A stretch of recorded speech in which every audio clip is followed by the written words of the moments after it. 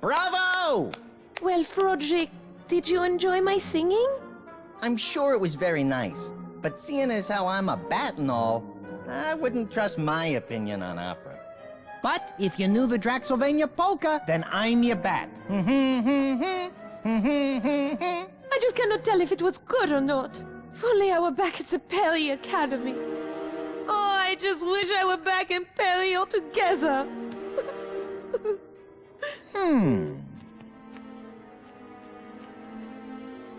Yuck! Hey, don't worry, babe. I'll get you out of here. All we gotta do is stick to the P-L-A-N. Capiche?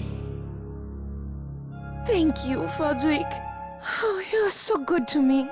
You've been pretty good to me, too. Besides, hanging out with you, I get a chance to torment Mr. Short, Pale, and Stupid. I heard that. Oh! Speak of the devil. Aren't you running a little late tonight, errand boy? I'm starving, Shroudy. I need my wine. Yes, Mona, my love. I shall go off right away and begin hunting for looking for a wine shop in town. I know just the place. They have an excellent selection of the finest wines. O positive, O negative, my favorite. Yeah, I'm sure 10 minutes from now will be an excellent vintage. Are you still here? Who, me? No. All right, he's gone. Quick! Hey, you know he's getting blood, right? You drink blood. Shh! Now is not the time to start that old argument. It's not blood, it's just... well, A real thick and, salty-tasting Merlot with a little, iron aftertaste? Is that what that is? something like that, yeah.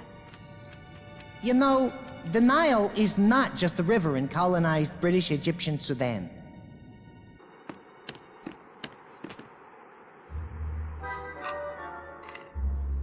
Out with it, damn you. Did you see which one? Yeah, the third one on the left, I think. Or was it the first one? You know, I really didn't get a good look, but definitely on the left. The last three. Oh, man! At this rate, I am never going to get off this island! Patience, child. The stars have aligned and things are about to get interesting. What was that? What was what? Quickly, up to my balcony! Why? What's going on?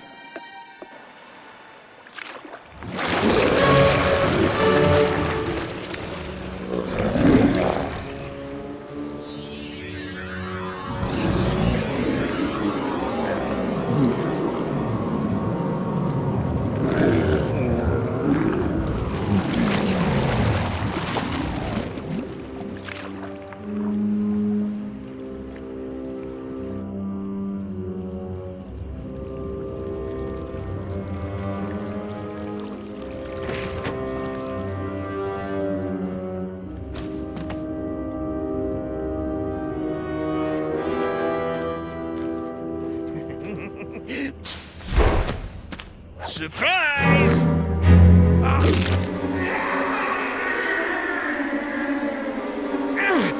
Balku, quickly! No, Mona, my love. I shall never set you free. Don't you know you are mine?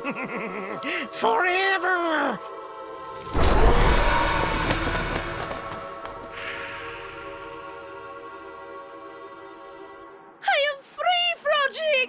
Free! I hear you, jeez. I got pretty big ears if you hadn't noticed. And you're not totally free. You still have to find the key to the boathouse. Till then, you're stuck here. Oh, right. Good point.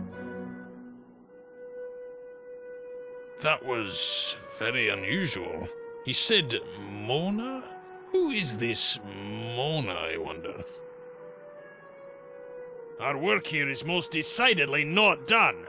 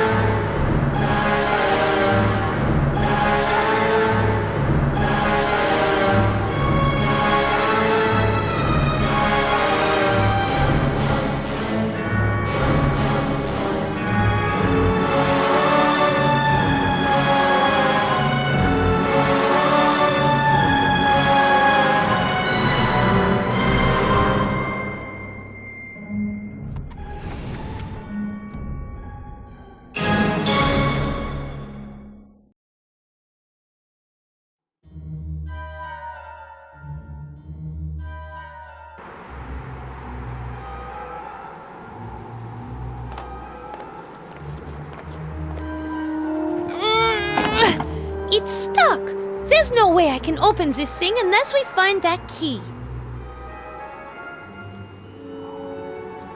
It's an ornate metal door.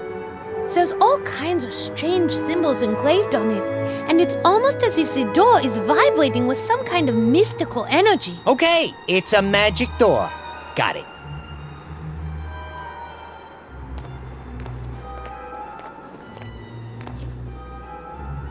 It's a stone gargoyle. This one looks uncomfortable. Like he's between a rock and a hard place?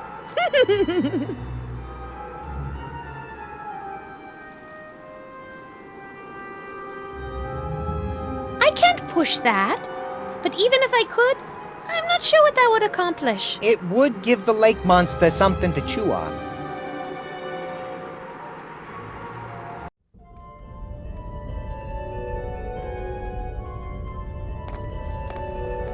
It's a rusty old sword. That thing looks like it's in pretty bad shape. I bet it would fall apart if you tried to hit anything with it. It's so rusty. It will definitely shatter if I hit anything with it, but it may have other uses. I'll remember it's here.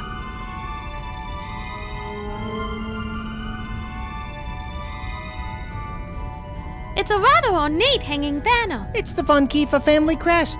A two-headed vulture holding some thigh bones. I can't make out the family motto. Froderick? Get to pickin' while the pickings are good. Words to live by. I can't reach it from here. I can't use Froderick with that.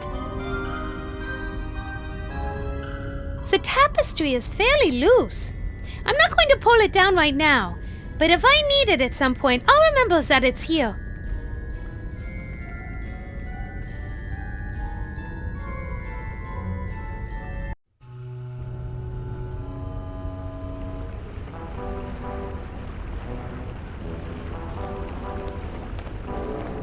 It looks like a poker and a brazier full of hot coals. Obviously, this is another one of Shroudy's torture devices. Judging from the smell in the air, I'd say it's gotten some use lately. Is that what that is? Oh, man! I thought maybe somebody was cooking hamburgers down here. My mouth started watering as soon as we came down the steps.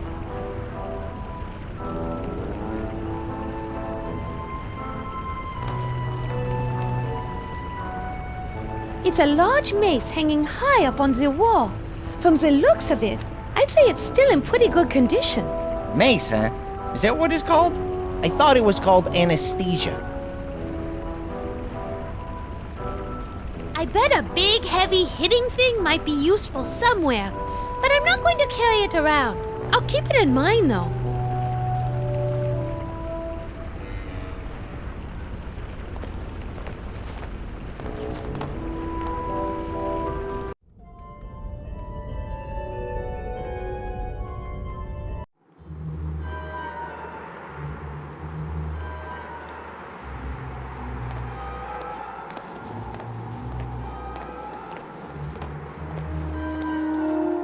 I bet I could provoke the gargoyle that has the key by smashing them all with that mace.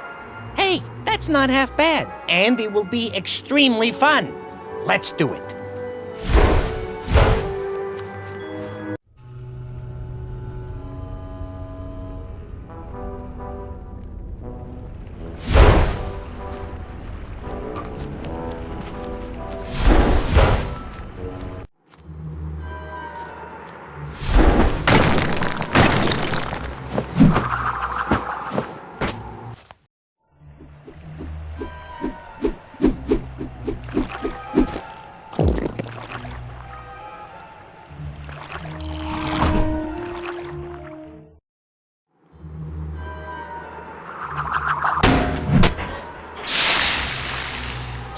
Yeech. Looks like our favorite lake monster has a serious case of acid reflux disease. Whatever that is, it sounds painful. Inky needs to stop eating so much Italian. Oh, like lasagna or pizza? No, Italians. Like the boat full of Venetian tourists that he sank yesterday.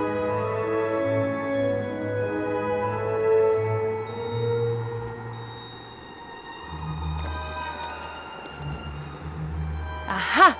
Looks like we found the enchanted gargoyle. The name is Rufus Thaddeus Worthington IV, not enchanted gargoyle, or walking corpse and rat with wings. Frederick, what is he talking about? Later. Well, Rufus, this corpse and rat just made you lose your cool and blow your cover. How do you like them apples, Worthington? What a tremendous accomplishment. Perhaps we should have a moment of silence to honor you and your magnificent deeds.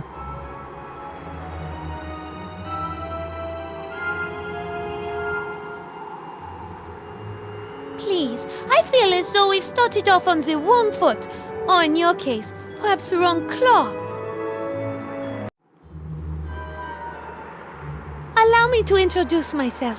My name is Mona De Lafitte. Charmed, I'm sure. I don't usually associate with common folk such as yourself. As you appear to be a lady, I would consider kissing your hand, but based on the smell of you, I must conclude that you are clearly a member of the unwashed masses.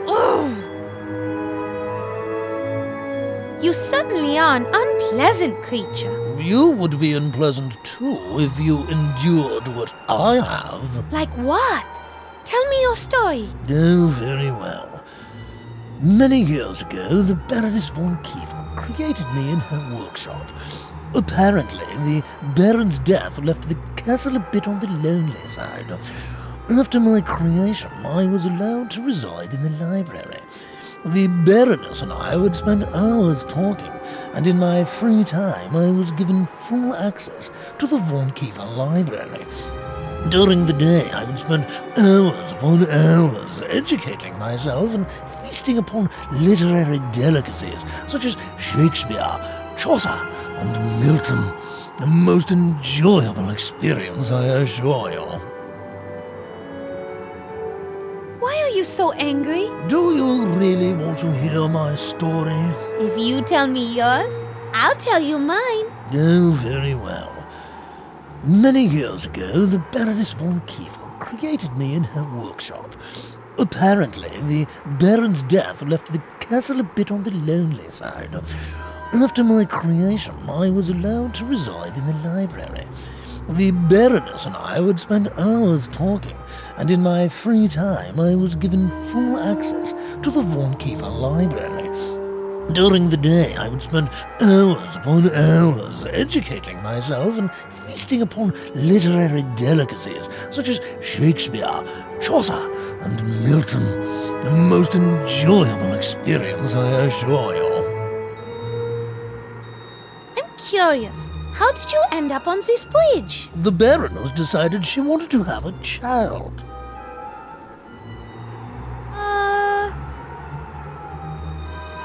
A child?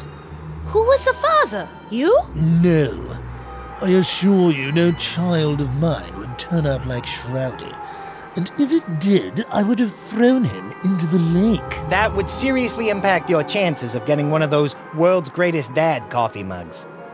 No, truth be told, I don't know who Shroudy's father is. All I know is that the Baroness disappeared into her workshop.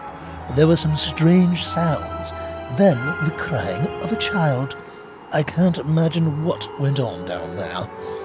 Your guess is as good as mine on the origin of that hellion.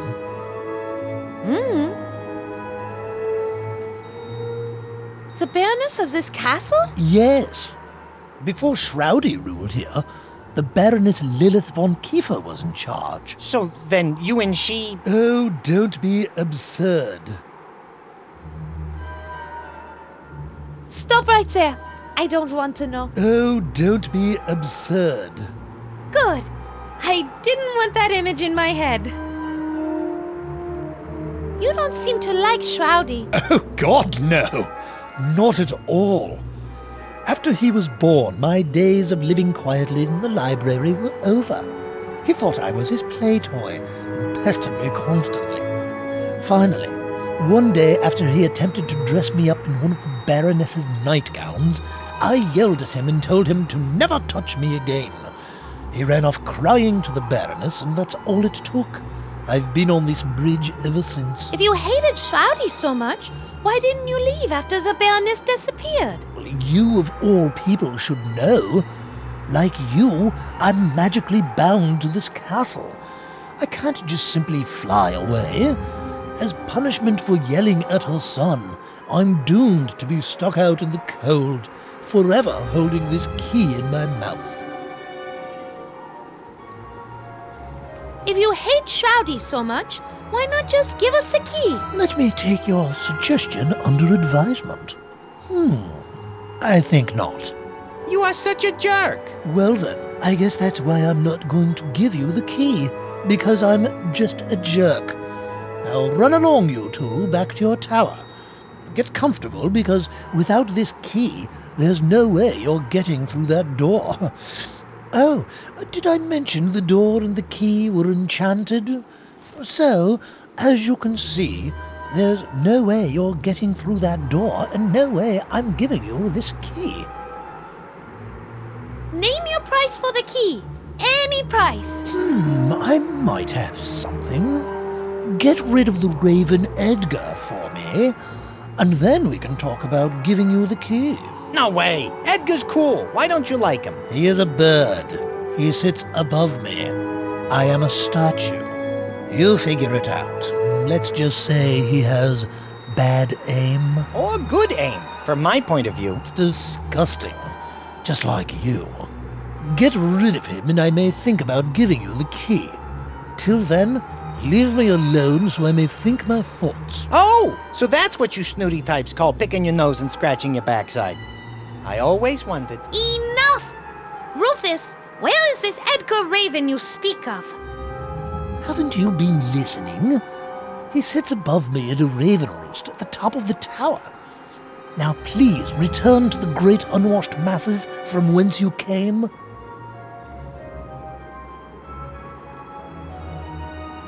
Do you actually like sitting on this bridge and being Shroudy's servant?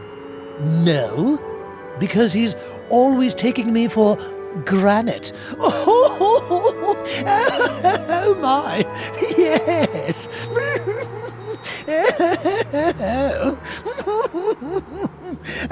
Oh my, yes. That joke is old enough to collect a pension. What is your name? Kid Kooky, master of all comedy? I'll have you know that I have read 32 books on comedy, and have been told I can be fresh, funny, and cutting edge. I see. So you just choose not to be. Exactly. And to answer your query, seriously this time? Yes, stay serious, please. It's not a matter of liking what I do. It is a matter of duty. We enchanted gargoyles take pride in doing our duties and doing them well. Unlike your joke-telling. You are extremely lucky I am bound to this bridge, or you would be severely punished. Your jokes are punishment enough. May I please have the key to the rest of the castle? Not going to happen, I'm afraid. I take my job very seriously, unlike you. I don't have a job. What job are you talking about? Looking pretty, smelling nice, not speaking till spoken to. I wouldn't expect a raise if I were you. Hey, anyone ever teach you it isn't polite to speak ill of the dead, you rotten son? Ixnay on the Ottenlay. We still need to get the key, remember? Is there anything we could do to help persuade you to give us the door key?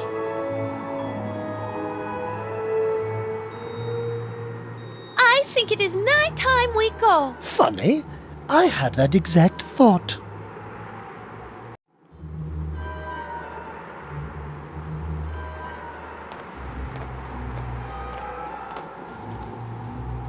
That's the bottom of the tower with what appears to be some sort of birdhouse at the top. That's where Edgar lives. He's the only guy in the whole castle who knows how to party. Let's go see what's up.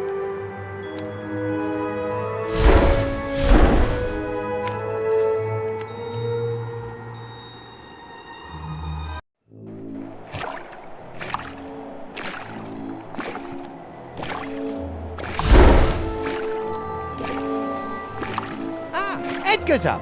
And he's sober. Sober? Are you sure? Not from where I'm standing. It's Rufus the gargoyle, sitting under his turret.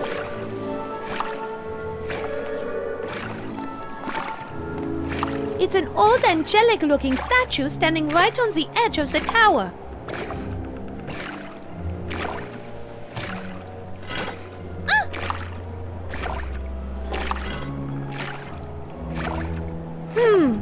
Well, that didn't work. I'm stronger than I was, but I still can't push this over.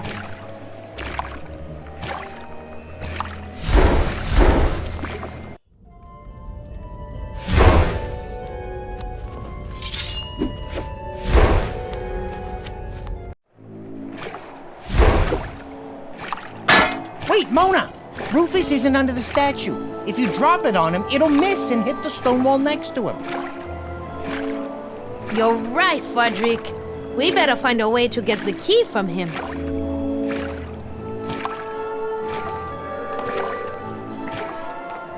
It's one of Edgar's clothespins. Edgar, can I have one of those clothespins? Whoa, no can do, lady. I'd love to loan you one, but I am way behind in my laundry. My clothes are smelling so bad they're even offending me, and that's saying something. It is. It really is. So I'm going to have to use my line, washer, and clothespins until I'm done. Froderick, talk to him, will you? He might be able to help. Let's just say I don't have the tools of persuasion you have. I think he'll respond to you better than me. I would take the clothespin if Edgar wasn't right there doing his laundry. Froderick, persuade Edgar to give us the clothespin with that silver tongue of yours. One silver-tongued devil coming up. Yo, Edgar, my main raven, what say you loan us that pin over there? Just need it for something. Nah, I need it to wash my clothes. They've been sitting in my roost so long I thought they were gonna sprout mushrooms. I need to clean. Come on, just for a few minutes, no big deal. Relax. Stop busting my tail feathers. What's your problem? You got plenty. Just let me have one for a few minutes. What's the big deal? Few minutes. You got wax in those big ears of yours? I'm doing my friggin' laundry. Now beat it before I beat you. Stop busting my feathers already. All right, forget about it. Was my tongue silver enough for you? Sterling. Excuse me, Mr. Raven. Might I have a quick word with you? Yeah, sure.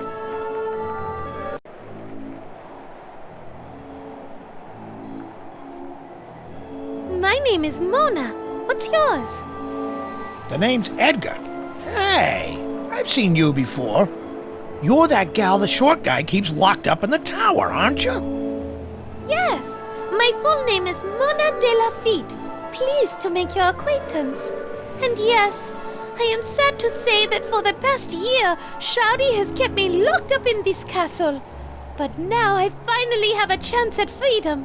Earlier tonight, Shroudy was killed. We heard his screams from across the lake. Dead, huh? Well, it couldn't have happened to a nicer guy. So now the castle is yours. Don't worry about me staying here. I'm building a permanent nest in Gosford Falls near where my girl lives. But until I make a good nest, collect my fortune, she won't marry me. So this is my bachelor pad till then. I can't get through the door that's right below you. Rufus, one of the gargoyles, has the key, but he won't give it to us. Well, I'd like to help you, but I don't know too much about those gargoyles. All I know is that every time I do my business, I hear one of them yelling up at me from below. Oh! Well, I'm a bird. I do bird stuff. But they haven't had much to complain about lately. I'm a bit backed up, if you know what I mean. Maybe. Yeah, the carrion pickings are always pretty slim in the winter.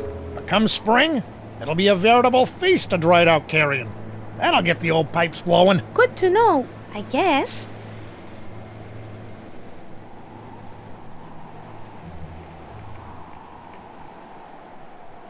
How do you like living in Castle Varg? It's all right.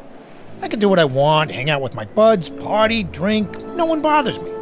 But I feel out of touch sometimes way out here. When I was in the city, I was in the know. Could follow my favorite sports team, hear the latest gossip. Sometimes it's just too isolated around here. You know what I mean? I do. You just need to feel more connected to the world, more informed. I do too. As soon as I'm back in Pelly, things will be back to normal. Great. Well, good luck with that. Do you know of another way into this part of the castle? Nah. This place is sealed up tighter than... Well, it's sealed up tight. Just before you got here, that short fellow went around installing bars and locks and boarded up almost every window and door to this part of the castle. I guess Shroudy didn't want someone, probably you, to get in for some reason. That is all I need to know.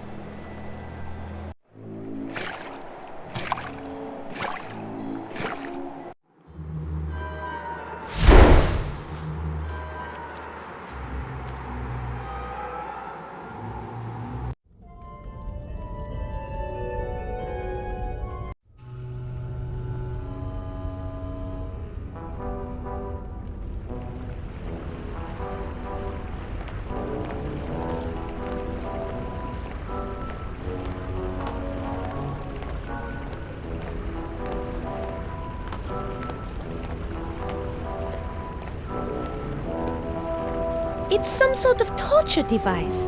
It looks like my Aunt Votre Mère.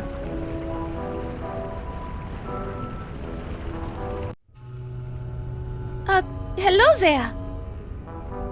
Well, hello there, dearie. It's a pleasure to make your acquaintance. Oh! You can talk! Oh, don't be frightened, my dears. I won't harm you. Who are you? My name is Barbara, although my friends call me Barb. Get it, Barb? Yeah, I think we get it. Bob, as in a sharp metal device that slowly and painfully rends flesh as it gets pushed into some poor bastard's body? That's downright hilarious. Well, maybe that guy doesn't find it so funny. Oh, just ignore him. That. Aside from torturing people, what do you do down here? Well, I'm actually the torture chamber stenographer. It's my job to record what's being said down here when Shroudy or the Baroness are, in a serious discussion with her, guests.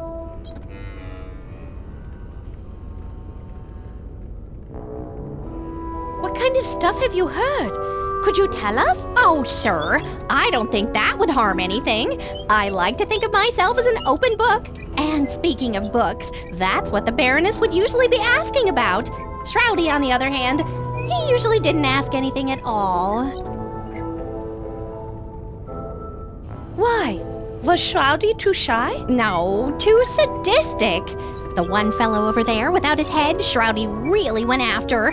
That's right around the time when the Baroness disappeared. Curious thing about that guest. What? He didn't bleed at all. Shroudy took one whack at his head and it fell on the floor and shattered like a Ming vase. Very, very odd. Even for around here. Book? What book? Oh, yes. The Book of Shrouds was always the topic of discussion for the Baroness. It was mostly various priests, scholars, magicians, historians, and, holy men that the Baroness would bring down here. She was definitely trying to extract knowledge from them about that book. When was the last time you saw the Baroness? She was torturing that headless man over there several years ago. After she got the information she wanted, she left the castle in a hurry and never returned. Do you have this session memorized right before the Baroness left? Yes, let me see. I believe I have it here. It's been a few years. Here I go. Man from Cabal. Ouch, ouch, ouch. It hurts so much. Ah, I can't take it. Ah. Do you think you could skip ahead a little bit to where he was actually talking? Yes, of course. Man from Cabal. Yes, I have the tome you're looking for. It will give you all the secrets to unlocking the book. Baroness, tell me where it is or I'm going to shove this hot poker. Oh my! Could we please, skip ahead a little bit more? Oh, certainly. Man from Cabal. The tome is in my camp, buried at the base of a large oak tree near the Vargo Pass crossroads. Baroness, you'd better not be lying to me or when I return you will feel pain as you have never felt it before. Huh. After that, the Baroness disappeared. A few days later, Shrowdy came downstairs screaming about a trap. He took an axe and tried to chop the poor fellow's head off. But when the head rolled off, there was no blood. It wasn't a man at all. It was some kind of talking clay statue or some such. I think it's called a clay golem. How do you know about that? Used to play a lot of Dungeons and Dogs. The clay golems dropped a lot of loot and were pretty aggro. I should have known. Bob, please go on. Apparently, somebody was laying a trap for the Baroness. And it must have worked, for she never returned. What did Shrowdy do after that? I believe he searched frantically for months, but he didn't find a single trace of her at Vargo Pass or anywhere else in Draxsylvania. Poor little monster. He lost his mommy so young. He was devoted to her, you know. He got lonely and left on holiday soon after that. He came back occasionally with a new female companion, but he seemed to grow tired of each one after a time. Then off he would go again. Hey, Mona, that may explain why you're here. Yes, from what I've seen, he likes you best of them so far. Maybe it's because you look so much like her. Like whom? Oh, his mother, the Baroness, of course.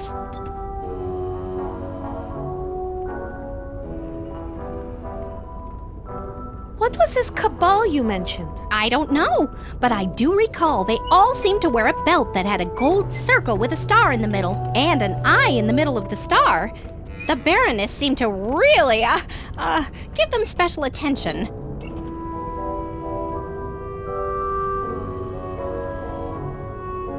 Who was he? Guess you speak of? The Baroness would search all over the world for priests and scholars, or even wizards and witches, and invite them to stay at the castle, all expenses paid. Let me guess. She slipped them a Mickey, and instead of the spa, they ended up down here. Right. Then she would ask me to take down everything I heard for future reference. When she was done, some went into the pit, and a few she took somewhere else.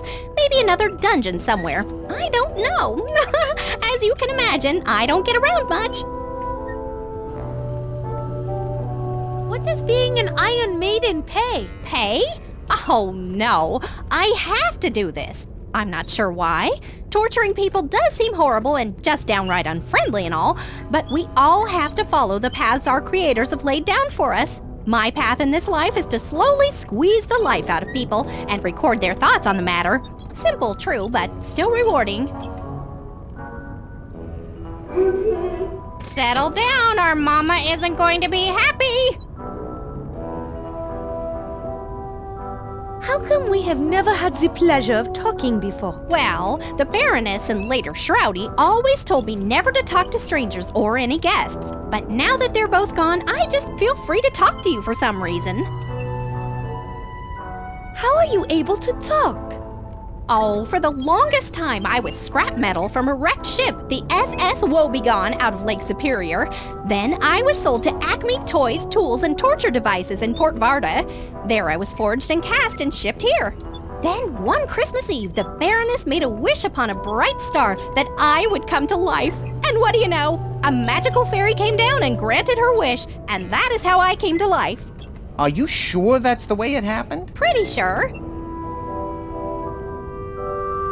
Well, I better be going. It's been very nice talking with you. You too. Shh, hush. Bye-bye.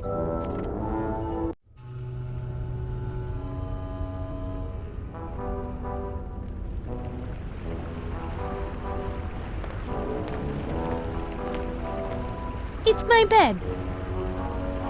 You mean it's your coffin, right? Oh, Froderick, you and your vampire obsession. It's my bed, nothing more. You say tomato, I say tomato. You say bed, I say it's a velvet-lined pine box that corpses sleep in. I call that a coffin. I still say it's my bed. And come to think of it, I really need to wash my sheets. For some reason, each morning when I wake up, I am laying on a pile of dirt. I'm no expert, but I think the dirt is something you vampire types need for some reason. Something about a grave. I swear I read that somewhere. I'm no vampire, so I won't be needing this dirt. I don't need to be dragging my bed. Coffin. I'm going to ignore that. Anyway, I don't need my bed right now, but it's good to know that it's here in case I need it later.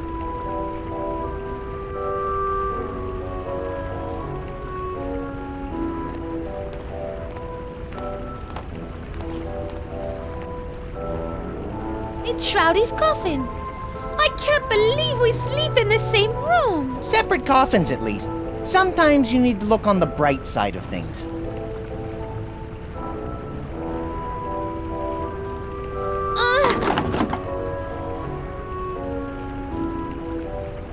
It won't budge. The coffin has some kind of combination lock on the side of it.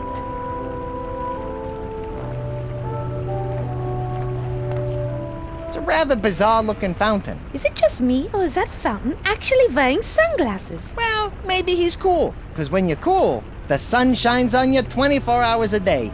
Unless you're a vampire, of course. Then the sun shines on you only once, and you burst into flames. Hello, Mr. Fountain. How are you doing today?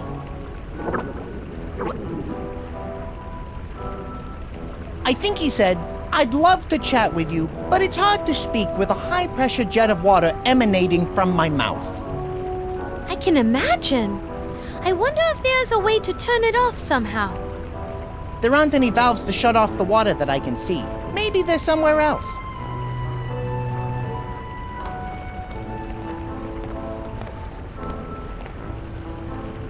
It's some sort of fake man thing. I don't know what it is, but it looks like maybe it was made out of clay. Poor fellow. He really lost his head. I think he's a magically created golem. Somebody made him and sent him here for a reason.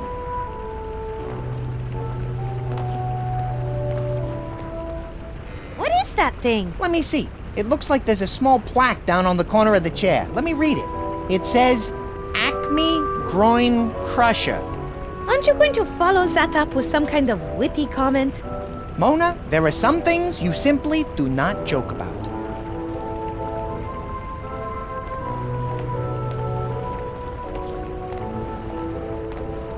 Eek! Rats! You mean Frankie and the gang? Nah, don't worry about them, Mona. That rat pack is a bunch of good fellas. Well, if you say so. Those are some rats inhabiting the crypt.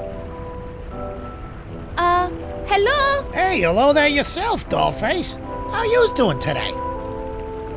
Who are you? My name is Frank, although my friends call me Frankie. I'm here with my associates, Sammy, Joey, and Dean.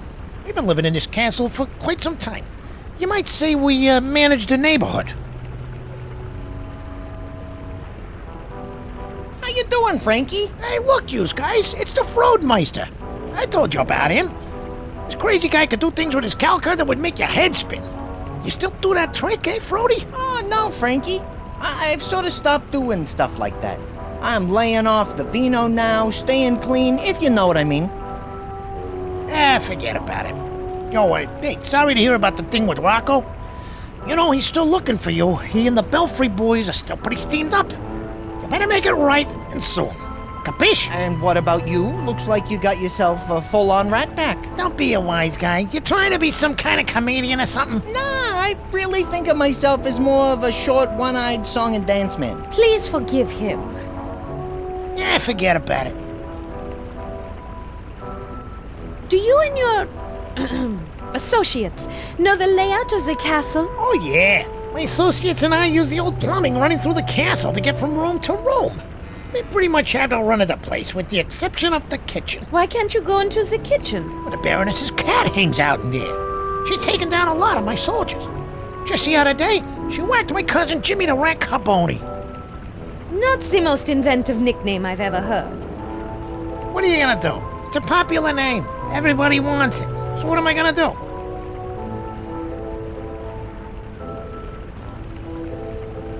How come I never met you before? Well, your master Baron Shrowdy wasn't too fond of us, so we laid low until we heard from Edgar the Raven that Shrowdy got whacked. Did you order that hit? What? Me? No! I didn't even know you could order a hit. Or I might have been tempted to order one sooner. And I've heard you singing too. It's nice, but a bit overwhelming and loud. You need to learn to control it better so you don't blow away your audience. Gee, thanks.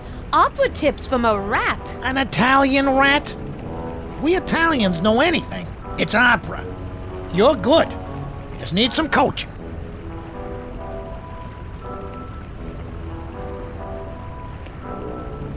Do you know the combination to Shroudy's coffin? You know, we never did try to steal his combo. He never had anything we wanted to borrow. But I bet Ozzy over at the water pool or Big Bad Barb over here saw something. Then why not ask them? Okay, I will. Thanks. Hey, anything for you, Dollface. You got any more questions for Papa Frankie over here? You guys use the pipes, right? We might need some plumbing help. Yeah, we know this castle's plumbing like the back of our claws. Do you guys know how to turn off the fountain over there? We might be able to do that for you. For a price. Always a price with these guys. Ever heard of altruism? Yeah, my grandmother had that. Her shaking got so bad we eventually had to hand feed her. This was just before that pie-whacker son of a... got her. So, what about it? Oh, never mind. What do you want this time? Well, nothing in particular. Just trade us something of value and we'll fix your pipes. No problem. I'll get Remy the Ratfink to do it for you if we can drag him away from that stupid cookbook he found. Fine.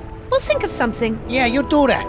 Anything else? No, that is enough. Hey, I can never get enough of talking to you, honey pie.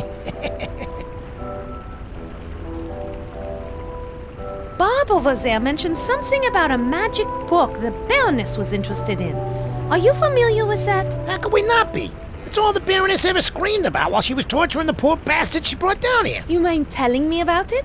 Well, that depends. That's where my memory enters what you call a gray area. How gray? Navy blue. But it might get a little more beige if you do us a solid. What is it you want us to do so that you'll tell us about the book? We need you to hit somebody for us, and it needs to be a real message job. Pie-Wacket, the Baroness's cat, lives near the kitchen. You take her out, and maybe we can do some business. You want me to kill a defenseless little kitty? Defenseless, my... She's 20 pounds of pure feline killing machine. She's too much for any of my capos to handle. We even brought in a specialist from Sicily. After Pie-Wacket was finished with him, all that was left was a single foot. I guess this Pie-Wacket likes Italian. You take care of this little problem for us and bring a collar as proof the deed was done. We'll tell you what you need to know to get to the Book of Shrouds. I will tell you this much. To find the Book of Shrouds, you're going to have to gain access to the Baroness's secret laboratory, which is only accessible through the library. Now that's all I'm gonna tell you until you bring me the cat's collar. All right, fine. Kill a defenseless little kitten and bring back the collar as proof. Yeah, that's it. You have any more questions for me, sweet cheeks? Au revoir.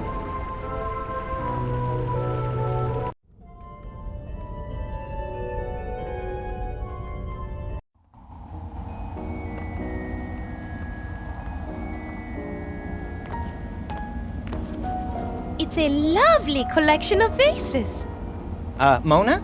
Those aren't vases. What do you mean? You see the names on them? Edgar von Trapperkeeper, Ferris von Bueller, Klaus von Kiefer. Vases generally don't have proper names or titles.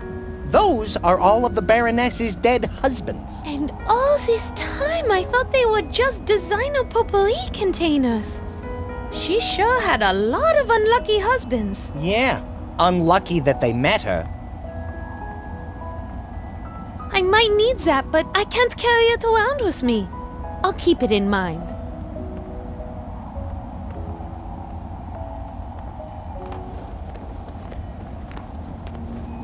I don't know what it is about this mirror, but I simply don't look like myself. You're pulling my wing, right? What do you mean? Sweetheart, it looks like Shroudy taped the picture over your mirror, probably because he didn't want you to see, or actually not see, your reflection.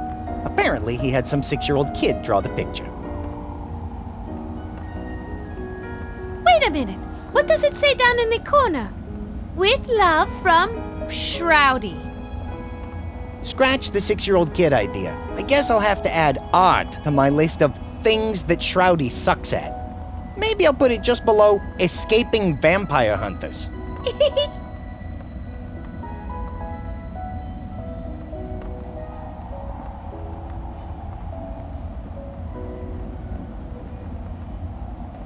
I'd tear this picture down, but I'm afraid of what I'll see underneath. You mean not see, right? It's a crystal spray bottle filled with my favorite perfume, Emaciation by Calc Levine. I'd better grab this.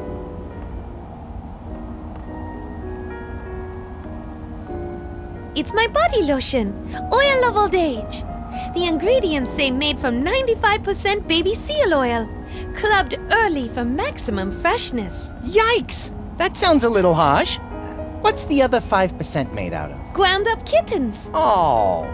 No, just joking.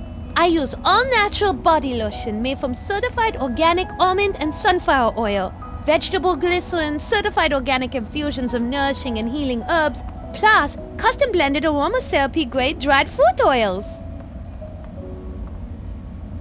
I better take this. I might need it at some point.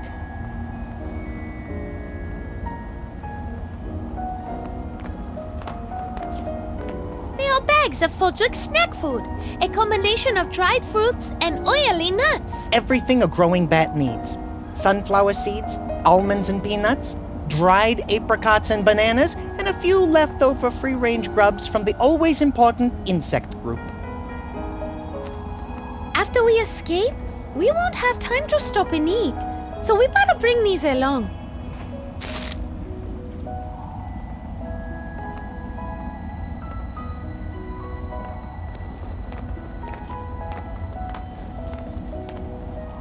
It's a large bottle of perfume I used to refill my crystal spray bottle. I'm going to take this.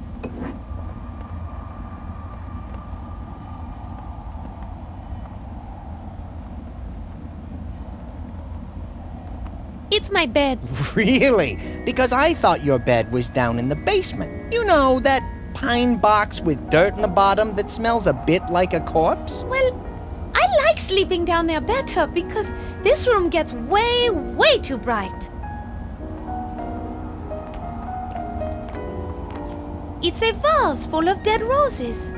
Shroudy used to bring me flowers every week, but they were always pretty much the same. Roses? Dead.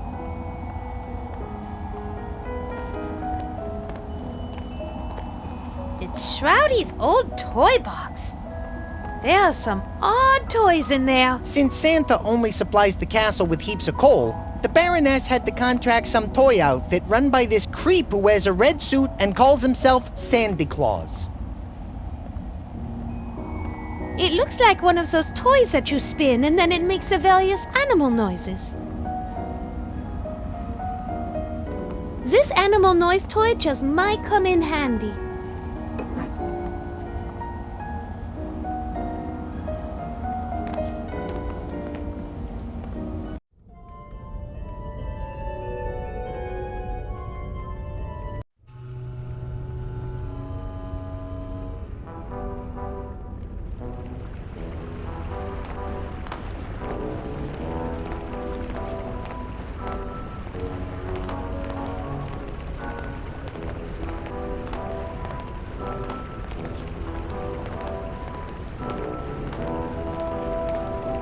Let's crush Froderick's fruits and nuts. Hold on, what are you doing? Mona, please wait! Relax, Froderick. They are just the fruits and nuts from your cage. Oof. On a somewhat related note, I'll let you know when my heart restarts.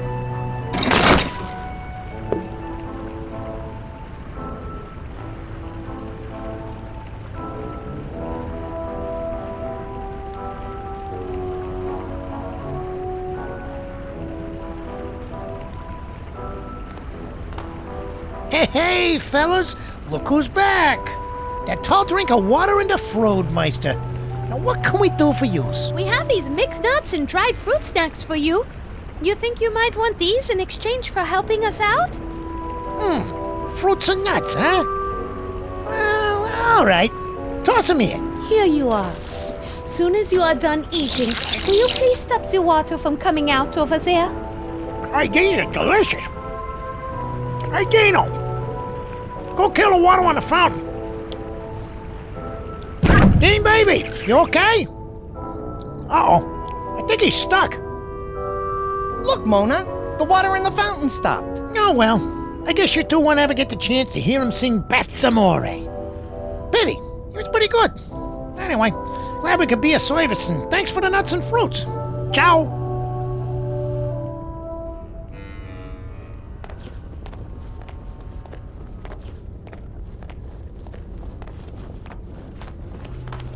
Bonsoir. Who are you? My name is Ozzy. I'm a fountain. Yeah, fountain, and I think I'm a... Well, wait, what was the question? Seems like maybe this guy's been drinking something else besides water.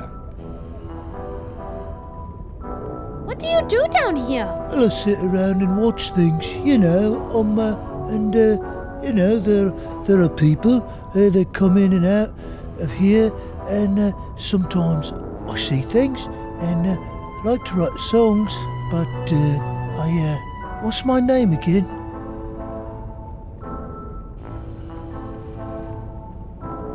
You said you see things around here? What kind of things? Usually, it's blokes getting tortured, but aside from that, there's usually a couple of people who come down here just before sunrise, and then they climb into them funny-looking beds. But one is a short, pasty-faced dude with a bad temperament. But the other one, she's a tall, good-looking broad. You know, she looks a lot like you, actually. That's because it is me. My name is Mona. That short, pasty-faced dude you mentioned is keeping me locked in this castle against my will. That's not right. Is there anything I can do to help? You said you see Shroudy. When he goes to bed, does he do anything unusual? Well, it seems like he's always fumbling about with that weird clock on the side of his bed. Weird clock? Well, yeah. I see him dialing in a couple of numbers. I assumed it might be a reminder he set for himself to take his meds on account of him being nuts and all, right? But I have some experience with medication myself. Or should I say, medicating myself. Ozzy, would you mind telling us the numbers he uses? Oh, yeah, right, sure. Yeah, well, I think there are 3 numbers, but I only know 2 of them. And the numbers are 3 and 7, and I know that 7 is the final number. Thank you, Ozzy. You've been very helpful. That is all I need to know.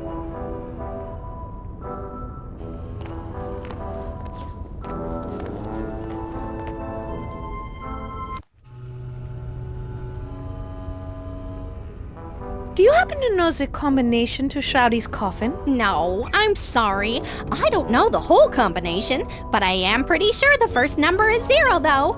Unfortunately, from my position, I can really only see the first number. Wish I could help more. Well, I better be going. It's been very nice talking with you. You too.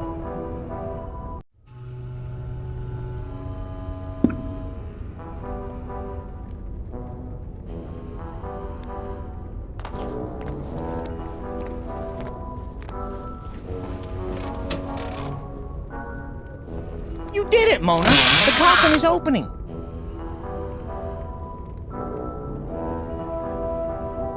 It's Shroudy's pillow. Too bad Shroudy isn't lying now.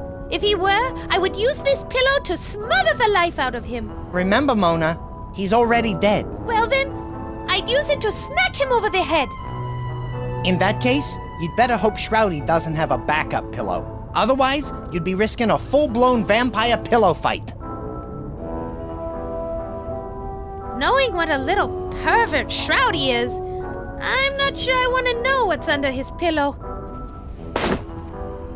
Darn, it's only the newspaper. You kinda got my hopes up there for a minute.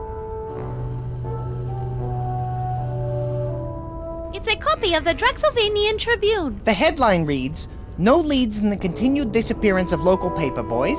The Gothford United play the Vlad's Landing All Blacks tonight in championship. And Mayor Vinton of Gothford Falls is predicted to survive recall vote." I'm gonna grab this. It might come in handy.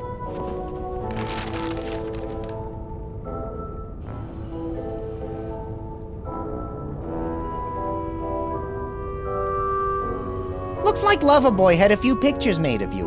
How does that make you feel? Sorry, I couldn't speak for a moment. I had to swallow a mouthful of bile back down.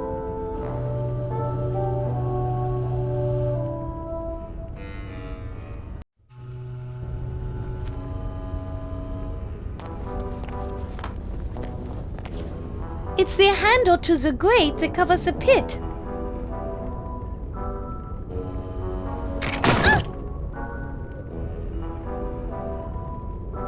It's stuck!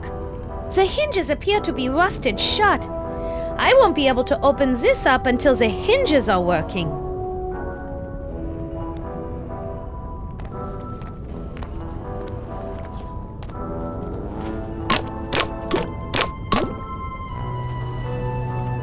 That loosened one of them up, but I had to use all the lotion in the bottle. Now it's empty.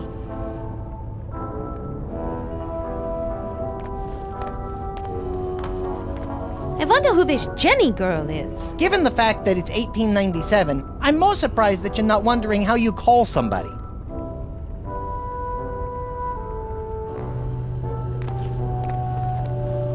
My, they sure spilled a lot of ketchup down here.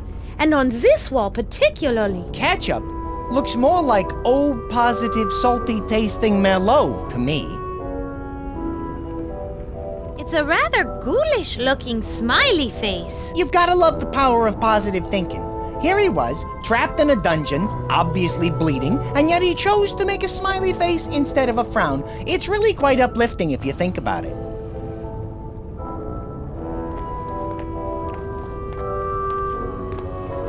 That's strange. I never realized the castle had a sub-basement. It looks a little hot in there. Who's that mean-looking dude with the pitchfork? And who is that standing next to him? You mean the guy with the stupid look on his face and the name tags that says, "My name is George"? I have no idea.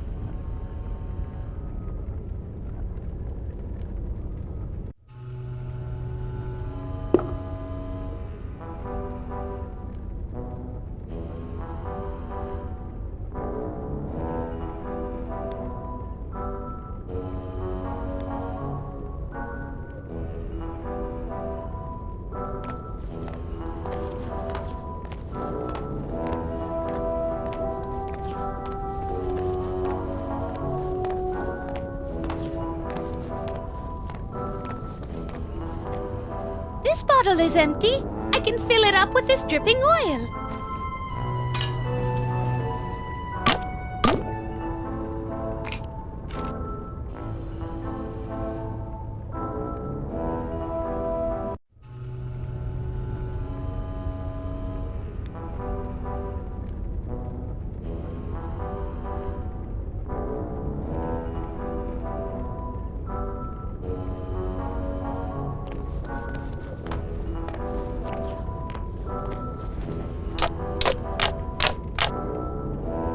That did it.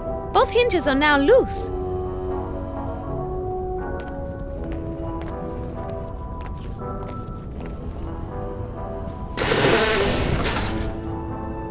That did it. The pit is now open. Man, that smells horrible. Ugh.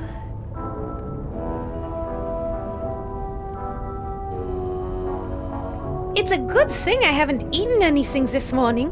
Otherwise, I might be making a contribution to whatever's down in that pit. You mean you're on the verge of blowing chunks, yodeling in the gully, talking to Ralph on the big white telephone, executing a Technicolor yawn, launching lunch, delivering street pizza, or involuntarily creating a personal protein spill? Froderick, you're more than a little twisted, but highly creative. There is no way I'm going down into that pit. The spell Shroudy has on me has made all my senses more powerful, including my sense of smell. I cannot go near that odor. The only way I'd ever go down there is if the smell was somehow removed. It is that bad. But I have no problem with carrion. In fact, carrion jerky makes the best jerky.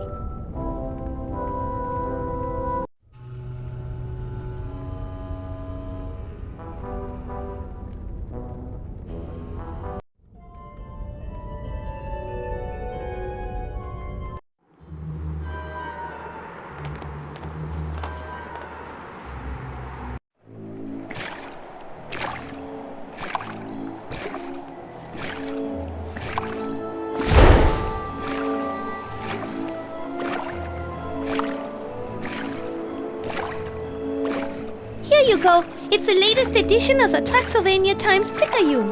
Ignore the bloodstains. I think it's yesterday's edition. Hey, thanks. Now I can find out how the All Blacks are doing. I really appreciate it. As a reward, can we borrow your clothespin for a while? Yeah, no problem. I won't need it since I want to catch up with this paper for a while.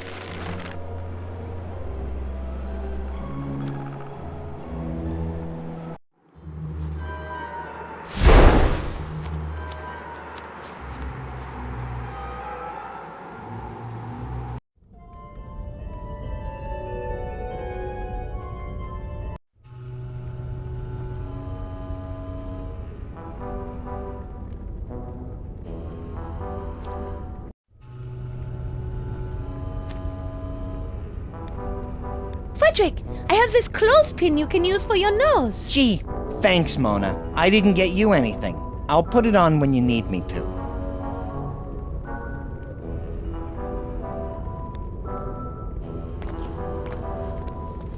It's too dark. I'd fly into something, break my nose, and sue you for workers' comp. You don't want that.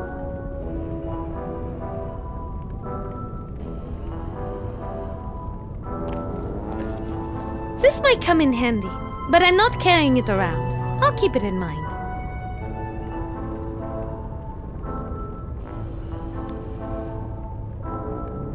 An unlit torch won't help here. Yes, if I need to light the torch, that would do it. All we need now is a few hundred close friends with pitchforks and sticks, and we'll be ready to storm the castle of the local mad scientist. Ugh, that is such an unimaginative cliché.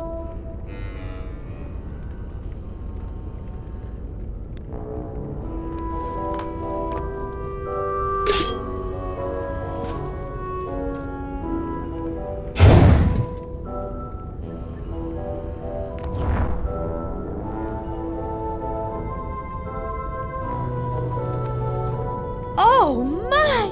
Froderick! It looks like a pile of rotting bodies! How revolting! It looks like there are a couple of fresh ones down there. They still got some meat on them. Why on God's good green earth did the Baroness dump bodies down here? Now we know why it stinks so bad. I had heard rumors about the fate of the Baroness's numerous guests after they came here, but man, she was one messed up witch.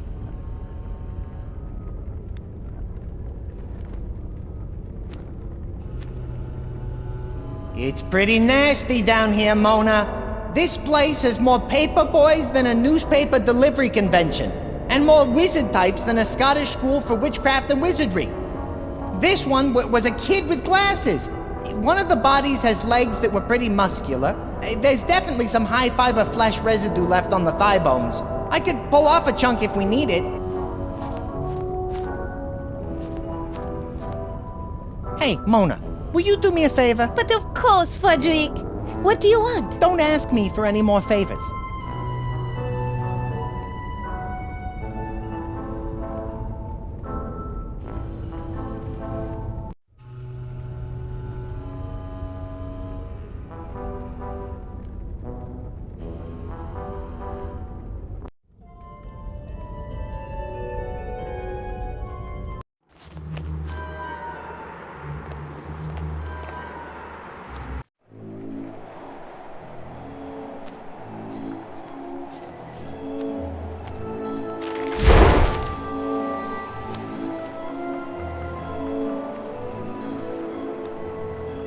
Frederick, use the clothespin on your nose again.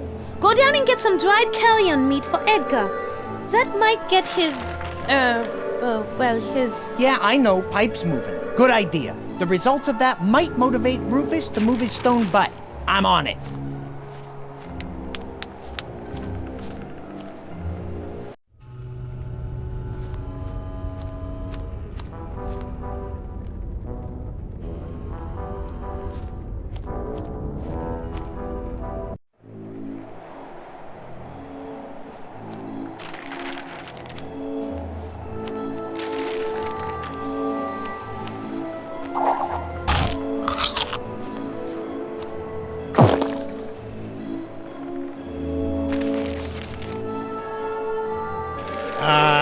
have to excuse me. I've got some business to attend to. Like I said, a bird's gotta do what a bird has gotta do.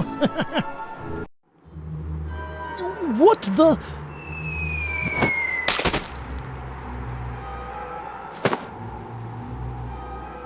Hey!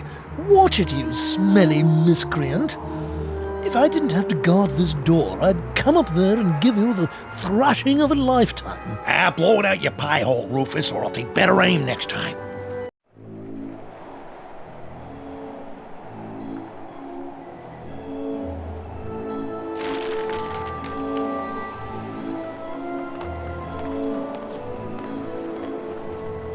Let's see you take this under advisement, jerkweed.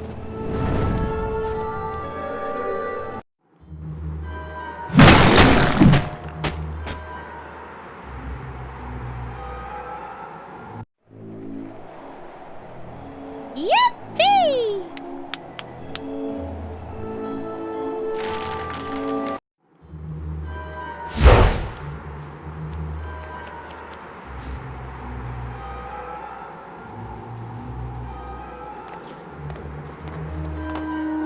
It's the lake monster of Lake Vog, a hideous creature that slinks through the water, devouring whatever creatures he can find. A monstrous creature. Well, in his defense, he is technically a monster. Why are you defending him? Let's just say, I know what it's like to be a misunderstood miscreant mired in melancholy. Nice alliteration. Thank you. Nice assonance.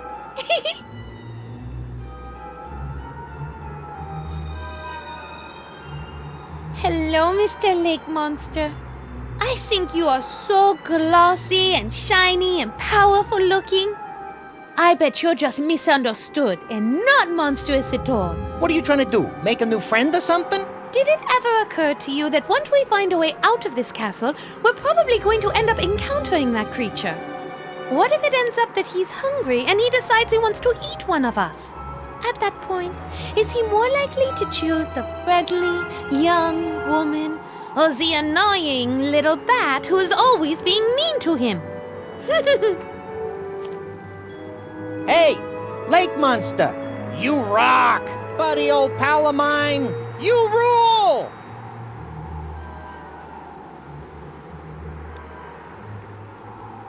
I don't want to waste good perfume with that. Inky smells really, really foul. Yeah, probably from all the tourists rotting in his gizzard. Disgusting! Maybe the whole perfume bottle will make him smell better.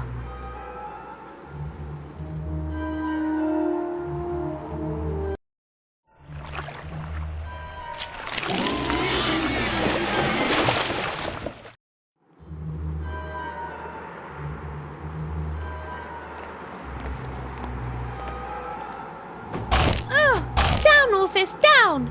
If I get anywhere near him, I think he'll bite my hand off. You don't have any shoulders.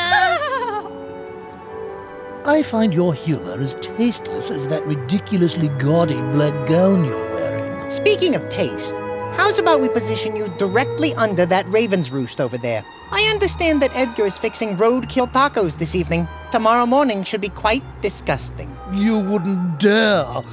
How could you be so cruel? Well, I guess I'm just a jerk. Froderick, help me move Mr. Soon-to-be water closet over to the ledge. Okay. Take your damned key.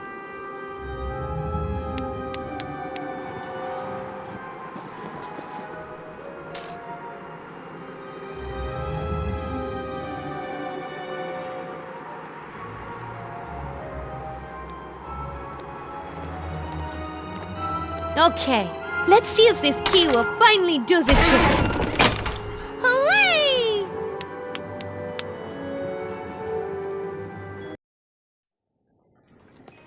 A boat is still here, Frederick!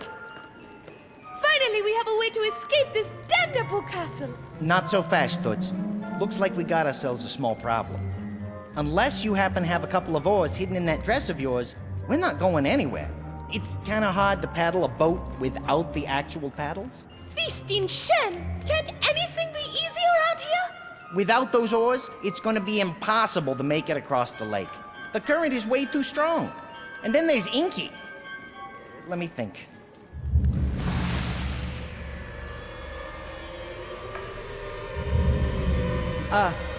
Mona? Remember when I said we had a small problem? Yes, Froderick? Well, I think it just got bigger. What the hell is that? You mean, who the hell am I? And hell is right, for it is I, Shroudy. I am back. I didn't think it was possible to Return from the dead as an all-powerful shadow spirit? to get even uglier than you were. That is amazing. Mock me all you want, little rodent, because in my moment of triumph I care not what you think. You, on the other hand, my dear, I care deeply about. My brilliant dark jewel. Not even my death can keep us apart. How did you manage this? You aren't that clever. You can thank the magical arcane tome my mother used to create me. She told me I was the living manifestation of black magic itself. And so, although my vampire body has perished, my dark spirit shall live on forever. Aha! I knew you couldn't have done this on your own. Regardless, you and I shall never be separated again. I will be with you for all of eternity, my sweet.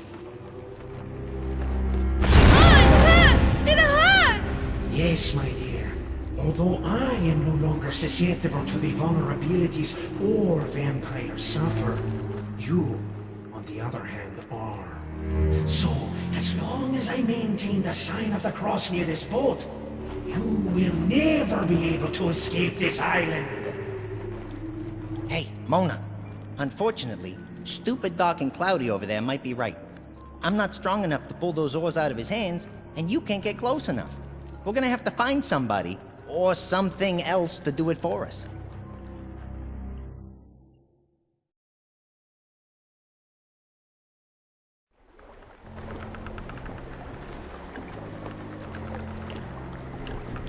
It's the malodorous residue of the corporeal form of the formerly diabolical, villainous, fiendish, malevolent, and just plain annoying Shrowdy von Kiefer. Oh, Shrowdy! Yes, my love? I have something to tell you. I shall hang on your every word, my delicate dark blossom. I just wanted to say, I hate you for what you have done to me. I think you are a horrible, horrible, thing. You need to die right now and get out of my way. And when I say die, I mean rot in heck forever. Forever, do you hear me? Rot in heck and darn you for all eternity. Mona, don't sugarcoat it. Tell them how you really feel.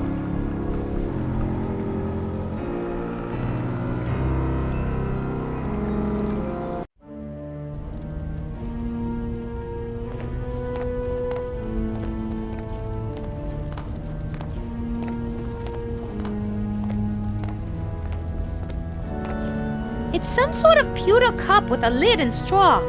Very odd. It's just a sippy cup used by little kids so they don't spill their drink. I bet this was Shroudy's. Shroudy's baby cup? He still uses it? If you hadn't noticed, the guy was a little weird. I don't think I'll need the cup, but the straw might be useful.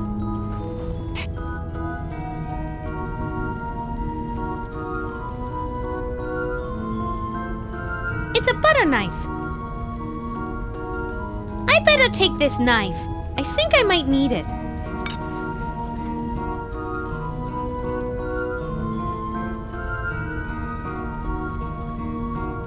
It's a bowl of sugar. People use it to make things sweeter.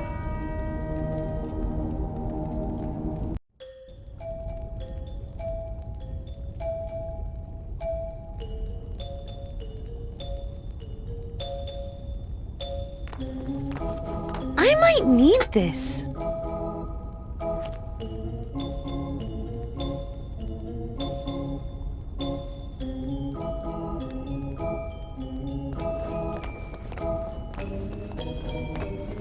Let's see if this thing's working.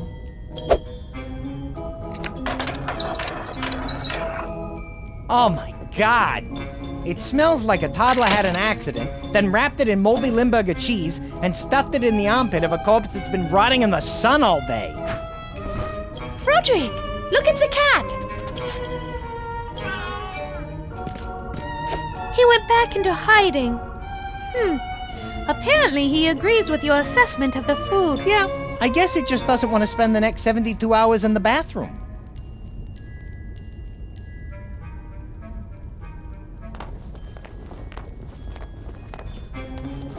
Oh, this can is different from all the rest. It's called Siamese Dream, the cat lover's cat food. Oh god, I've had that. That, food tastes like minced horse apples regurgitated from the gizzard of a twice-buried zombie with leprosy. Nasty.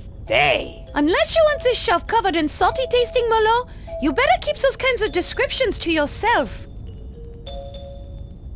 I might need this.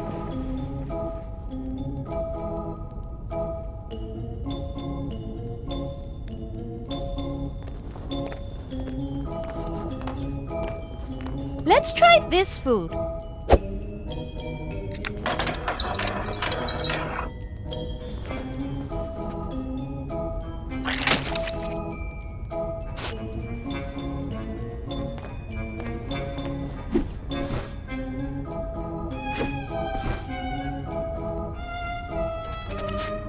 Hey, Froderick! He likes it!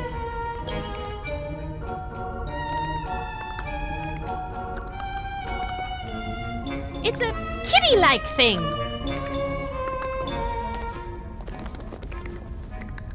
Bonsoir. Who are you? Hi, Wackett. A better question would be, who was I? I used to be the Baroness von Kiefer's familiar. What's a familiar? A familiar is kind of a special guardian that witches use. I used to serve the Baroness in various ways. Protect her special items while she was away. You know, that kind of thing. Back in the day, I even had some limited magical powers of my own. What happened? Well, I guess I wasn't as powerful as the Baroness was hoping, so my job was outsourced to a homunculus. What do you do around here? Mostly hunt rats. I used to do it just for sport, but I have to admit Shroudy hardly ever feeds me, and the rats are downright tasty. Do you always eat the rats you catch? Eventually. Although sometimes I just smack them around for a few hours and maybe scratch them a couple of times. Then I pretend to lose interest. At some point, they figure they're actually going to escape and make a run for it. At the last second, I pounce on them. If I time it just right, I can feel the wave of crushing despair wash over them. It's really a lot of fun. Damn, that's harsh. No, it's harsh when I do it to them a second time.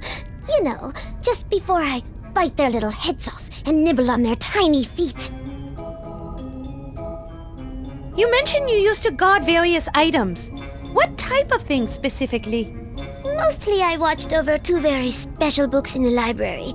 To say more would be indiscreet.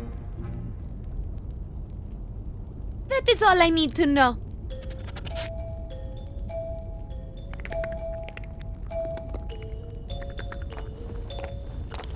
No, I can't hurt this poor creature.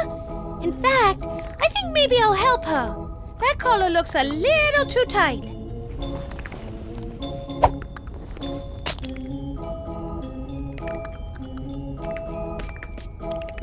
Glad you reconsidered, for your own sake.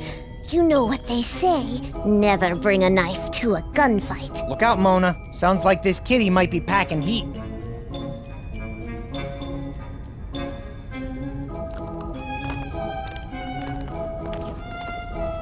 I know this is going to sound strange, but that cauldron is cooking something that smells absolutely delicious. You're right. I have heard that demonic foot stew can be really savory. Should we try some? Only if you want the most foul spirits from the deepest pits of heck devouring your soul, and then controlling your body like a puppet with palsy, doing their evil bidding for all eternity. Although that does sound like an experience of a lifetime, I'll stick with my Merlot. There appears to be a small hole in the kitchen wall. I wonder if something lives back there. I'm sure that's just evidence of some spat between Shroudy and the Baroness. You know how teenagers can be. Oh, I'm sorry. I didn't mean to open old wounds. Did you have a traumatic adolescence? Huh? Oh, no. I'm sad because the Baroness obviously missed.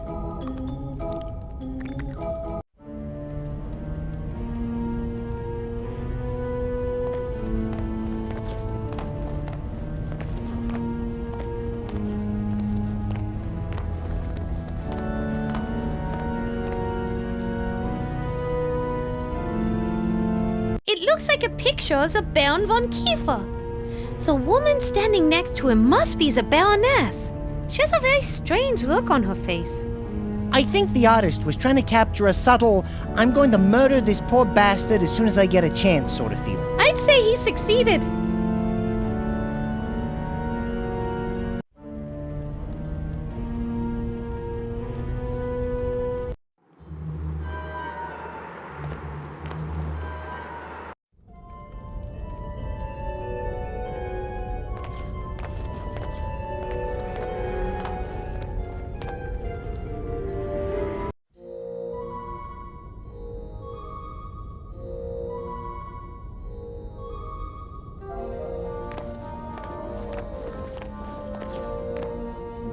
It's a note pinned to the control panel.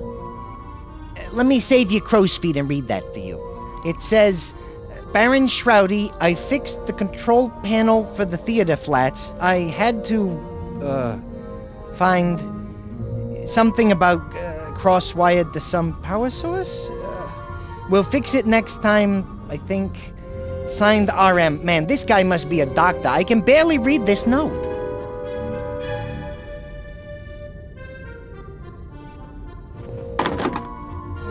The levers appear to be jammed.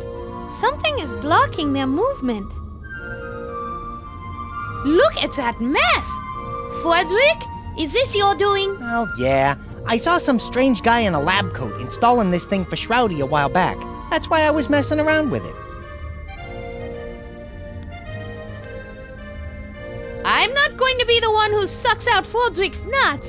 He got us into this mess, so he's the one who should get us out. Froderick, here's a chance to put that mouth of yours to good use.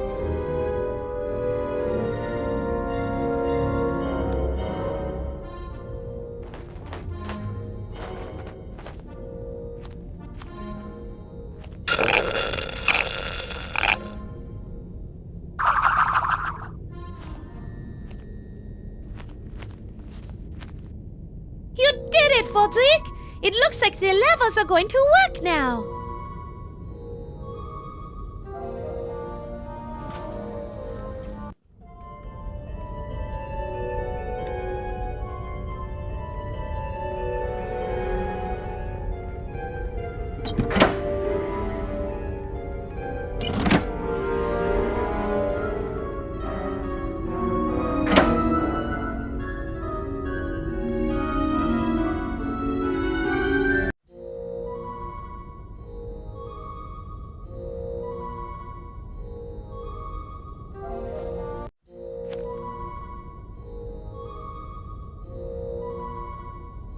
It's a theater backdrop for a river valley at dawn. I bet Shrowdy made this in case you ever missed seeing the sun.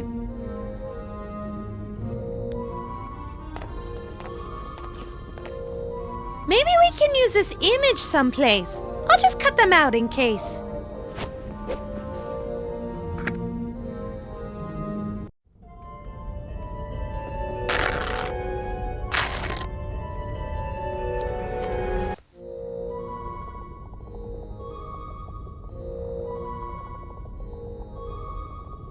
I might need them, although I can't carry them around, but I'll keep them in mind.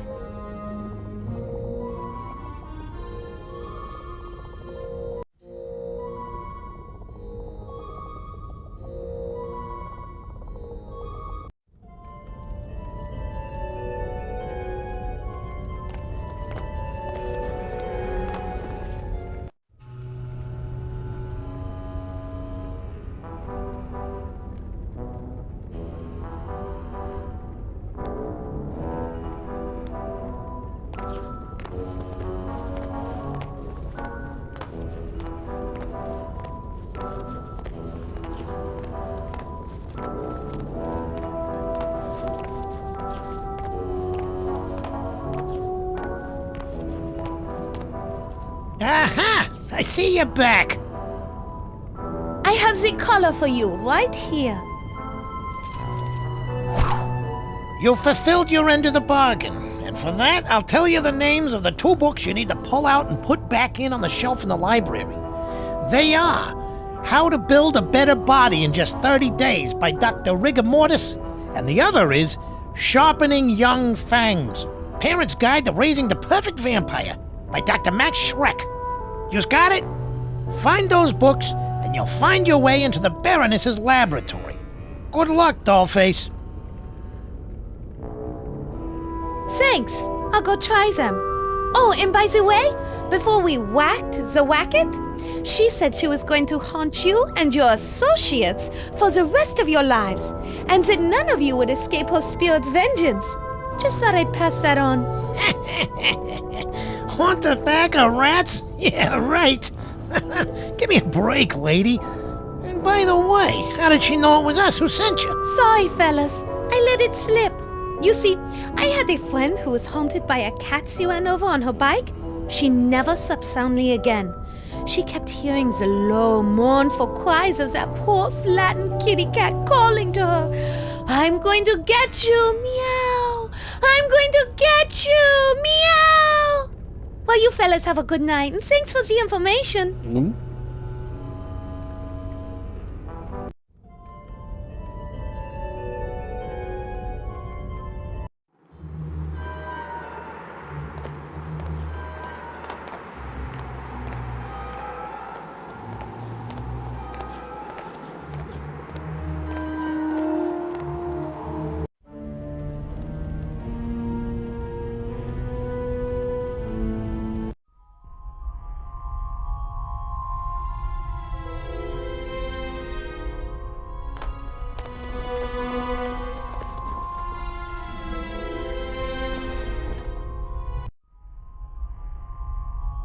This looks like one of Shroudy's old coloring books.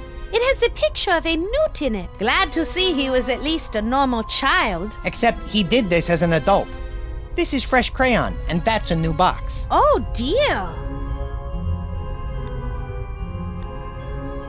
I'll use a butter knife.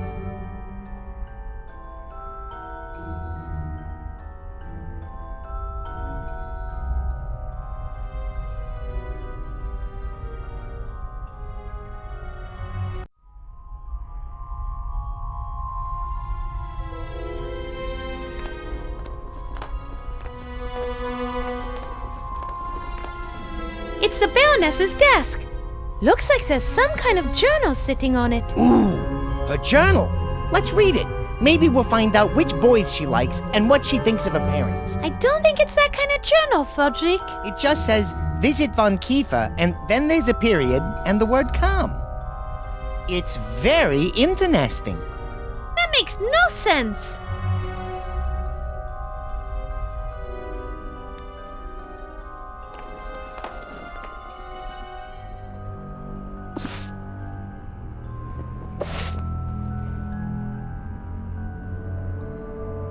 The books didn't work! Those dirty rats!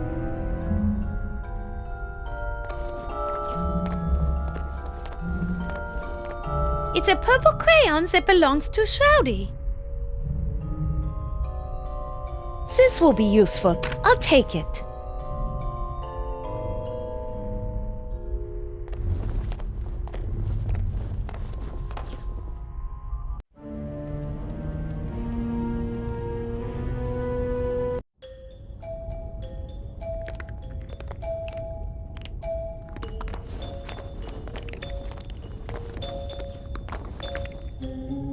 Bonsoir.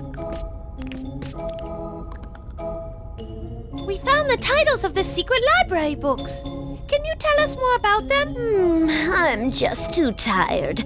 Those rats from the crypt keep sneaking in while I sleep. I never wake up in time to catch them. That is all I need to know.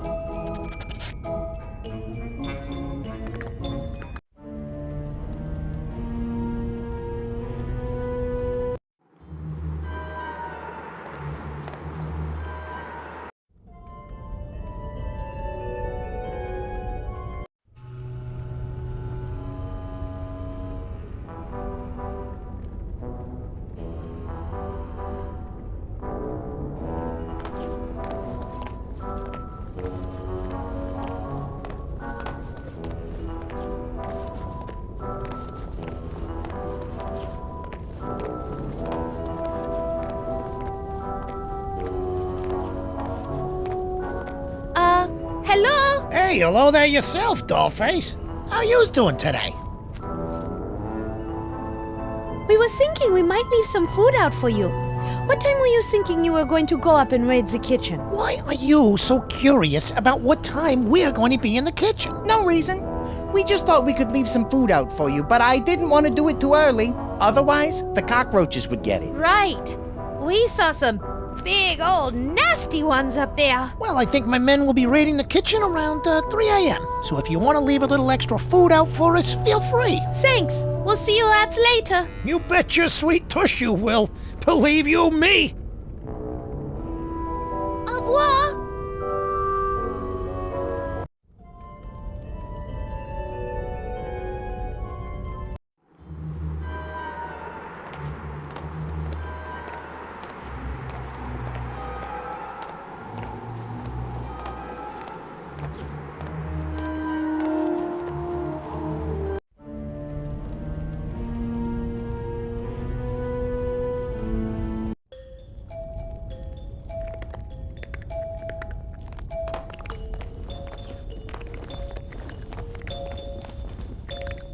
Hello again.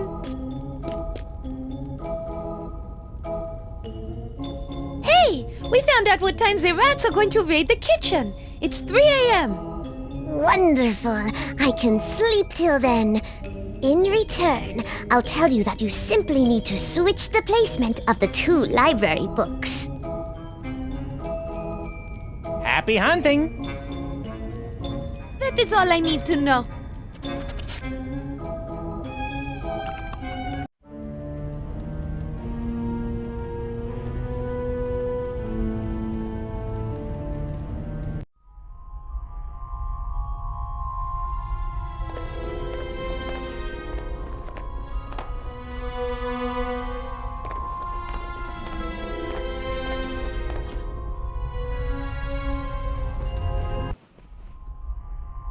Look, Froderick, a notepad. Excellent observation, my dear Watson. Let's investigate this notepad further. How come I'm Watson?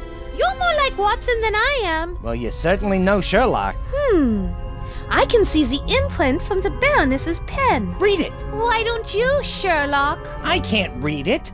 It's not my fault bats haven't evolved the ability to read impressions on paper yet. Well, I can't read it either. The writing is too faint.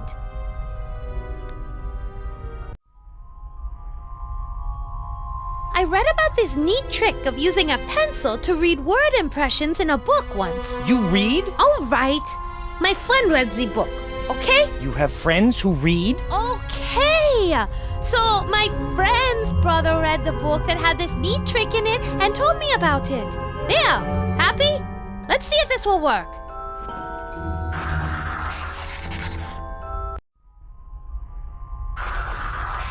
Your friend's brother's author is a genius.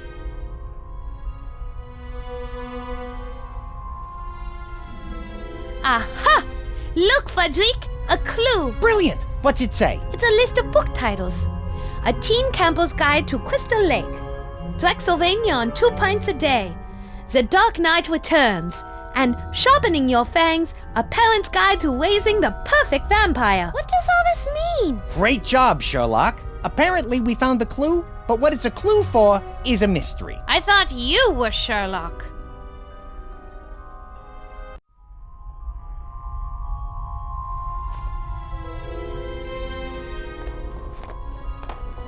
It's a shelf full of weird rectangles. They're called books. Boring.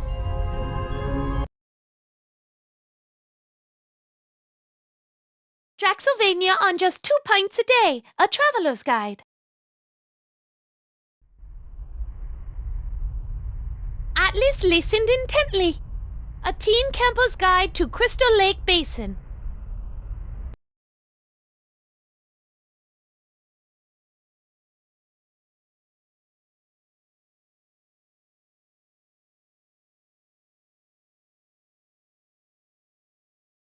The Dark Knight returns.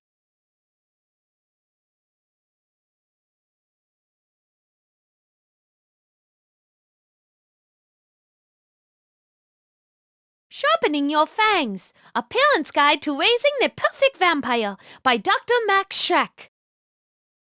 I'm done with these books for now.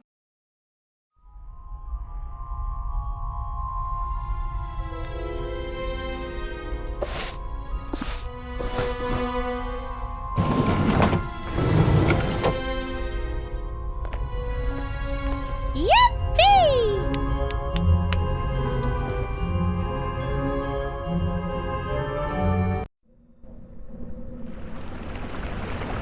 Holy maggot poppers on wheat! Get a load of this place! Yes, I would have to agree. It does look rather impressive. Maybe she's got the recipe for a ghost repellent around here somewhere. If not ghost, maybe just some jerk repellent. I surely hope so, Froderick. One thing's for sure. We're not going to find much of anything just sitting around here gabbing. You're right, Mona. Let's trash the place. Search the place, Froderick. Let's search the place. Oh, man! I never get to cause wanton destruction. Ah, the night is still young, Froderick. The night is still young.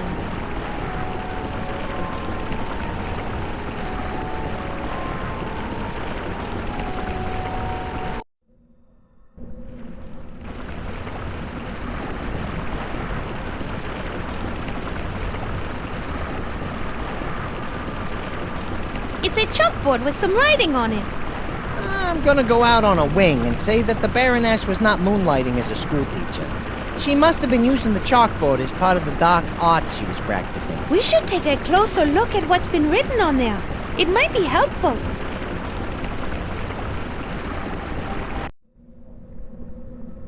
It's a chalkboard. Must be where the Baroness wrote notes for her magic spells. There's some sort of recipe on it. It says, formula for creating carbon-based organic acid. This part is less clear. It says 3 beakers, purple hearts, green clovers, and orange diamonds.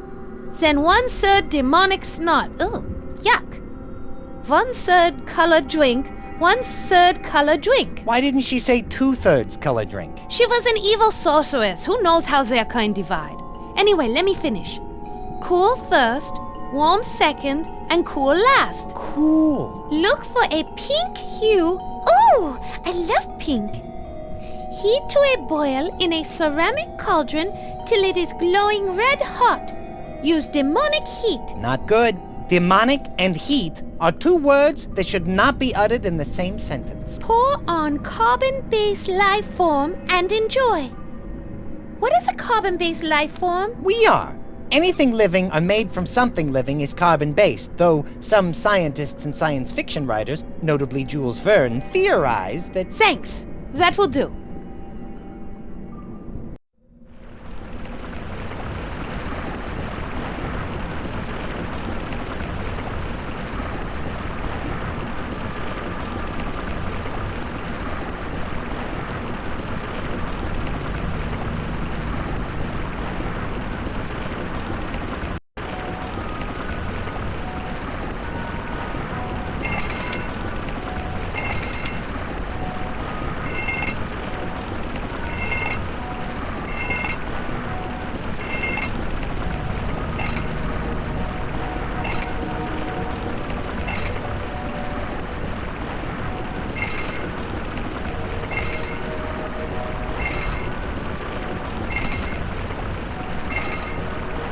Did it, Mona!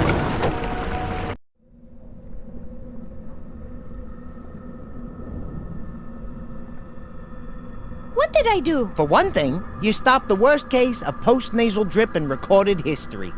It looks like there was something hidden in the River of Snot. Why do I suddenly have the feeling that our adventure just became a bit more adventurous? It must be the special book that Iron Maiden Bob told us about. What did she call it? The Book of Shrouds. I bet there's something in that book that can help us. With a name like that, it's gotta be cool. I can't wait to look inside.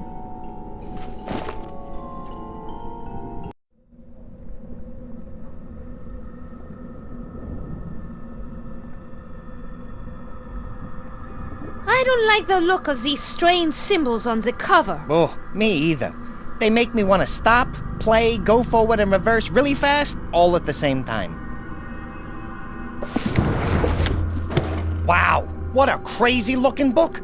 It looks like there are a bunch of books within the book.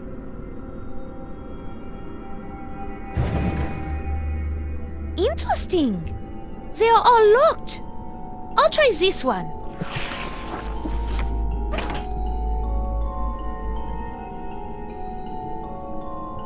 It looks like the recipe for a spell. It says, "Beware ye who trieth the spell of golem creation, a spell to give magical life to things that have never lived, made up of ye earths, carved by man, and in full man shape. For truly dark magic will thee loose upon the earth, and that is a good thing. I just wanted to warn ye, so ye wouldn't complain later. But if ye be foolish enough to continue, then know that you must find 4 ingredients and mix them into a pure crystal vial. Then spray ye man-like object, and enjoy. Ye golem will then follow all ye commands, even the ones she doesn't like. First, find ye the devil's own plant, deadly nightshade. Then, pluck the flower from that plant and put it in the crystal vial. Next, no spell be complete without ye eye of newt. Don't asketh me why, but ye magic seemeth to be concentrated in the eyes of newt. Next, the spell needeth the horrid stench of a gargoyle's breath. Since they be living rock, thine energy be required. And lasteth, ye needeth be powdered bones of a murdered virgin, fresh ground and pure virgin. No bones of woman who gotteth drunk and don't remembereth what happened after prom. That does not counteth. Ye know what I'm talking about, so no messing around, pure virgin. To recap, get a belladonna flower, gargoyle breath, bone powder from a virgin, and the eye of a newt. Mix them in a crystal vial and spray onto man-shaped statue of earth or stone. Okay, fine. Crystal vial, gargoyle breath, I think I know where we can get some of that. The rest is tricky. Newts are tough to find in the winter. I know, I've tried. And I know where to get some bones. Stinky ones, but bones nonetheless. I have no idea if they're virgins or not, but we obviously can't use one of your bones. Hey! Hey! I mean, you need all of yours, is what I meant. Anyway, I think we have our work cut out for us if we want to use this spell.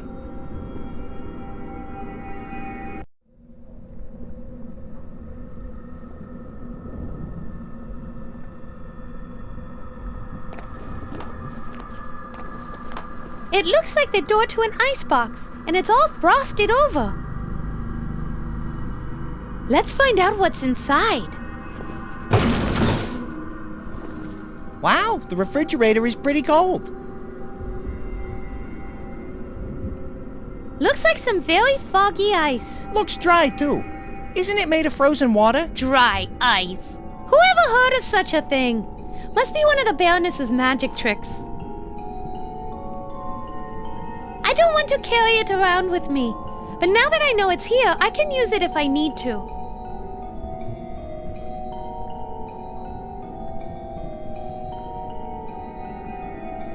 It's a bottle of Scotchman's Miraculous Growth Fertilizer. Oh, that stuff is great. I used it on my Chiba pet one time. It grew almost instantly. Kind of big to carry around, but I'll remember it's here.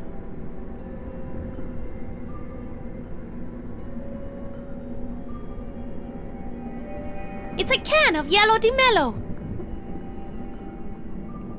I'd better grab this.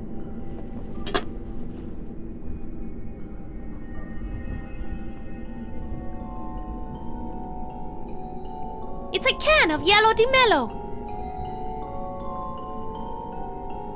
I'd better grab this.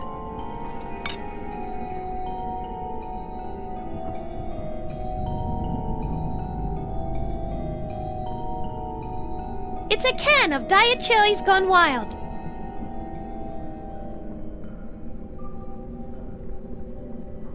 I better grab this.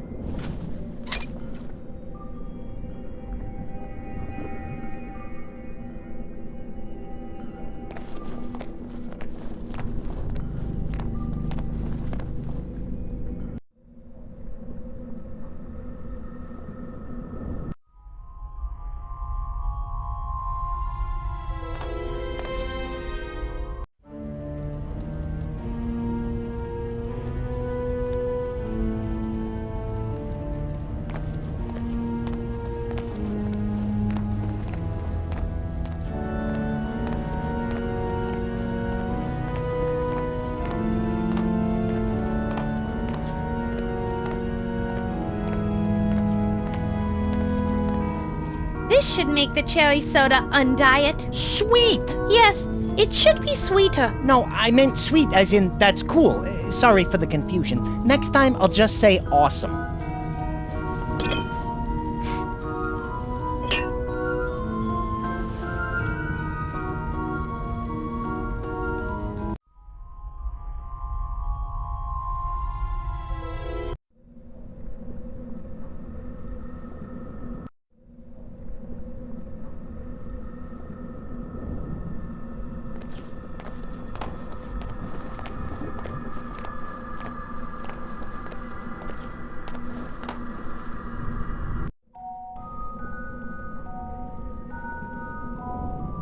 It's an empty ceramic beaker with a heart symbol. It's an empty ceramic beaker with a diamond symbol. It's an empty ceramic beaker with a clover symbol.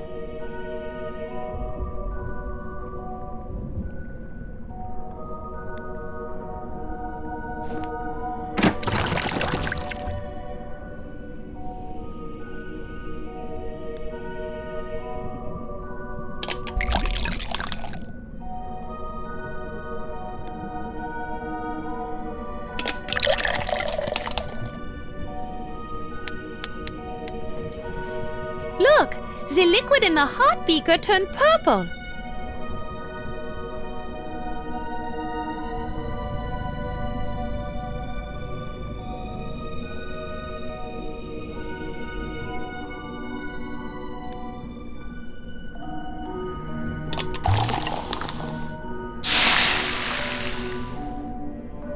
Whoa! The liquid vaporized. I must have done something wrong.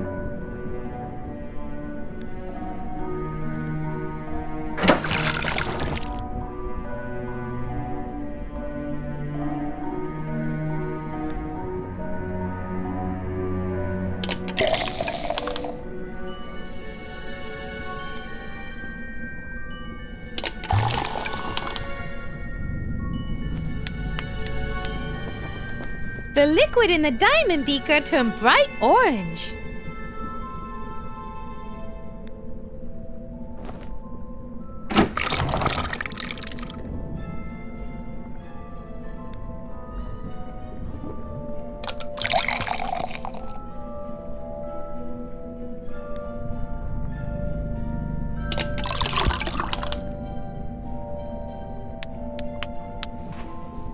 Interesting. The liquid in the clover beaker turned bright green.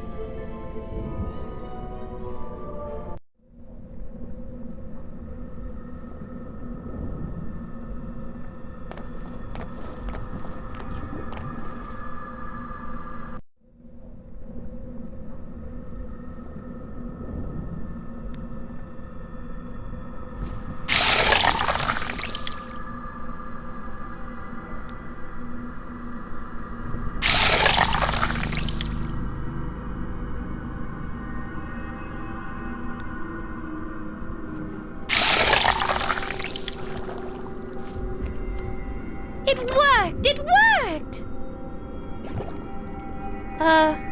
Now what?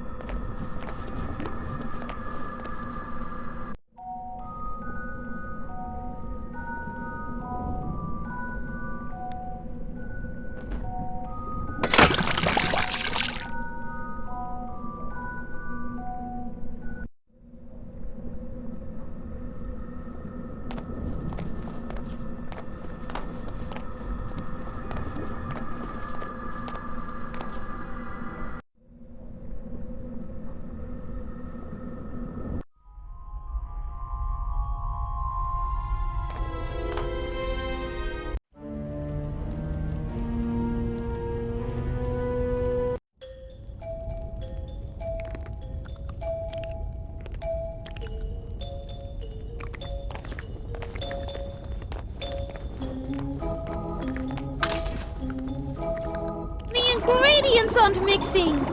How can we make this cauldron hotter? Add fishnet stockings and high heels.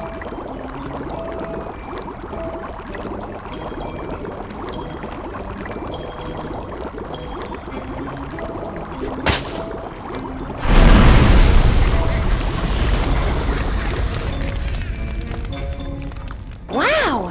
I don't know what's in that stuff, but it's got quite a kick. Kind of reminds me of the bat shine my Uncle Jess used to make. I remember this one time. I brought a jar of it to a party. All I really remember is taking the first couple of sips. Then the next thing you know, it's 5 hours later, I'm in a complete stranger's belfry, I suddenly have this new tattoo, and to top it all off, my pants are missing. This sounds like an incredibly touching story, but I'm afraid we don't have time to hear it right now.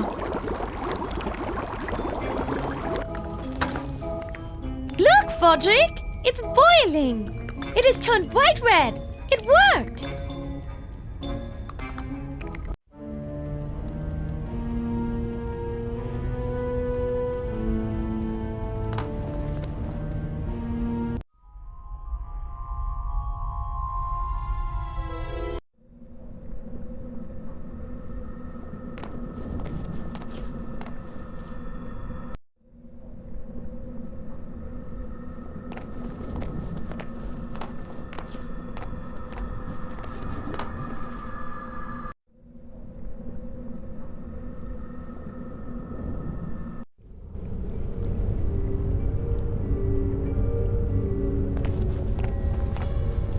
It's the frail remains of one of the late Baroness's prisoners.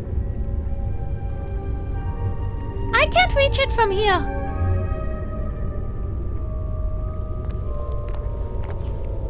It looks like the control to the walkway. The handle looks old and rusted. I wonder if it's still working. I'll see if I can lower it. The walkway isn't coming down. It looks like the controls are broken. It appears to be a list containing information about the prisoner. It's nice to know Shroudy's mother was so thorough. I'm sure it's hard to take good notes while you're busy torturing somebody. She must have been an excellent multitasker. It says, prisoner identified as Irish tourist Shannon O'Doherty, initially observed as member of local nunnery tourist exchange. The nuns only arrange tours for the most pious of individuals. Virginity has been confirmed. Her blood is exactly what I need to help unlock the mystery of the Book of Shrouds. That's terrible. Why would anyone need blood?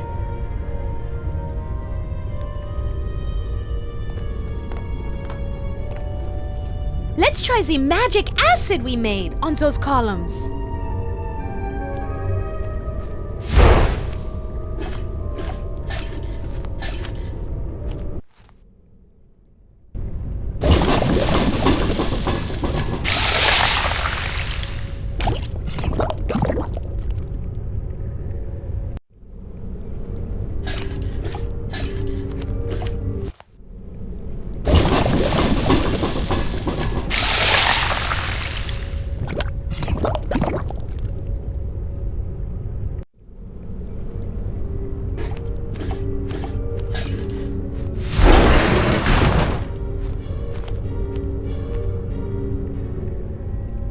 That did it! The walkway is down now!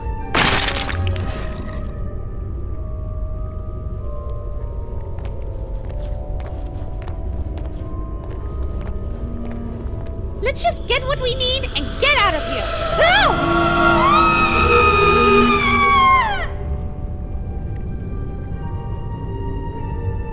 Back?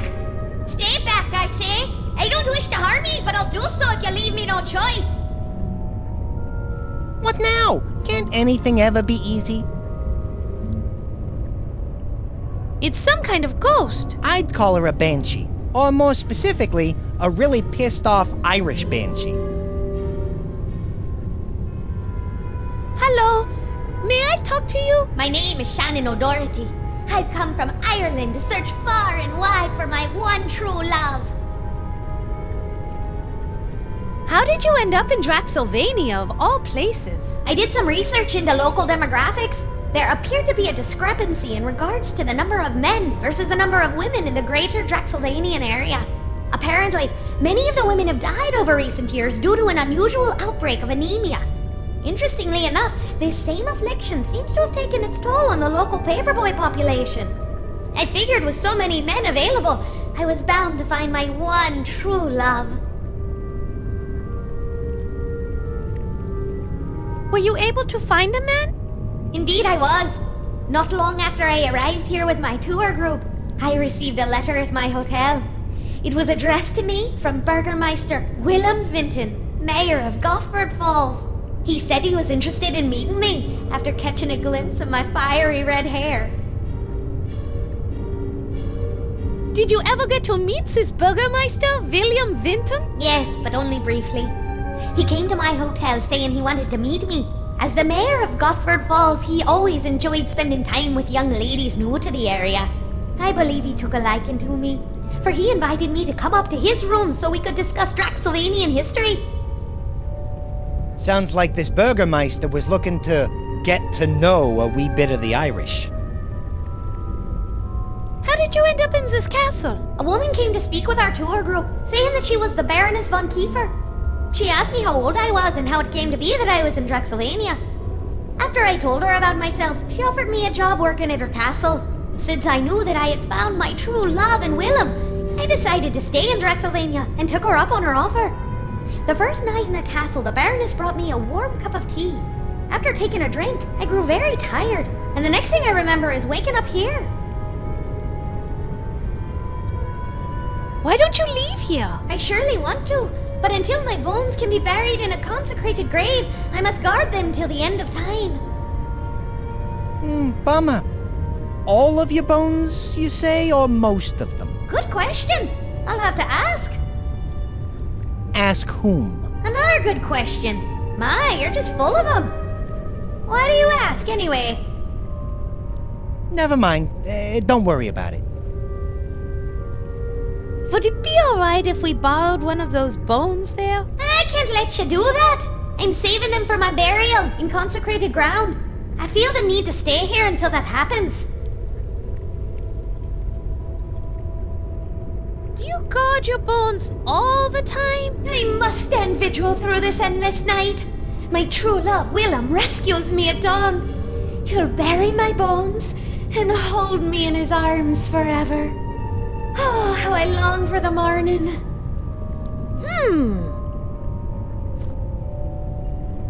Well, thank you for our little chat. 'Twas me pleasure. Mona, it's clear that there's no way we're gonna get those bones while she's still guarding them. And she's apparently gonna be guarding them until the sun comes up. But that will be too late. I can't wait until the sun rises. Then I guess we're in deep guano. No virgin ghost is going to stop me. Mona, I like your confidence.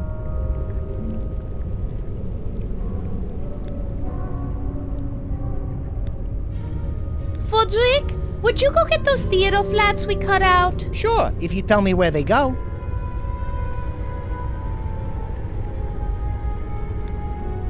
Froderick, fly over and hang the sun backdrop outside of the window.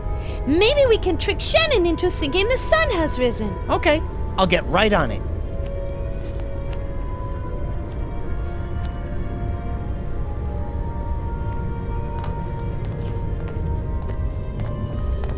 So, how is it being a ghost? Boring as heck. Boring as heck, huh? Sorry to hear that. What about the heat from this demonic goo? Tolerable. As you can imagine, I don't feel much as a ghost. No, I would think not.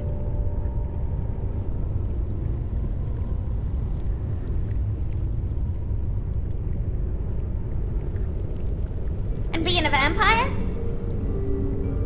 Well, there is some doubt about me being a vampire. Really? You look like a vampire.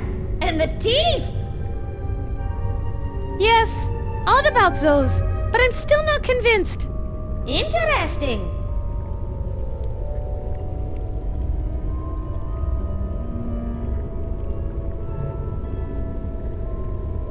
Hurry up, Froderick!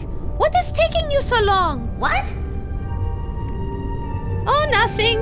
Just wondering where my bat went. Oh, thank God.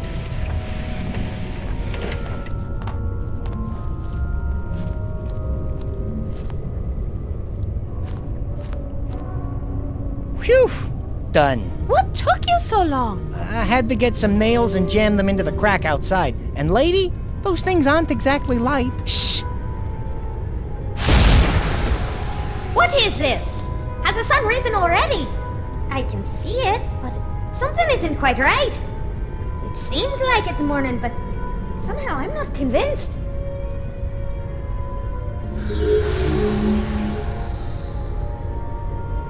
I think she almost believes that it's dawn.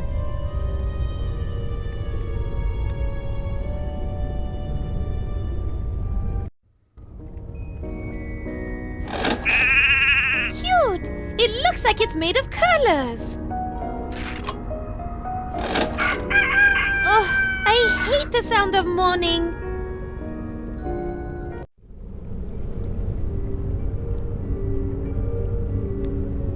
Froderick, will you play this toy for me later? Sure, just tell me when. Froderick, take that animal wheel that I set to rooster and fly outside by the window and play that sound. That might convince her it really is morning. Good idea. I'll give it a shot.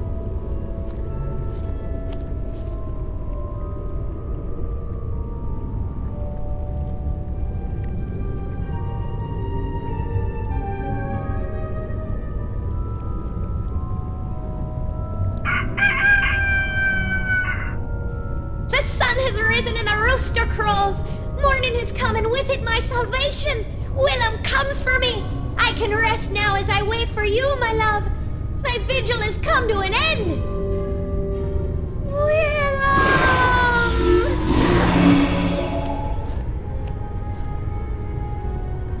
That did it, Mona. She's gone.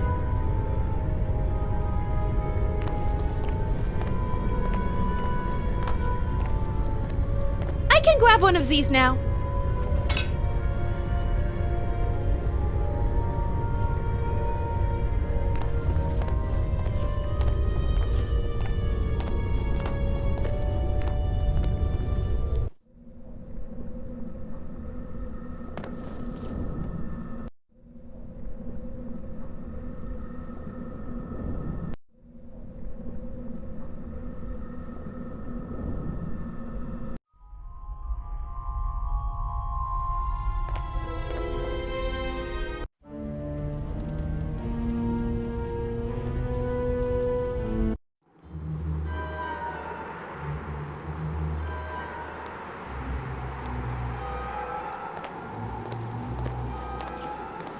Breathe into this bottle. Why should I? Because we need your breath for something. Clever. Well, then I will never breathe into that. Great. Good going. You ever heard of tricking people into doing things they otherwise wouldn't do? I'm sorry. I thought it was best to go with a direct approach. Which do you like better? The direct approach or getting the hell out of here, eh? I see your point. Merde.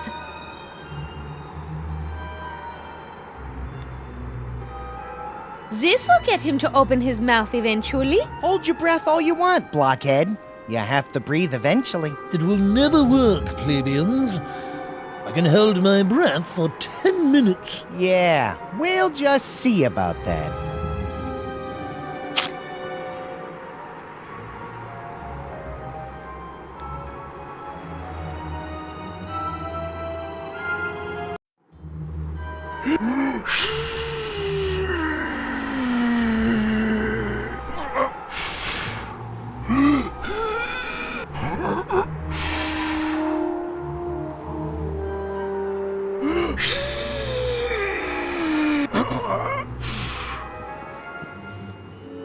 Yes!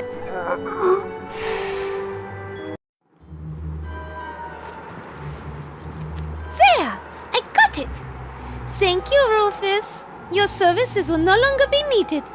You are most decidedly not welcome.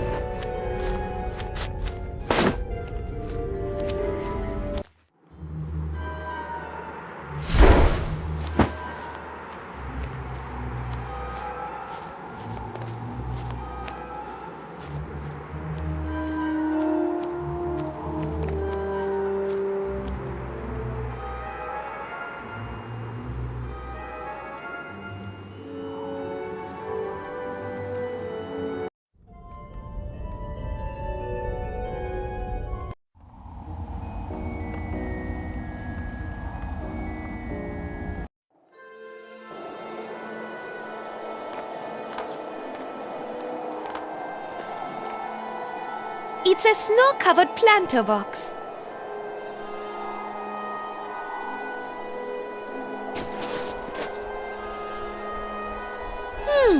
Look at that! Beneath the snow are some flower bulbs. Even with the snow gone, I doubt they'll grow. That dirt looks like it hasn't been refreshed in years.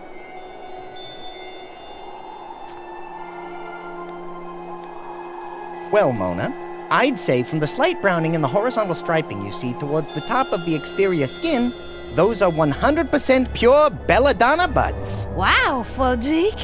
I didn't know you knew so much about flowers. Well, you see, Helena, my last girlfriend, dumped me after I gave her some flowers. Oh, Froderick. That was sweet. Why did she dump you? They sent her into anaphylactic shock. After that, I thought it might be a good idea to know a bit more about flowers. Rocco, her brother, still wants to beat me to a pulp for that.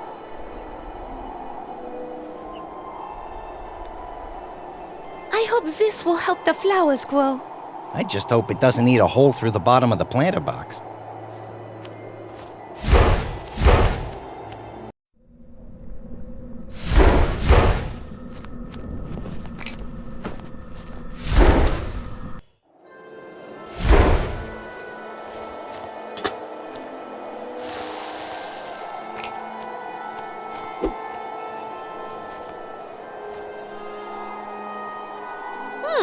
Nothing happened. I guess we'll have to wait 6 weeks to see if something grows.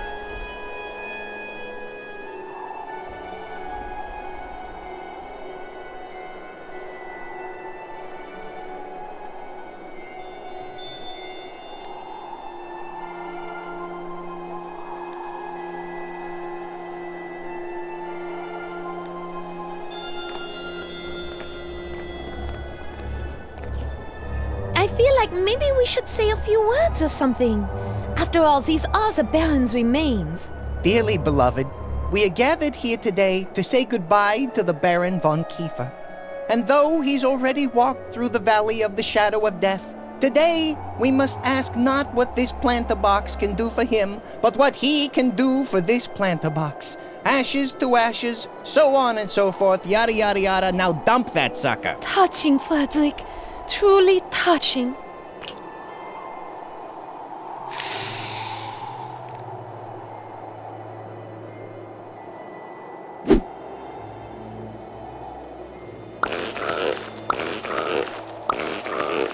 Mon Dieu! Look, Frederick! I can't believe it! The flower bloomed! Gee, and all it took was the ashes of a dead baron mixed with some concentrated superchemical fertilizer. This is one of the ingredients we need to complete the spell.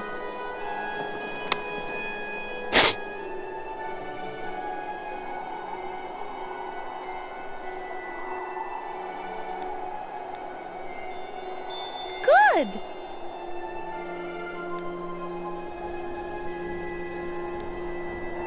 Well done!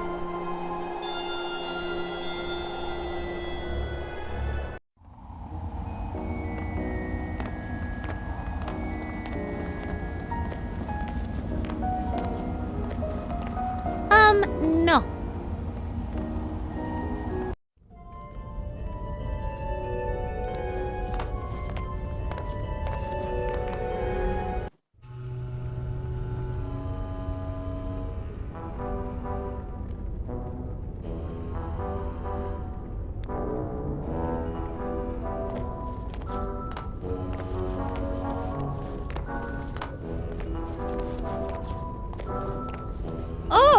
That sound is hideous. Look on the bright side, Mona. At least she's already dead. This will be useful. I'll take it.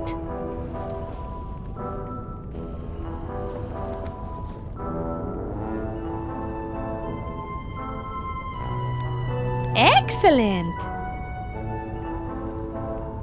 We've got our potion of golem creation ready for spraying. Now all we need is a stone body.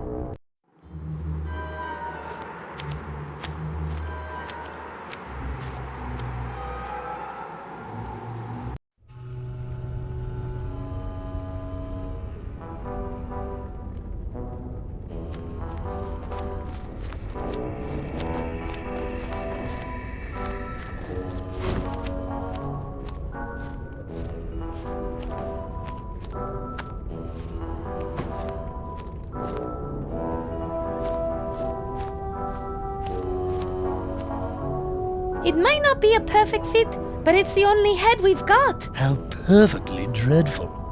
This body has no sense of fashion. Stop whining! One more word out of you and you'll be spending the next 20 years of your miserable existence in the bottom of that privy at the closest Spanish restaurant I can find.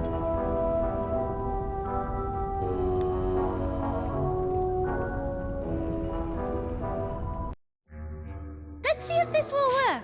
It better after all the crap we went through. Ooh, pretty.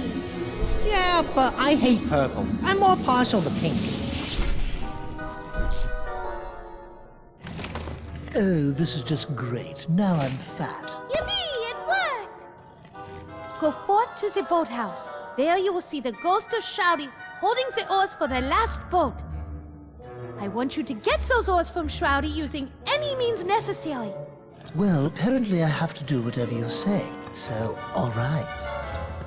I work for a witch, now I'm taking orders from a bee. I heard that. You were supposed to.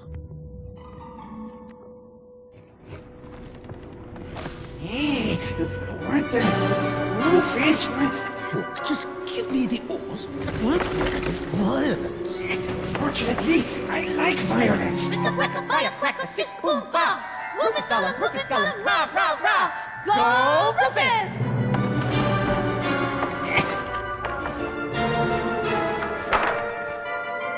Not the boat! He got the boat. You can keep the oars now for all the good they will do you. Let's see if this will work. It better after all the crap we went through. Ooh, pretty. Yeah, but I hate purple. I'm more partial to pink.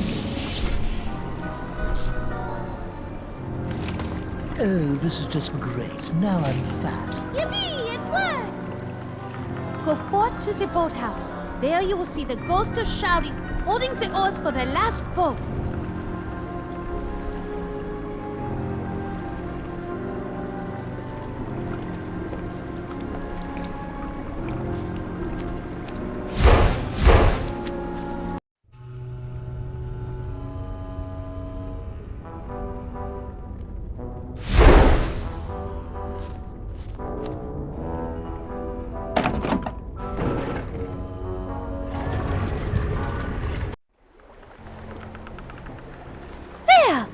Should do the trick. Maybe not as nice as a boat, but at least it floats. Grab those oars, Mona. It's time for the maiden voyage of the SS Dirtnap.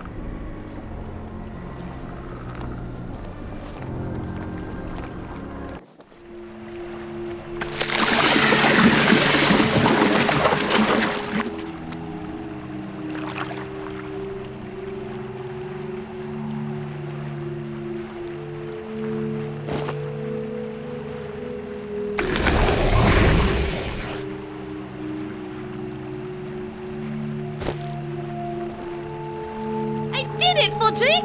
After he swallowed that ice, he thickened up. It was easy to spy him this time.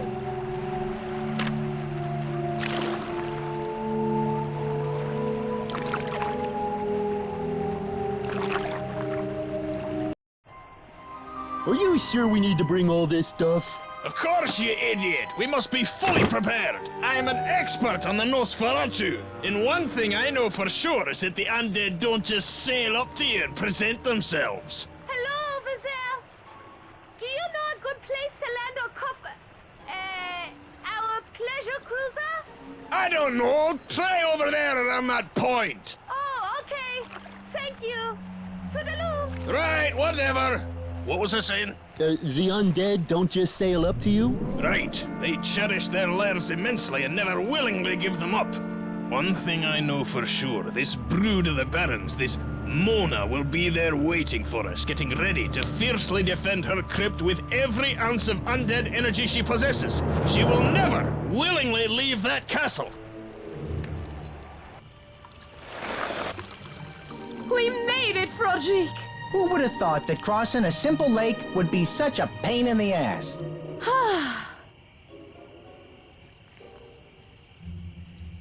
Well, off to Paris. Wait! What are you gonna do? Walk there? I was thinking a train. A train. Even if we could catch a train, there's the small problem of you only being able to travel at night. That would have to be an extremely fast train to make it to the next major city. Child of the night. Come to think of it, Why are you not walking towards me? Aren't you listening? Do not make me count to 3. 1, 2, 3. Expanded drag coefficient, adjust for gravity. I'll come to you. Then, of course, Get higher Yeah, altitude. finally. Mona! Wake up! Mona! Come, child, come inside where it is warm and safe. I have been waiting for you. Oui, mistress. Oh, I see. You want your fortune told. Good idea. And see if you can find out what's gonna happen on next week's episode of Bats of Our Lives. Are you sure we need to bring all this stuff? Of course, you idiot! We must be fully prepared! I am an expert on Well, the hello, Nosferatu! my And dearest one thing I Mona know De for Lafitte. sure is that the Come undead in don't and just sit sail down. up to you and We present meet themselves. at last. Hello over there. Do you know Sorry to bother you, madame. I don't know, but I had the weirdest feeling that came over me. I don't It know. compelled Try me to over seek there you around out that for some point. mysterious reason. Yes, you learned that I have that effect on people. whatever. But What was I goodness saying? gracious, I am being The undead rude. don't I just know sail all up about to you? you, but you Right. don't know They me cherish at their all. lairs immensely and never I willingly am give them up. called the great One thing I Madame know for sure, Strigoi, this knower brood of the all Barons, things this better Mona left will be there unknown. waiting Why for have you us, getting summoned ready me to here? fiercely I know defend your her plan, crypt with and every I ounce know of how undead best energy to she prepare possesses. you for She'll your journey home. Really? You know how to get me back to Paris? Okay, listen very carefully, for I'm only going to say this as many times as you ask me to. First, you need your coffin to sleep in. Do you have it here? No. And what do you mean I need a coffin to sleep in? I thought Shroudy was being, just being weird. Making me sleep in there when I had a perfectly good bed up in my boudoir. Besides, no self-respecting opera star would sleep in a coffin. It's absurd. Well, this opera star is going to have to. Now wake up, girl! You need a coffin to sleep in every night or you will die. You will die. Capiche? Well, I suppose I do, but I'm not happy about it. Being a vampire isn't about being happy. Listen, child, in life stuff just happens that we don't always like. We just have to get over it and move on as best we can. Besides, living the unlife of a vampire can be very rewarding and just as fulfilling as real life. Trust me, child, I know. You are strong, I have seen it. You'll be just fine, and I'll guide you all the way. Now, where is your coffin? At the lakeshore where we left it. Uh-oh, better go get it now. Constable Otto just passed here a few minutes ago on his nightly patrol. I think he said something about investigating a scream and looking out for two strangers reported skulking hereabouts. Hurry and go get it and bring it back.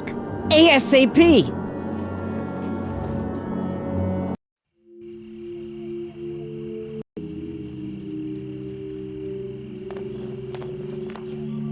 Interesting. Hello, sir. May I talk to you for a moment? Yes, but only for a few minutes. I am Constable Otto van Pelt, and I'm in middle of serious investigation. Some very strange things have been happening around here lately. Can you tell me about those weird events happening lately? Yes. I got report from cottages nearby of two men who have been skulking around shoreline and along the road. Then we heard reports from all over of horrible screams that echo throughout the valley. So, I was assigned to investigate, and about 100 yards down the shore I found, well, what appeared to be Baron Shrowdy von Kiefer's clothing. And it smelled awful. Noxious vapors were emanating from the clothes. It was quite a sight. And last night I discovered the coffin sitting on the shore with 2 oars in it. It is mighty strange. You'll have to pardon me, ma'am. I best be getting back to my investigation. I haven't much time before Luke Crane gets wind of it and muscles the case out from under me. He's always trying to be in the spotlight. What are you doing with that boat? Looking for clues. By the dirt residue I found in the coffin, it looks as though someone kept putting dirt in it, and then someone else kept dumping it out. Also, by impressions left behind, it looks like someone, a woman, judging by the shape of the imprint, slept here every night and had a bat for a companion. How do you know that? By the smell. Bats have a distinctive odor that is hard to wash out. Tell me about it. Yes. Bats are popular pets in Draxsylvania for some reason, though I personally think they're bad luck. Why's that? Because anyone who adopts one seems to come down with spontaneous anemia right away. Plus, bats are not loyal pets. As soon as their owners die of this anemia, they fly away and find another family. But in Draxsylvania, you get used to these things. What else can you deduce from looking at the coffin? Well, the woman who slept here wore black and purple, judging from the fibers I found, and had black hair. And the coffin owner's name was written on a tag on the inside of the lid, a Mona De Lafitte. Sounds like a French name. I think popular in the south of France, near Calais. Where are you from, may I ask? Calais? That's not in the south. Shh, idiot. Oh, right. Where? Belgium. Where? Belgium. Quebec. Well, which is it, Quebec or Belgium? Belgium, Quebec. A small colony of Belgians, just east of Montreal. And I didn't get your name. Lona Fay Defeat. Donna lay my feet. No, I mean come again. Fona May. Whitney. Whitney. Darklake. My name is Whitney Darklake of the, Belgium-Quebec Dark Lakes. Pleased to meet you. Pleased to meet you too. Well, if you see any tall French women about with a bat as pet, let me know so I can ask her a few questions, okay? He's gotta be putting us on. Shh. Yes, Constable. I certainly will. Can you tell me about the nearest towns? Well, there is Vlad's Landing down the road behind you, and beyond that near the border is the quaint village of Gothford Falls. Up the river are the towns of Ravenhaven, Howling Oaks, Batsburg, and the new retirement community of Scarlet Meadows. Tell me about Vlad's Landing. Yes, it's a hilly town located just down the road there, and serves as a hub of commerce for Lake Varg. The Draxsylvania Tourist Board, a powerful entity in these parts, almost got Burgermeister to change the town name. To what? Super Happy Funville. The board thought it might increase tourism. I like the runner-up name myself. Let me guess. Autotopia? No, but I like that. No, the runner-up name was Don't Swim in the Water the Lake Monster Will Get Youville. In the end, all parties agreed to leave as is. It was for the best. Tell me about Gothford Falls. It's just the cutest little town, built on a bridge overlooking the falls. Quite spectacular. But the local baron appointed the most corrupt skirt chaser as burgermeister, Wilhelm Winten. Ugh. They say he has charisma and can make deals better than anyone. Villagers seem to like him, but no woman is free from his tentacles for long. I sure hope the recall campaign succeeds. If he is a good leader, why do you hate him so much? Oh my! I think I asked the wrong thing. Are you okay? No, he's fine. It was a long time ago. High school. And I had... No, Stop him. That's okay. This crush on any time at all. She had beautiful braids and long blonde hair. She smelled so good. Oh, Lord. So we have to go now and, And then he came along with his sweet-talking ways and mesmerizing stares. Do something! Oh my! I feel faint. Yeah, that's it. I'm passing out. I'm going to be sick. Not far from the truth. Really? Do you need a doctor? No. Suddenly I feel a lot better. Tell me about the retirement community of Scarlet Meadows. Oh, that is a strange place. It used to be the castle of Maud the Impaler, but then the ghoulish society took it over, renovated it, and opened it up as a retirement community for Draxsylvania nobility, huh? They have golf course, geyser-heated pools, and everything. Thing is, they only like to golf at night, and the retirees really don't look that old. But I hear the place is very, very nice, and the healthcare is great. No one gets sick. Can you tell me about the graveyard down the road? The Draxsylvania graveyard and picnic grounds? Another bright idea by the tourist board. They thought by throwing in some tables, swings, and grills, tourists would flock there by the droves to eat corn on the cob while sitting on top of great-grandmother. And they didn't? Actually, they did, but only at night for some reason. Moonlight picnics are all the rage this year. Have you seen two men rowing out on the lake? I think I saw some men in a boat not too long ago fighting with the lake monster. I thought I saw them throw vials of water at it that caused the monster to sink. Then they rowed up to the Baron's castle. Must be guests. When the Baroness was alive, they had guests all the time. Never saw any of them leave, though. Oh well. Who do you suppose those two men were? Well, a woodsman who reported seeing them said they were acting funny, like they were up to something. And they had lots of strange sorts of equipment, each with a symbol of an eye in the middle of a pentagram. I think they might have been meteorologists or lawyers. I'm out of questions for now. Okay, back to my investigation.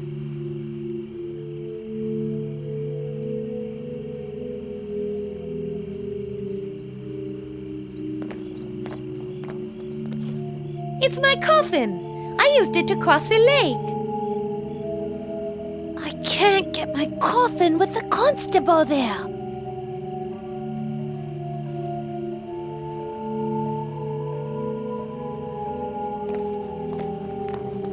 It's a box of donuts and a strange metal bottle with what smells like coffee. Yep, everything a horizontally growing constable needs. I don't want those. They look all eaten up anyway. Even the bear claw! Dang! I went back to get it, but we were too late. Constable Otto was there. I guess it's time that you had this. Vampires for Dummkopf. It has everything a budding vampire like you needs. Read it and learn it all. It tells everything you need to know about your new vampire powers, as well as your many vampire restrictions. It has rules, flowcharts, pie recipes, and good advice for vampires of all types. Thank you, Madame Sturgoy. Back to being a vampire. With some time in practice, you'll slowly gain new vampire powers, especially now that Shroudy is no longer your master. You don't have to read it cover to cover, but you may want to use it from time to time if you two encounter difficulties during your journey. As a member of the undead, you are required to return to your grave every night My grave? But seriously, I know, all fun aside, I'm really not dead.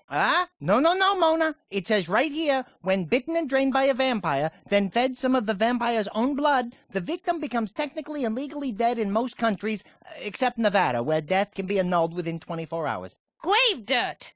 Fine, I'll get right on it. It is not your grave per se, but you have to sleep in a coffin filled with dirt from your grave every day. That is how it works.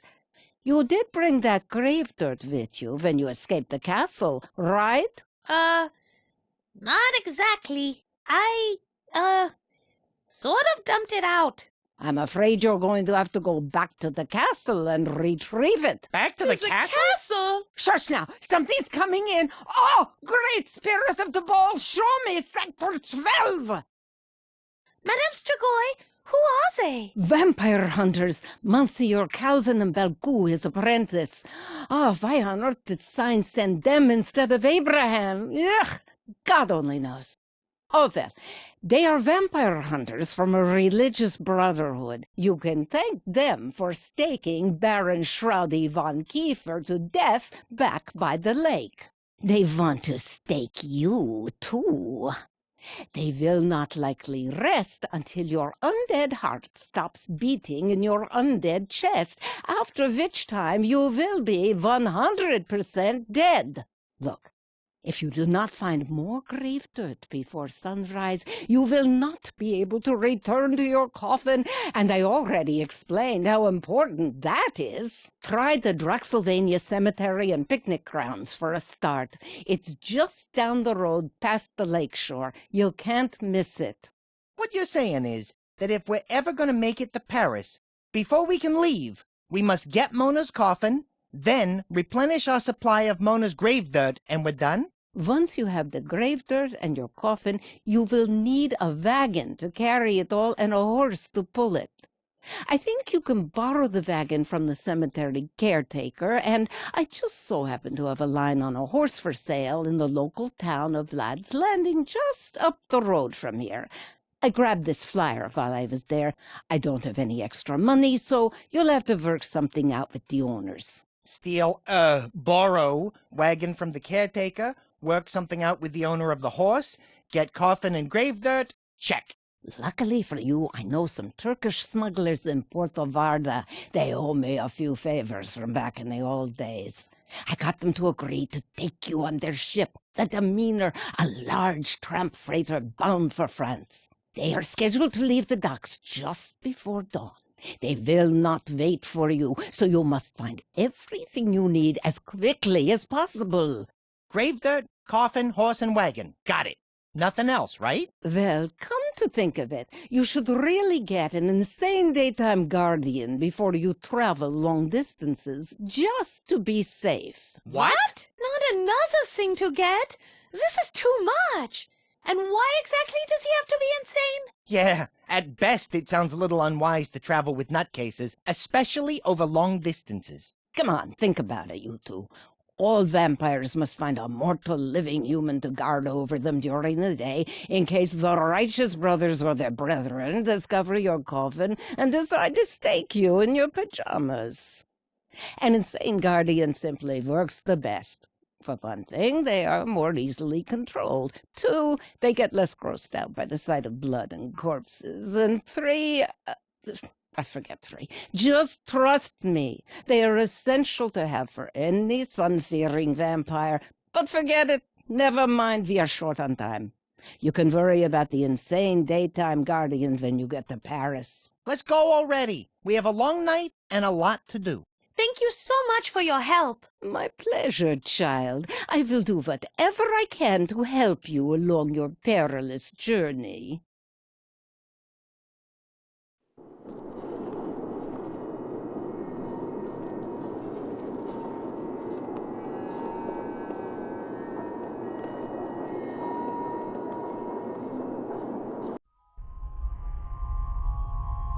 Stop!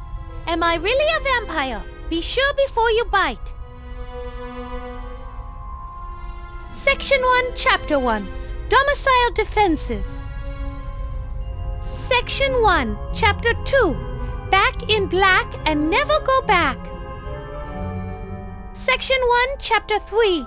Biting and Sucking 101. Froderick, would you mind reading this for me? My crow's feet are sore. Sore my ear. All right, fine. In a nutshell, it says you can't enter homes without being invited in first. You also can't enter if they have holy symbols, garlic, red or white roses, or hawthorn branches on the entrance. Froderick, would you do the honors? It says, in a nutshell, that vampires wear black cloth because it protects them from holy magic, such as holy water, crosses, and the sun. Froderick, do you mind reading this for me? It says, in a nutshell, that you can bite people on the neck and drain their blood till they pass out, but you should do it when no one will see you.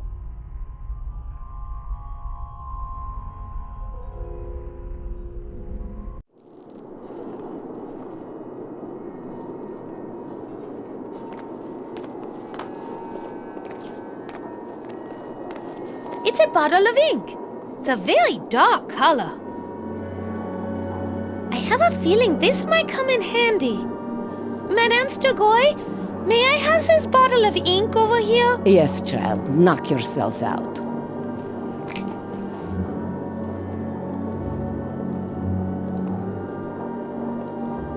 That's a very strange and unusual symbol. It appears to be a rubber chicken with a pulley. It's actually real. It's a real rubber chicken? No, it's a real chicken. A real chicken? Made of rubber? No, it's a real chicken. No rubber. What is it for? To eat. You eat rubber chickens? No, it's... Child, speak no more to me for at least 10 seconds. Can you do that for me? Mm-hmm.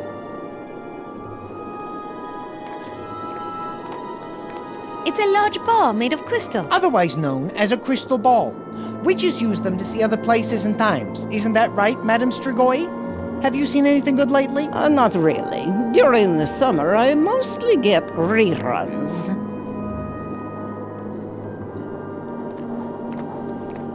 No, I better not. Smoking is bad for your health. It's the mysterious Madame Strigoi.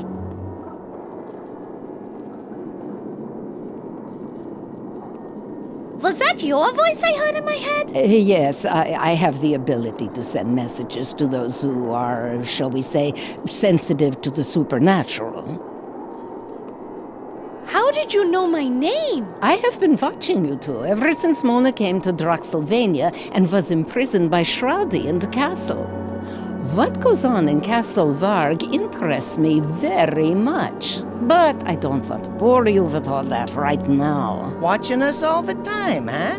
Maybe you should change your name to the nosiest nosy person to ever stick a nose where it doesn't belong. You better be nice to me, Froderick. I know all about you and your troubles. I'm sure the Belfry boys would like to know that you have finally left the safety of the castle. Oh, well, what I meant to say was, you should be called the most forgiving forgiver who ever forgave things that should definitely be forgiven. That work for you? Forgiven. For now. Why have you summoned me here? I know your plight, and I know how best to prepare you for your journey home. Oh, good. What plight? Mona, she means your, transformation into a, Vampire. V-A-M... Oh, vampire! I am most definitely not a vampire. Froderick is so silly. Really? You're not a vampire? Then how do you explain the sleeping by day in a coffin, no less, the drinking of blood and turning into a bat, eh? Explain that, smarty pants. I don't drink blood. Yuck. It's just... Yeah, I heard. Salty-tasting Merlot. Listen, honey, I have news for you. Shroudy killed you, drained you of blood, fed you some of his blood, then brought you back to Castle Varg as a vampire. You better learn to accept that pretty quick. There, no need to cry. cry. I'm here to help you get back to Paris. As a vampire, you can live an extraordinary life, or unlife as it were. It will be wonderful, and just as fulfilling as a regular life. Don't let it get you down. Child, just do what I say and you'll be fine. Really? Truly? Thank you for your kindness. I will listen.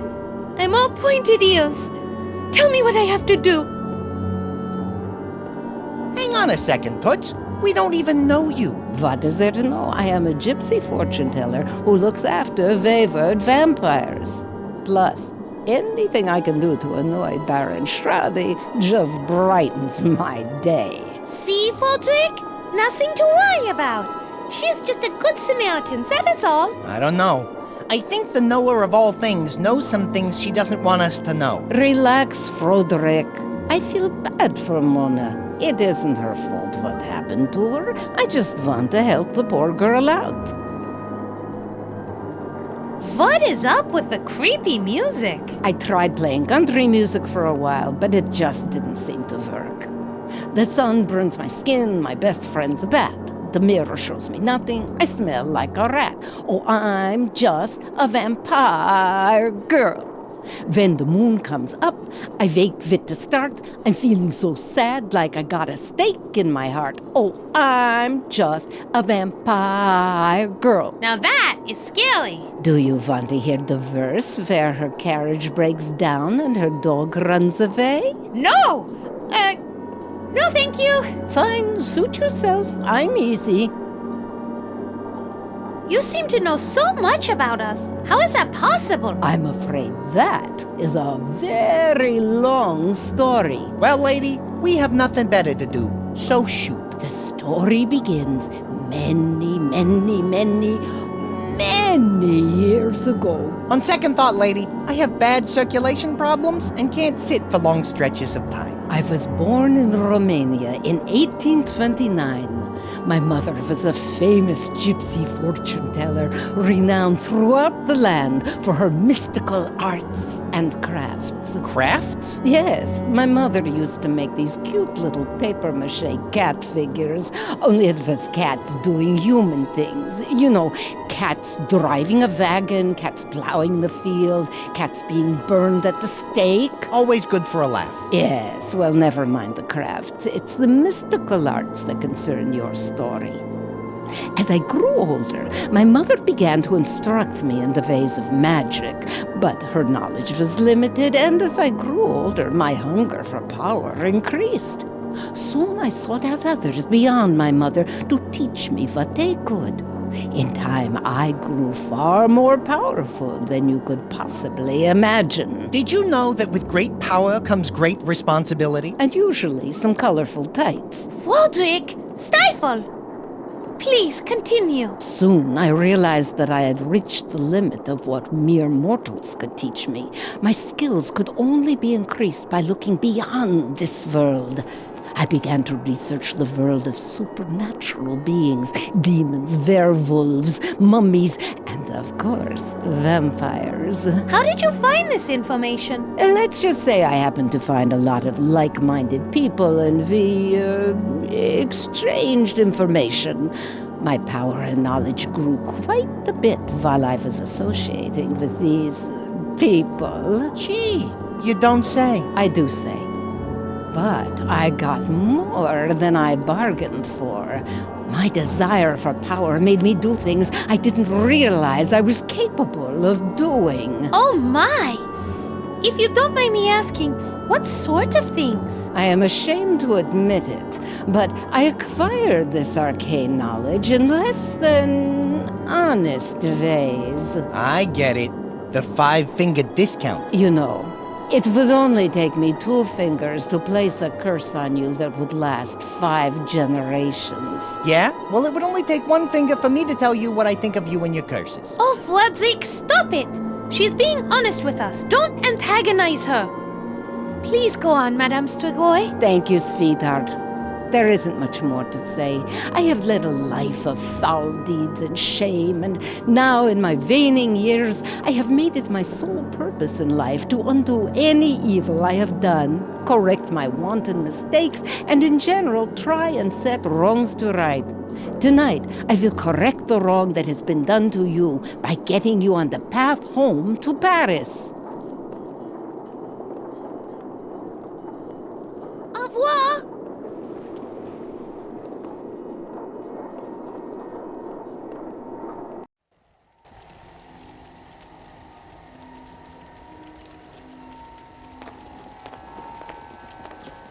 It's a very hot pot of, I assume, stew of some kind?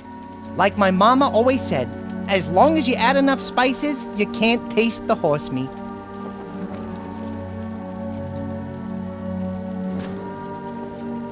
Mmm.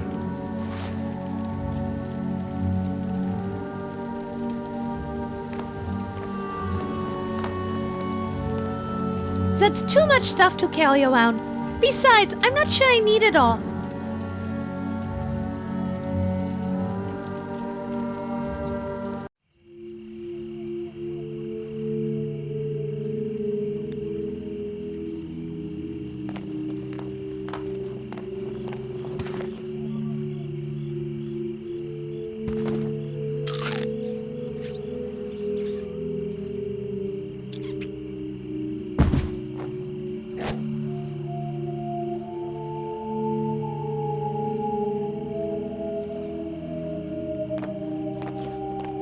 Yes, well, now that the Constable is, resting quietly, I'll take my coffin back to Madame Strigoi camp.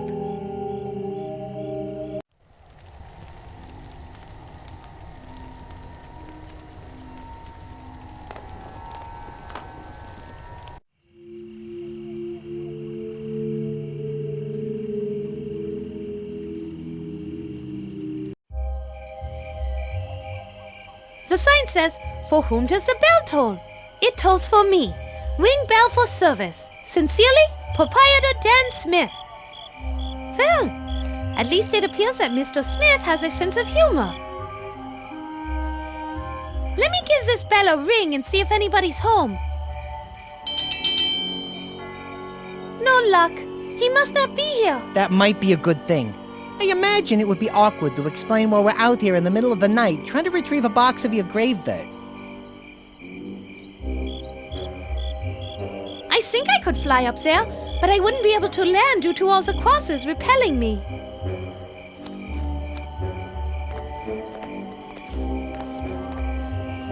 I can't move up the path for some reason. What do you mean? The crosses on the gravestone, they hurt.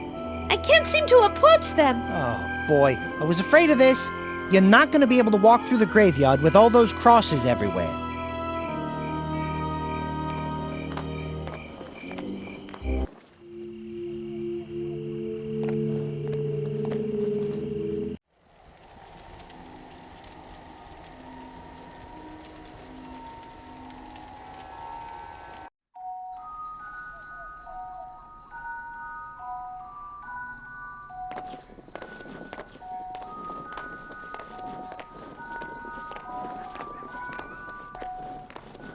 It appears to be a well.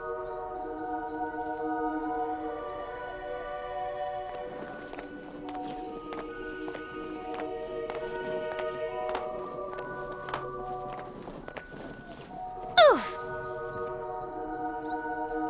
Ooh, it's garlic! Ooh, it smells so bad I can't get close to it. There's no way I'll be able to approach the door while it's still hanging there.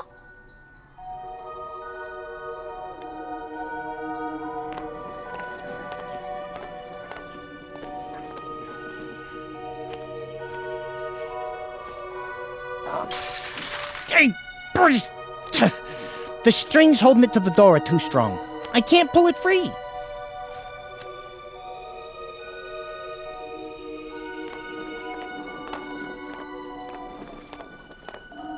It's the sign for the shop. Draxsylvania's House of Spatulas. All your spatula needs under one roof.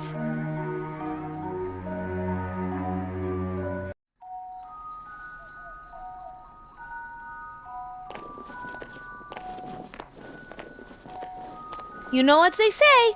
Good fences make good neighbors. Glad we don't live next to her, then. That thing's barely standing. She must be a very bad neighbor. Let's see what's in here, shall we?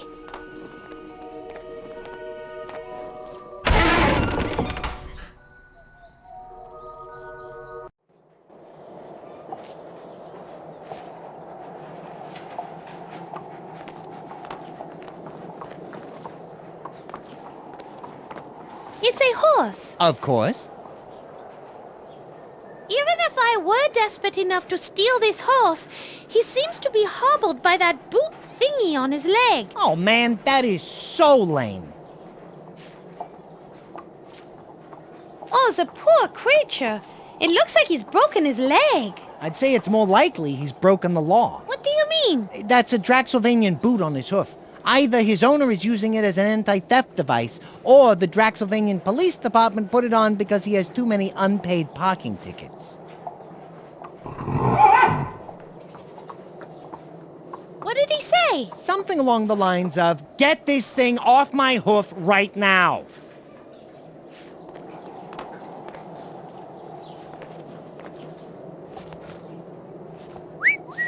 Well, would you look at that? It's the 1890 Girls of Draxsylvania Slap-on Tools calendar. Look, this one is showing both of her calves. You man and your obsession with tools. Hello? Is anybody in there? Nope. No one in there. It must be safe to open. Apparently, you have never heard of the Stable Shed Slasher Massacre of 1865. No. But I'm sure I'm going to hear about it in a second. Well, not if you're gonna have that attitude. Forget it. Go ahead and open it up yourself. I dare you. I want to take a peek in here. Just as I thought, a storage shed.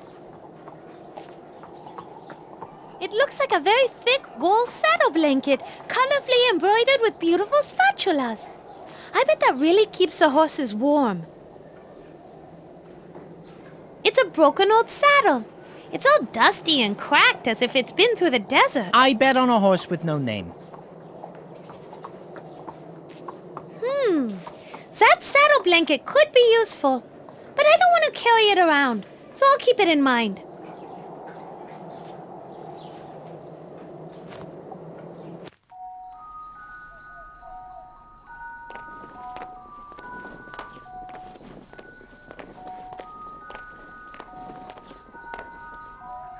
It's some sort of frozen statue depicting a humanoid figure. It's actually called a snowman. Oh, really? And how do you know he's a man? Because he's got snow, but I'm not gonna say it. Probably kids around.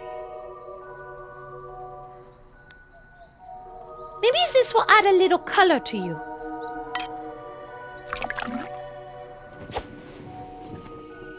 He looks like a charcoal-flavored snow cone.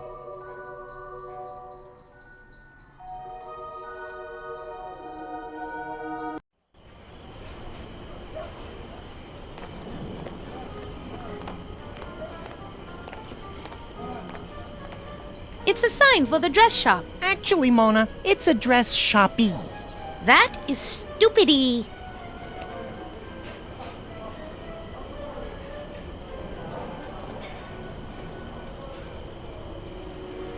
I can't get close to the door with that cross hanging there. I'm going to throw a snowball at it. Maybe I can cover it up.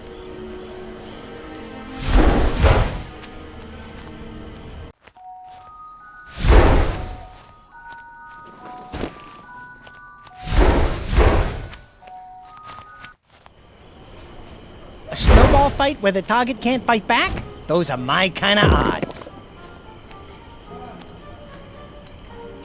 I've seen better arms on a chair, but it looks like you got the job done. The black inky snowball covered it up pretty good.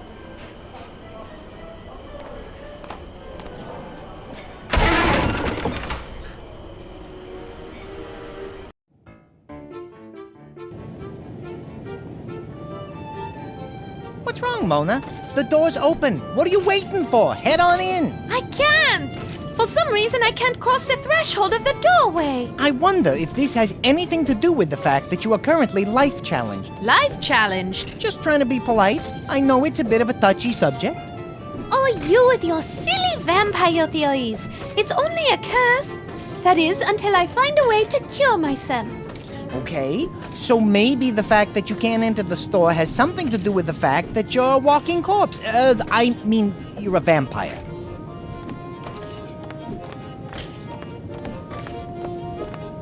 It's the open and close sign for the store. It says they are closed right now. Let's see what this says on the other side.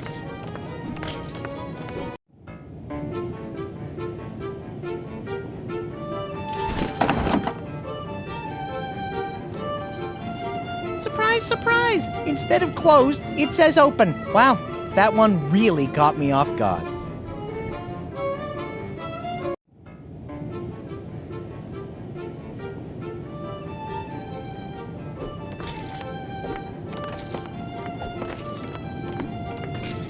Can you tell me what this sign says?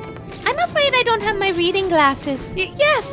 It says, yes, we are open. Please come in. I wonder how that got turned around. Oh, well. That did it, Froderick! I suddenly feel different. I feel I can walk into this shop now. Pretty sneaky, sis. I mean, Mona.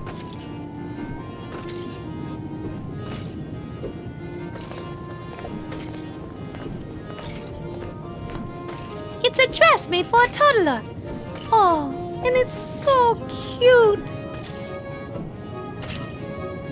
It looks like a wedding dress that has seen better days. It looks like the front may have been burned a little. What does that tag on the corner say? It says, property of Miss Havisham. Burned, huh? Must have been a heck of a wedding. Froderick, will you put on that dress for me? There's no way you're gonna see me wearing that dress. At least not right now anyway. But should I feel the need to completely emasculate myself, it's nice to know I have that option.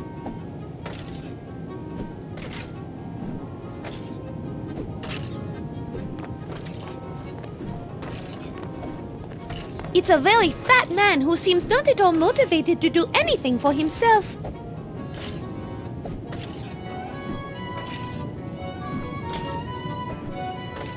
I'll probably regret this, but may I ask you a couple of questions? Yeah, why the hell not? Why are you so rude to your wife? Sometimes you need to put a woman in her place, which should be in the kitchen grabbing me another beer. Why aren't you working? I'm out on a disability. I have a mental anguish over having to work more than 6 straight hours. It nearly drove me mad.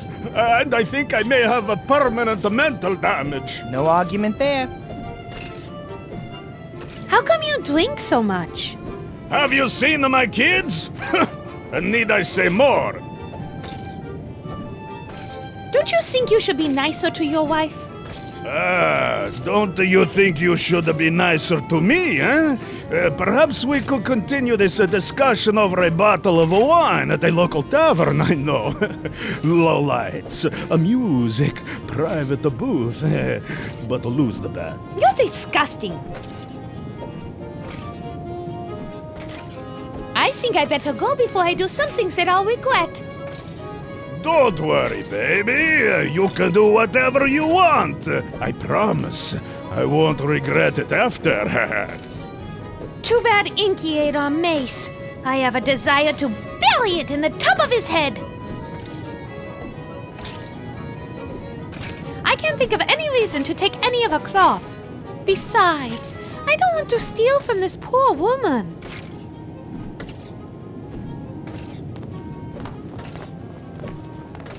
It's the kitchen. My, there are a lot of dishes stacked up in there. Yes, I'm reorganizing my collection of Draxsylvanian limited edition missing persons dishes. Each one has a lovely hand-painted image, painstakingly hand-painted by a bereaved family member of the missing person. They make lovely Christmas presents. I plan to sell them door to door to make a little extra cash on the side when I'm not so busy. Not sure when that will be.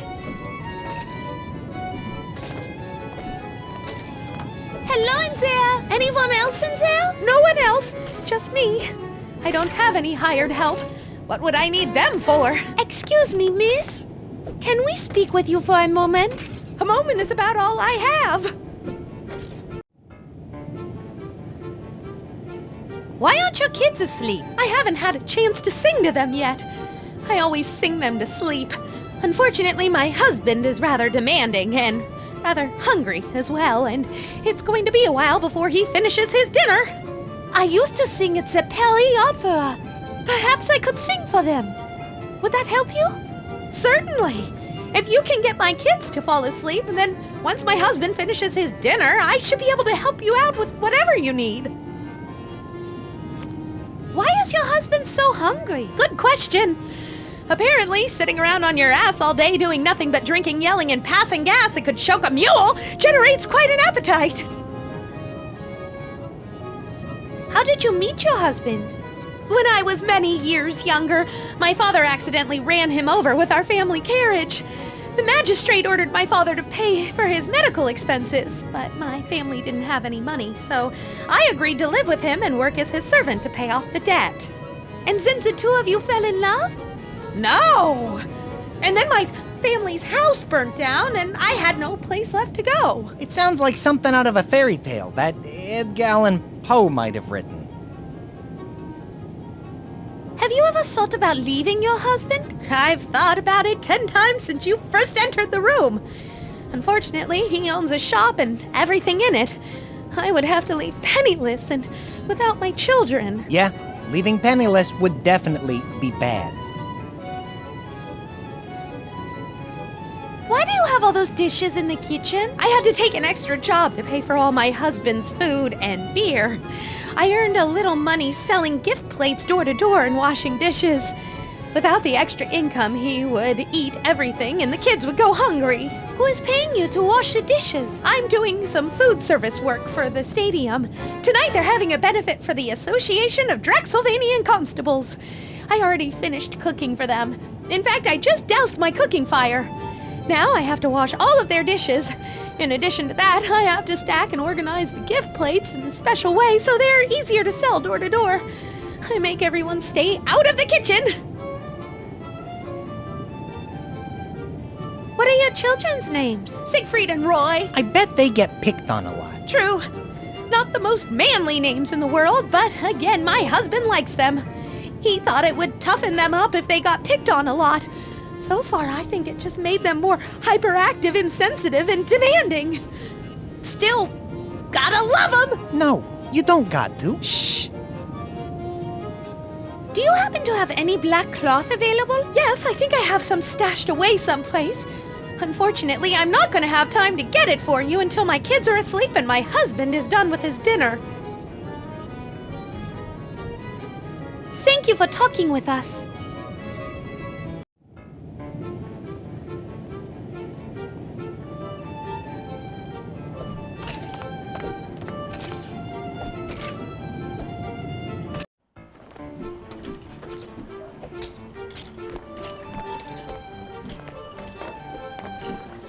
It's a clothes hamper filled with dirty laundry. It looks like these kids get into everything. Their shirts are covered with mud, chocolate sauce, paint, blood, and what appears to be bear feces. These kids must be a lot to handle.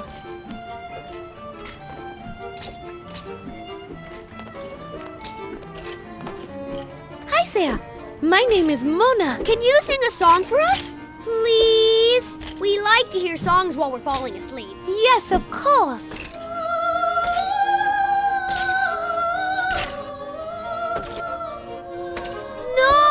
We want Who Let the Wolves Out. Can you sing Who Let the Wolves Out? I'm afraid I don't know the lyrics to Who Let the Wolves Out.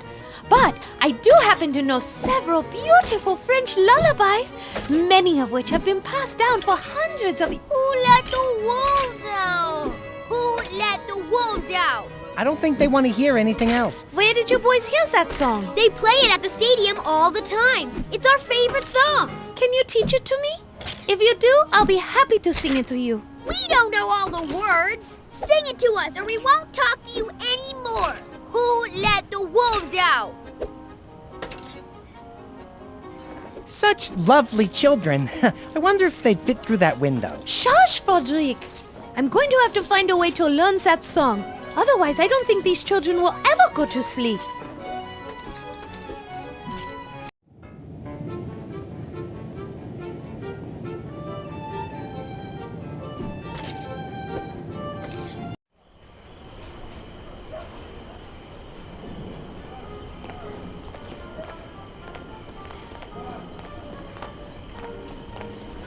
It's an oily vat filled with cooking grease.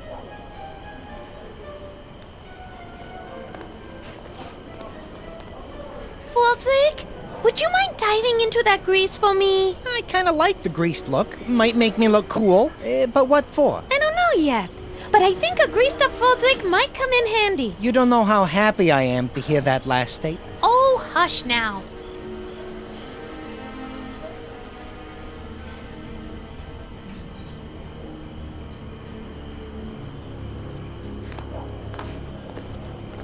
Excuse me, Chef. Did you train in Pelly? Then why are you boiling strips of leather?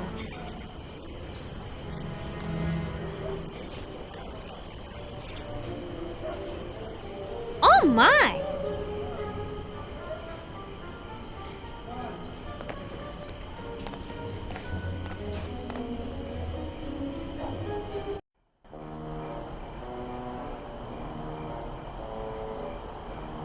It's a sign for that nail salon.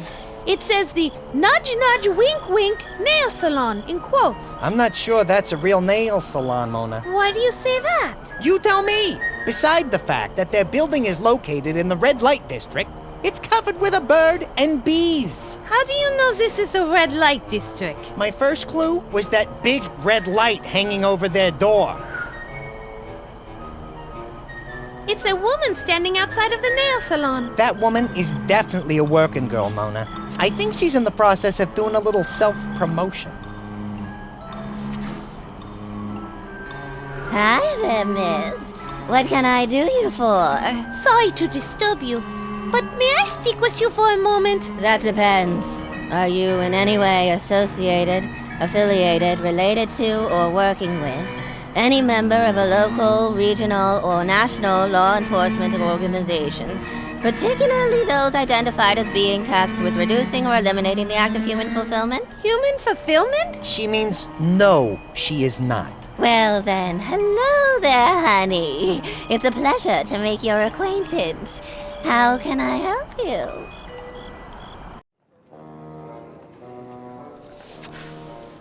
Do you work for the salon? Work has such a negative connotation. I like to think that I live my life in the pursuit of pleasure, mine and others. My relationship with the salon allows me to pursue these personal interests while simultaneously providing me with an ongoing source of income. Right now, I'm standing lookout for a private nail salon event going on inside. What sort of work do you do? I like to think of myself as a small event planner, or possibly a personal entertainer. In terms of the specific services I offer, that generally depends on how much my client is willing to spend. Was there something particular you had in mind? Uh-oh, Mona. That constable over there's eyeing you pretty closely.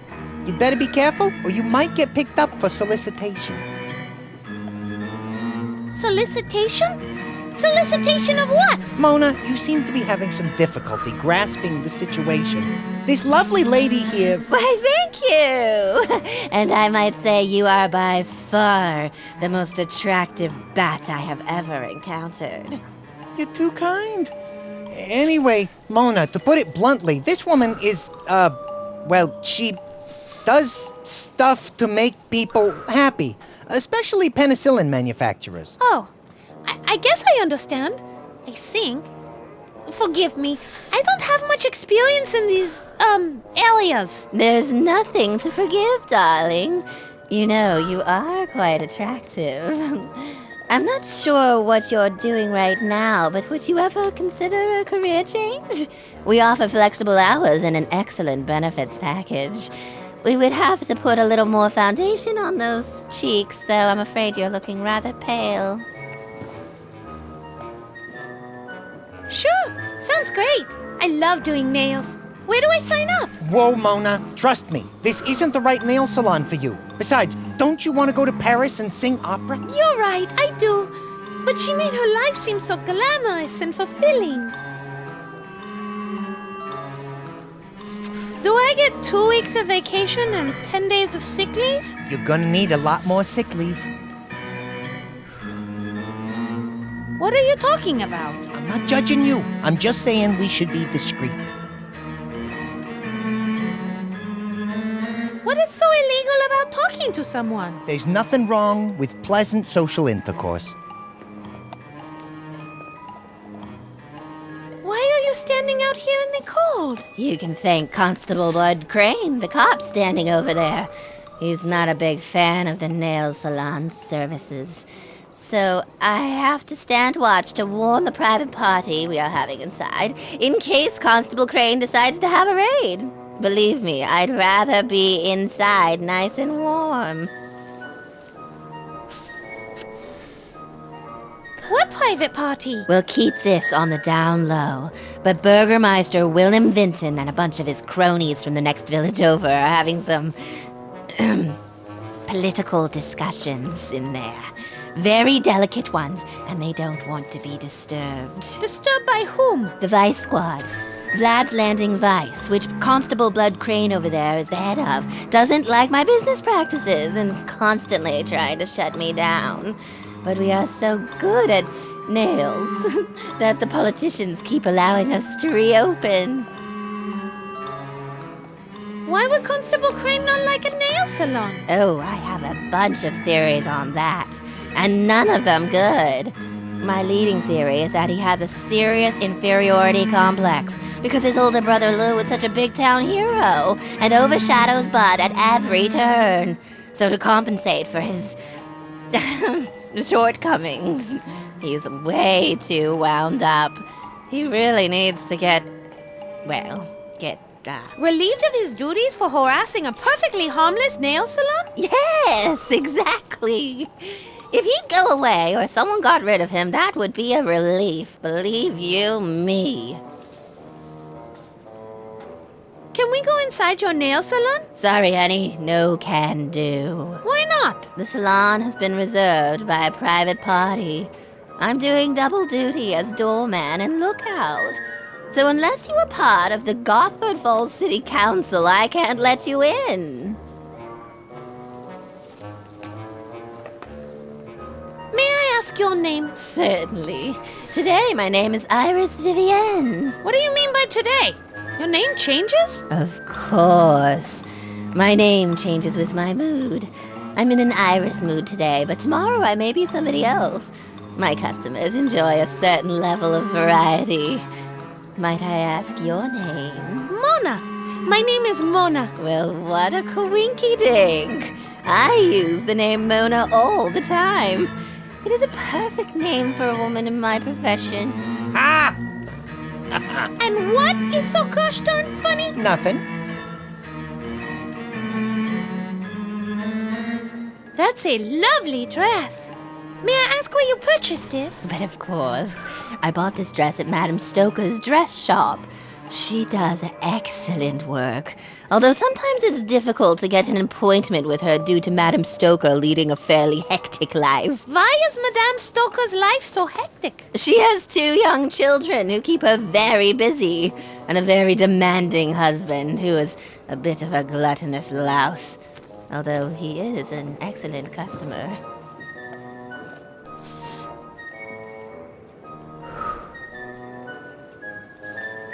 That's all the questions I have for now. Very well.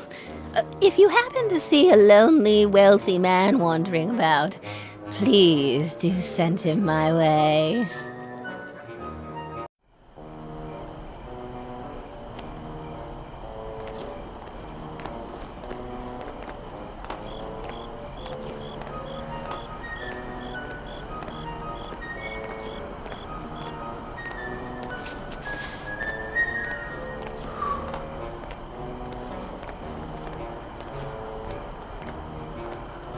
It's a constable.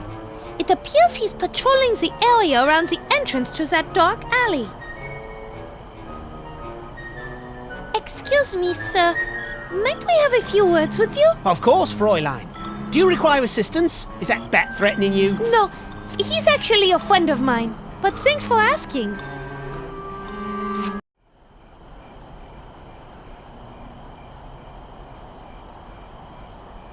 I have to say, you seem eager to help. That I am. It was my dream to be a member of the Deals, the Draxsylvanian Elite Air, Land and Sea Rescue Squad.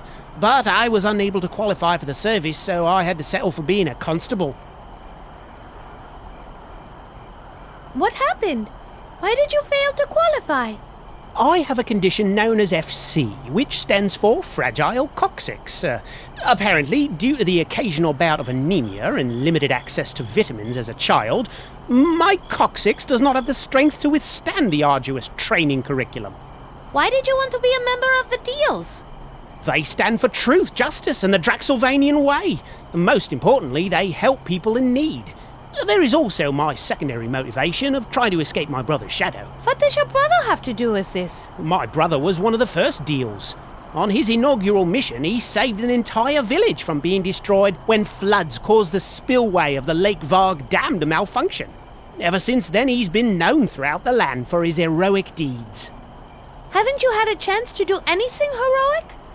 Sure. I've stopped a few pickpockets, prevented the occasional murder, and harassed that cat house across the way out of business. Nail salon, Where was I? Oh yes, but I've never done anything that's been recognised. What sort of recognition are you looking for? I want the town to know me as a hero. A key to the city would be nice. But most importantly, I want them to look at me and say, there is Constable Crane. He saved somebody. If I could only help somebody truly in need. This guy is a real piece of work. What sort of person would you want to help? Perhaps an elderly person? No, I know, a child. If I could save a child from some hideous fate, the old town would sing my praises. Settle? Constable sounds like an exciting and rewarding job. It can be, but this job can also suck the life right out of you. The endless social problems and crime-ridden slums wear you down eventually? No, I mean literally. We lose half our constables each year due to blood loss from animal bites. I'm beginning to suspect it may be the work of... oh, forget it. What? Tell me. Jackalopes. Vampiric jackalopes. This guy is out of his gourd. Listen. These creatures survive on the blood of others and burrow deep into graves to sleep during the day. I think they are behind the attack of anemia that has been plaguing Draxsylvania over these many years. But no one will listen, except you. You believe me, don't you? My, what lovely weather we are having. That was one dream. Surely you have other dreams and aspirations. I wanted to be a member of Lake Watch, a team of Draxsylvania's best-looking lifeguards. I wanted to be able to save lives and show my brother E isn't the only hero in the Crane family. Why didn't you join? I tried out. I broke every speed and strength record they had, but in the end, they said I wasn't photogenic enough. Why are you out here all alone? The Burgermeister gave the cushy stadium gate job to my brother Lou and stuck me with watching the nail salon. Just because Lou saved the Burgermeister's family from a pack of werewolves that attacked them during their Christmas feast. Wow. How on earth did he do that? It's no big deal. Lou just gathered some hair samples from a previous werewolf attack, then analysed them in his basement lab where he discovered some iridium-rich deposits in the fur. Lou then deduced the iridium could only come from a meteor crater, so he went up to Chillblood Crater wearing a had-stitched werewolf costume that he'd sprayed with synthetic female werewolf urine and infiltrated the pack for 3 weeks. During the attack, he sprayed the entire pack with liquid silver nitrate, incapacitating all of them except the leader. He then fought the pack leader on the top tower of the Burgermeister's house, while the leader used the Burgermeister's daughter as a shield. Lou used psychological baiting to catch the pack leader off guard so he could slay the beast with his own silver dagger. Lou is such a glory hog, I swear. He did all that just to make me look bad so I get stuck out of here while he got the cushy stadium job. He is always doing that. Lou is such a manipulator. I'm Mona De Lafitte, mighty opera singer. Who are you? Constable Bud Crane at your service. If there is trouble afoot, I'm your man. Is there anything I can help you with, Fraulein? You look new in town. I was a guest of the, Gina Martinelli. Until today, that is. I'm trying to get back to Paris, so I'm looking for transport down to the port tonight. Know any? No coaches come through here in the winter, and I'm afraid the old town, except me, is at the big game going on in the stadium. I'll suggest you wait till tomorrow afternoon, after the town sleeps off their drunken stupor. Do you know the Baron Shrowdy von Kiefer? The Baron? I've never met him, but he's known around these parts for his rather unusual personality, especially around tall women. Now, they say his mother was even weirder. Some of the things I've heard about her would keep you up at night. It's strange Baron Shrowdy's not here tonight, since he is the owner of the Vlad's Landing all-black sports franchise. Makes me suspicious. Why is that? I heard a report from my cousin Otto, a glory hog himself, that the Baron's boat, clothes and a coffin were found by the lake shore, but no Baron. I bet it was that gypsy witch Strigoi. Never trusted her kind. Otto was supposed to report in over an hour ago to spell me, but hasn't shown up. I bet he's passed out drunk somewhere. Just my luck. Can this night get any worse? Tell me about Vlad's Landing. Vlad's Landing? Not much to tell. It used to be a small hill town called Vlad's Lot, until a rich, creepy writer named Stefan Rex moved in and founded a sports stadium. Apparently, he's a big sports fanatic. It used to be named after him until Scarlet Bovine bought the naming rights last year. Anywho, when they dammed the Varg River, it became a centre of trade for all the local villages on the lake and its tributaries, and was renamed Vlad's Landing. What happened to this writer? He went insane when he borrowed a ton of money from the old Baron to fund a horrible play called Wagons. Get this. The story was about wagons coming to life, running people over and terrorising a group of people stuck in a livery stable. It was so stupid, the play closed down during the first act. He lost it all, money, respect and his sanity. I think he's an inmate now at Dr. Legume's Asylum for the Sanity Challenged. Heard he still writes for the Insanity Today magazine. A magazine by and for asylum inmates. I'm new here. Would you tell me about Draxsylvania? Draxsylvania's just a group of baronies nested high up in the Draxsylvanian Alps. It is a semi-independent country within the Austro-Hungarian Empire. We're known for our odd customs, beliefs and mythologies. Like what? Well, some of the big ones are our nobles only come out at night, we all use garlic way too much, cover the doors, windows, even bathe in it. Some neighbouring countries call us Stinksylvania because the garlic smell often wafts over their countries during high winds. Let's see, we put crosses everywhere and we're constantly being plagued by some sort of weird disease. It's either lycanthropy one year, spontaneous anemia the next, or random outbreaks of insanity and paranoia. It's as if this land was cursed by God, or the spirits of all things pure and holy. But it's home. What's in that dark alley back there? It leads to the back of the stadium and the side door. Athletes and event staff only. Other than that, just a few boxes of junk and old sports equipment and the like. Of course, it is a dark alley. We have had a few incidents take place in there. I have been pleading with the city council to light the darn thing up, but they say their budget is taken up with the new public anti-anemia campaign. Just say no to night visitors. I like to stay near the alley entrance, just in case something happens again. Well, that is enough for now. I need to go.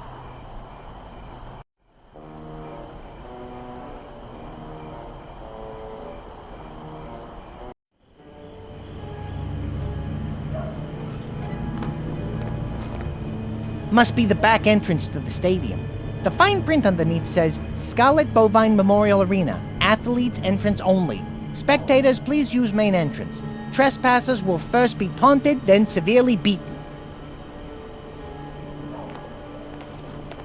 It's a broken boomerang that has been taped up and somewhat repaired. Somewhere in Australia, there's an aboriginal running around completely defenseless. This will be useful. I'll take it.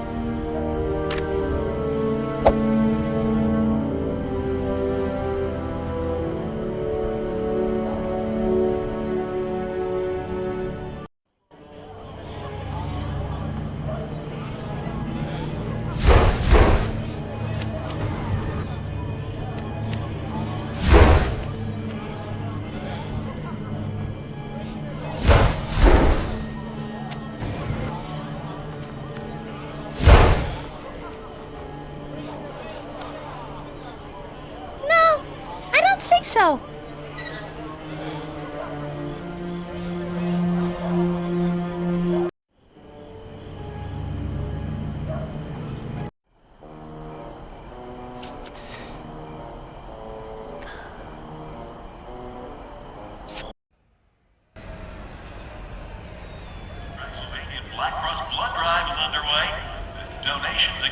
Oh, please let me in. A werewolf ate my ticket. My name is Mona De Lafitte. What's yours? Detective Lou Crane at your service. I'm pleased to make your acquaintance, Miss De Lafitte. How long have you been assigned to this stadium? I've been doing stadium duty for 2 years now, and I love it. In that time, I might add, illegal attendance has been cut by over 92%. Only 92%? You seem to be quite a responsible security guard. How is the other 8% getting past you? I've asked myself that question many times. The only thing I can conclude is that somehow they're sneaking through a side door. And where would this side door be located? And how come you haven't locked it? Well, it is locked, but somehow those pesky 8% keep getting in. I'm afraid I cannot disclose its exact location, as that would be a rather serious breach of security.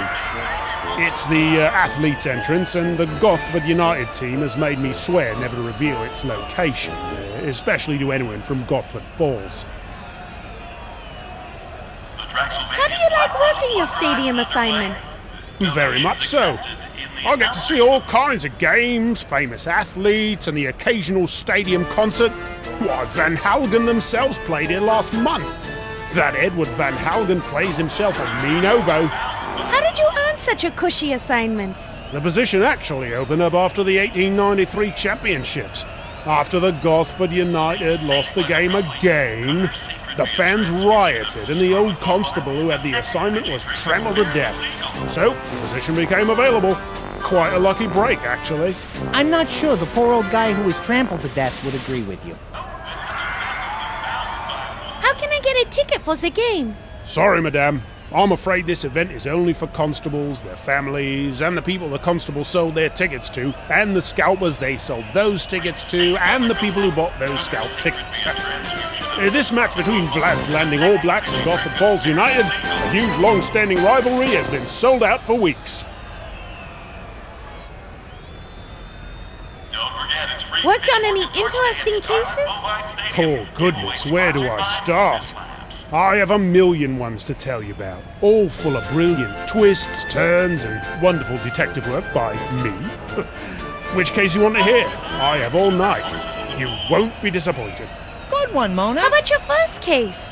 That ought to be short. The year was 1865, and I had just completed my 4 extra years in Draxsylvania Detective School. Nope, you were wrong. As usual. Most young rookies do not have the privilege of being asked into detective school. But you see, I was a captain of the Junior Occult Hunters of Draxsylvania Society, an organization that I started thanks in part to the money I got from a bounty that practically fell into my lap. Oh, I'm sorry. Did I ask you about your first case? What I meant to say was, I'm dreadfully tired and I need my beauty sleep. Are you sure? Yes. Yes. Well then, if you must go rest, you must. Any more questions for me before you go and, rest? Thank you. I need to go now. Good evening to you then.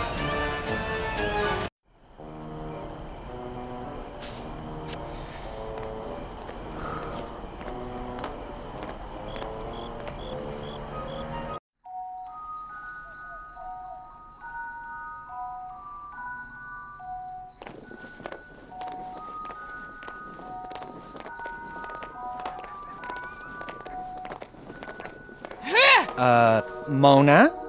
What are you doing? I read somewhere that grunting like an animal improves your accuracy when throwing or playing tennis. I'll take your word for it. Let her rip.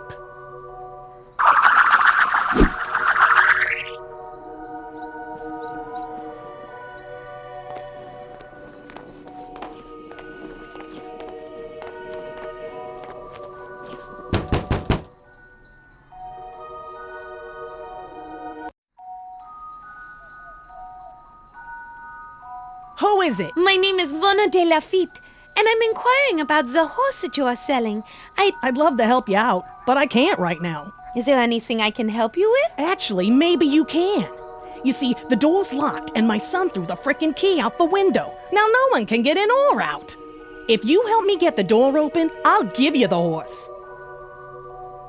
Would there be a better time for me to return? Probably, but I don't know when that would be. Why not? Like I said, I'm stuck in here, and until the key is found, there's not much I can do. Why do you talk so strangely? What are you talking about? Your accent. It's unlike anything I've ever heard. Oh, that? My husband and I just moved out here from New Jersey. I'd like some information on the horse. What do you want to know? What's the horse's name? The man we bought him from in Italy said his name is Il Cavallo Senza Valore, but we call him Buttercup. What breed is it? It's a miniature Albanian Appaloosa Halfling pony. That's quite an impressive sounding breed. Well, he's actually just a mutt. How old is he? I'm not sure, really. But judging by his size, I guess he's pretty young yet.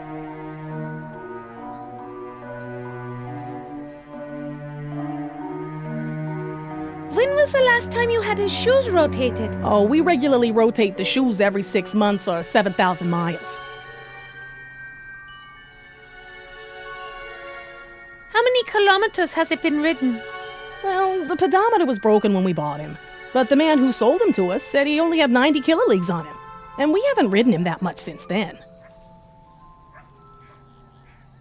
Do you have another key somewhere? My husband has one, but I don't know when he'll be home from work. What does your husband do for work? He's a door-to-door spatula salesman. Sometimes he leaves for days at a time. I'd like to hear more about New Jersey. Sure. Like what?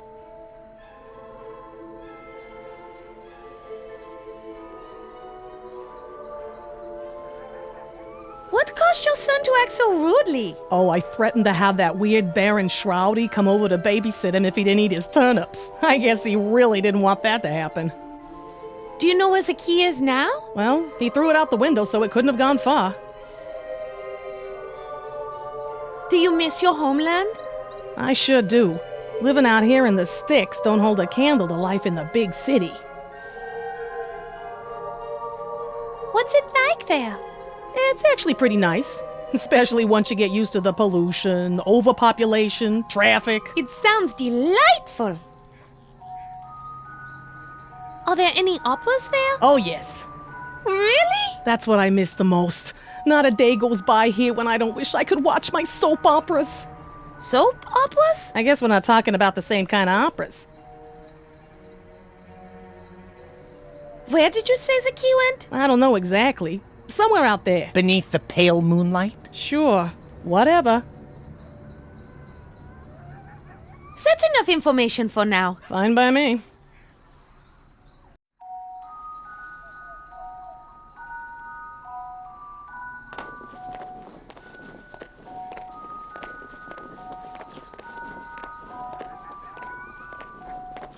I'm feeling adventurous. I'm going to fly down into the well and look around. You go do that, and I'll stand lookout for well inspectors. Scared? No, just concerned that exploring a strange place might make me anxious, overly alert, and panicky. But scared? Never.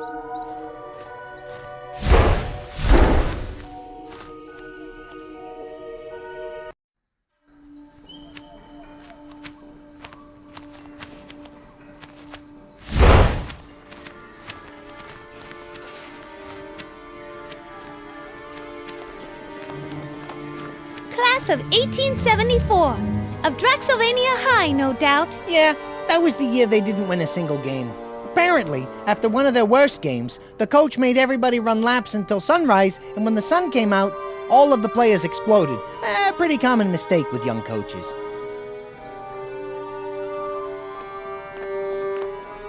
Kilroy was here. What does that mean? Don't know, but whoever wrote it really didn't like Roy.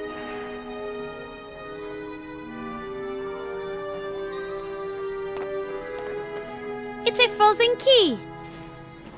I bet it's the same one that Mrs. Martinelli was looking for. Let's grab it and take it back to her. There's a slight problem. It's frozen under the ice. There's no way for us to get it out of there. Unless, of course, you have heat vision. Oh, do I? Is that one of my special vampire powers? That depends. You aren't from Krypton by any chance, are you? No, I'm from Pelly. Heat vision is out, but you do have the power to be incredibly rude to tourists. It's an old frozen bucket. Any holes in it, dear Liza? No, I don't see any. And don't call me Liza. A bucket might be useful. I'll keep it in mind.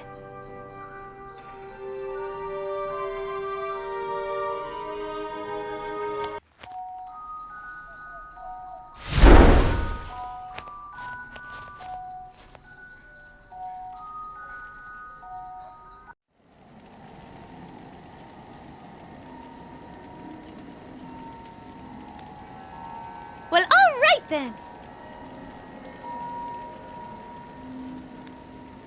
I could easily wrap that blanket around the bucket from the well, but why? I have no need to right now.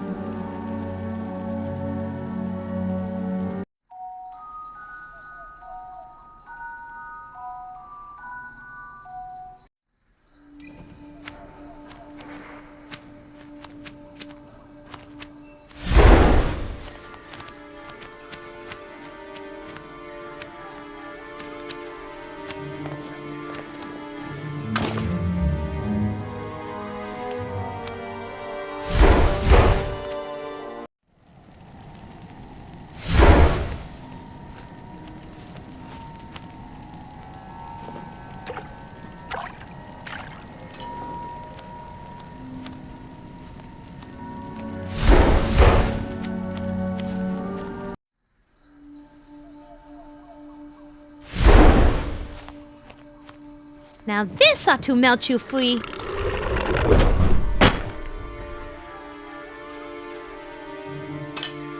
I think it must have... Frozen? You think? It was a good plan. Oh, man!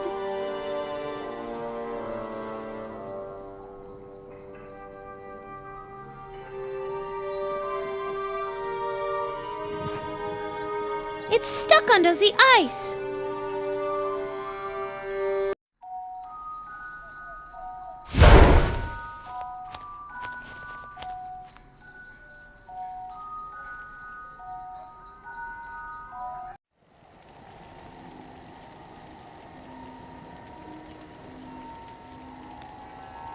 Well, all right then.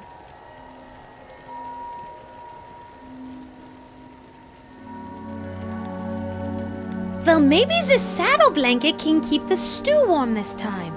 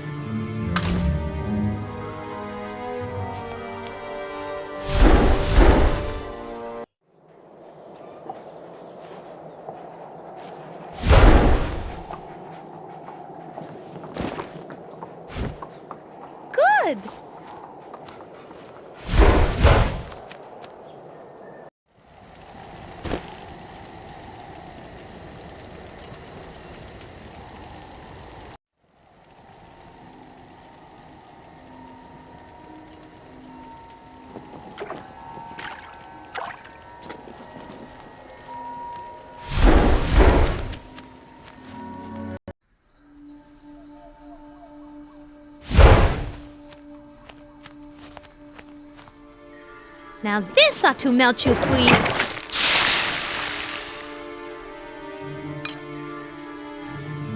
Yippee! That worked!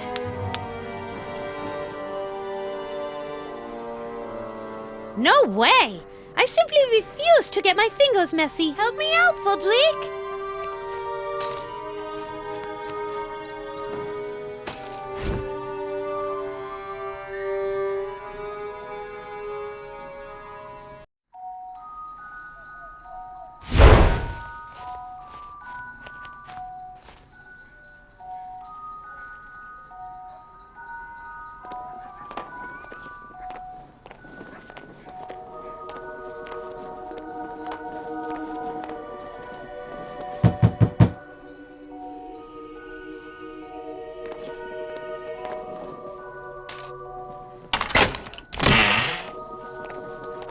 What do you know about that? You found it. To be honest, I didn't think you had the smarts to ever find it. Thanks. I guess? Ooh. Well, let's get to the stable. I'm freezing my keister off. It's frickin' cold out.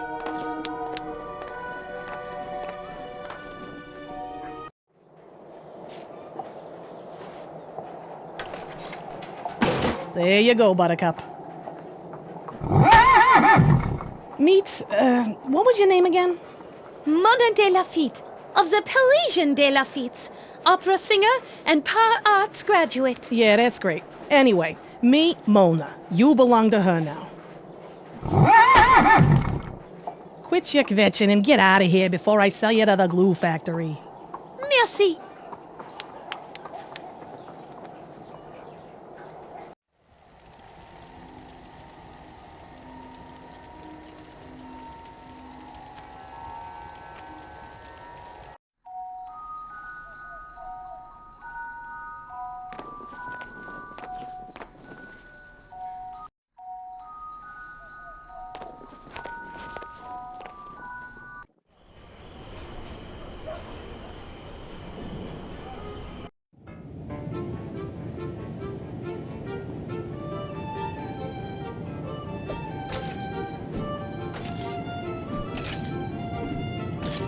Froderick, you may not want to do this. In fact, you will probably hate me for asking this, but, well, if you don't terribly mind, I mean, if you don't mind terribly, What is it already? will you dress up in drag for me with the baby dress we just saw in the dress shop window? Please? What for? I don't know yet, but you dressed up like a little girl might be useful at some point. Oh, jeez. Let me think about it. Okay, fine. But it better be a really, really good idea, important, and not some joke. No joke. And I promise no joking. Well, maybe a little joking. Forget it. No. I promise. No joking. Pinky swear? Pinky swear. All right, fine. But I just know I will never live this down, and I will only do it once. After that, never again. Ever.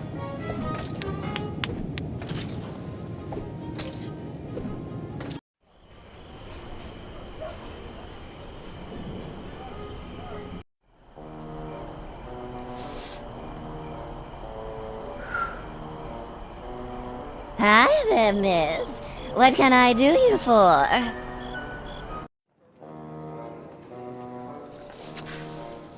I was wondering if you might do us a favor. I guess that depends on what the favor is. My favors usually cost money. There is a man conducting the Constable's orchestra, and we're very interested in reviewing his song list. Unfortunately, he won't let us see it. If you could distract him for us, perhaps we would be able to modify his list. I'm afraid I can't afford to leave the area. I have to stand lookout for a private nail salon party going on inside. The Burgermeister paid me specifically to stand guard and watch Constable Bud Crane over there, so no can do, honey. Can we pay you for your time? Perhaps we can exchange favors. As I mentioned before, Constable Crane over there is very much cramping our outfit style. If you can find some way to convince him to leave his post, I could leave for a while without worry and distract this band leader of yours. How can we get the constable off the street? I have no idea. We've tried bribing him without much success. Bud has some sort of high and mighty code of ethics. He's always trying to look like a hero. His brother, Lou's the real hero. Saves people from drowning in fires all the time. Been decorated 5 times. Bud is always in his shadow. But both of them are a real pain in the... That is enough. Thank you for the information. That's all the questions I have for now. Very well. If you happen to see a lonely, wealthy man wandering about, please do send him my way.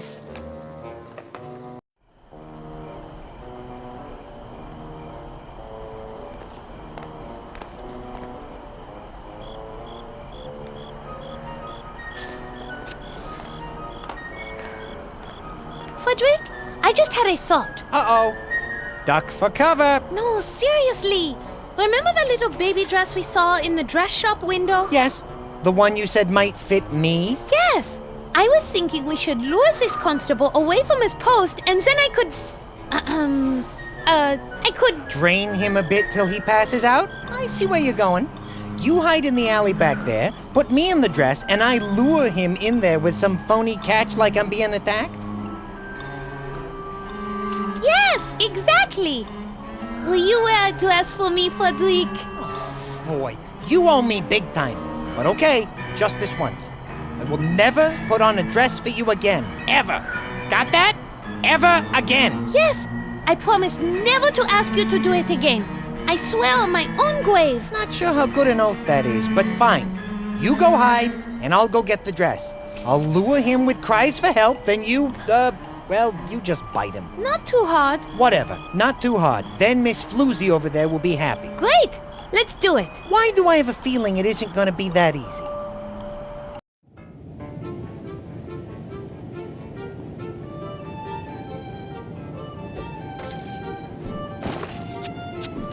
Yahoo! Hey! Give that back! I'm saving it in case I have a baby girl. Good evening, little girl.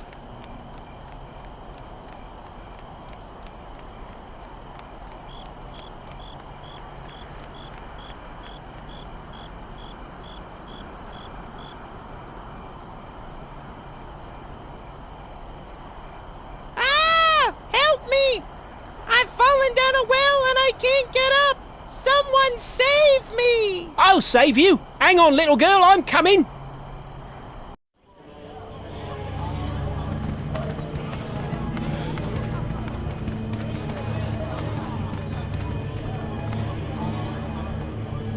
It's the Constable Bud Quain, looking for the lost little girl. And I don't think he can be seen by those people in the windows. I hate to do it, but if I must, I must.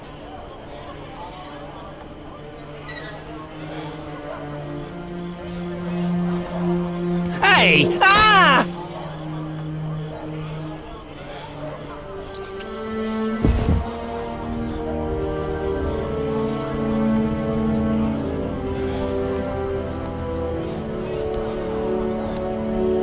Wow, Mona. He's out like a light. I hated to do it. But then again, it seemed kind of fulfilling. And I'm in a much better mood. I'm starting to get used to this biting and draining thing. You didn't, drain him all the way. I don't think so. Check. Is he still breathing? Yep, still breathing. Your record is murder-free. 2-0. Good job. We'll make a full-fledged and moral vampire out of you yet. It's an access badge to the stadium.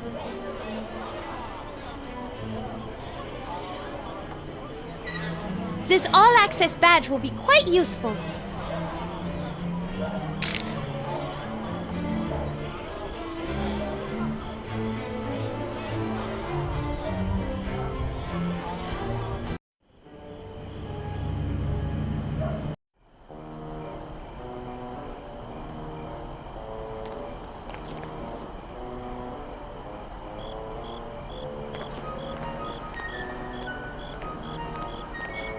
did it! The constable will be out of action for a while. Oh, thank you, thank you. I have no idea how you did it. This is going to improve my business significantly. Now I believe there is something I need to do for you. Wait, I don't have a ticket for the game. How am I going to get in? You better find me one first, then I'll gladly help you out. Here, will this all-access pass help? I think all the constables working security for the game have one. My, you are resourceful. I could use a girl like you. Sure you won't change your mind about the job offer? Oh, well, it's, awfully nice offer, but you see, don't hurt yourself, honey. I get the picture. This path will work. Let's go.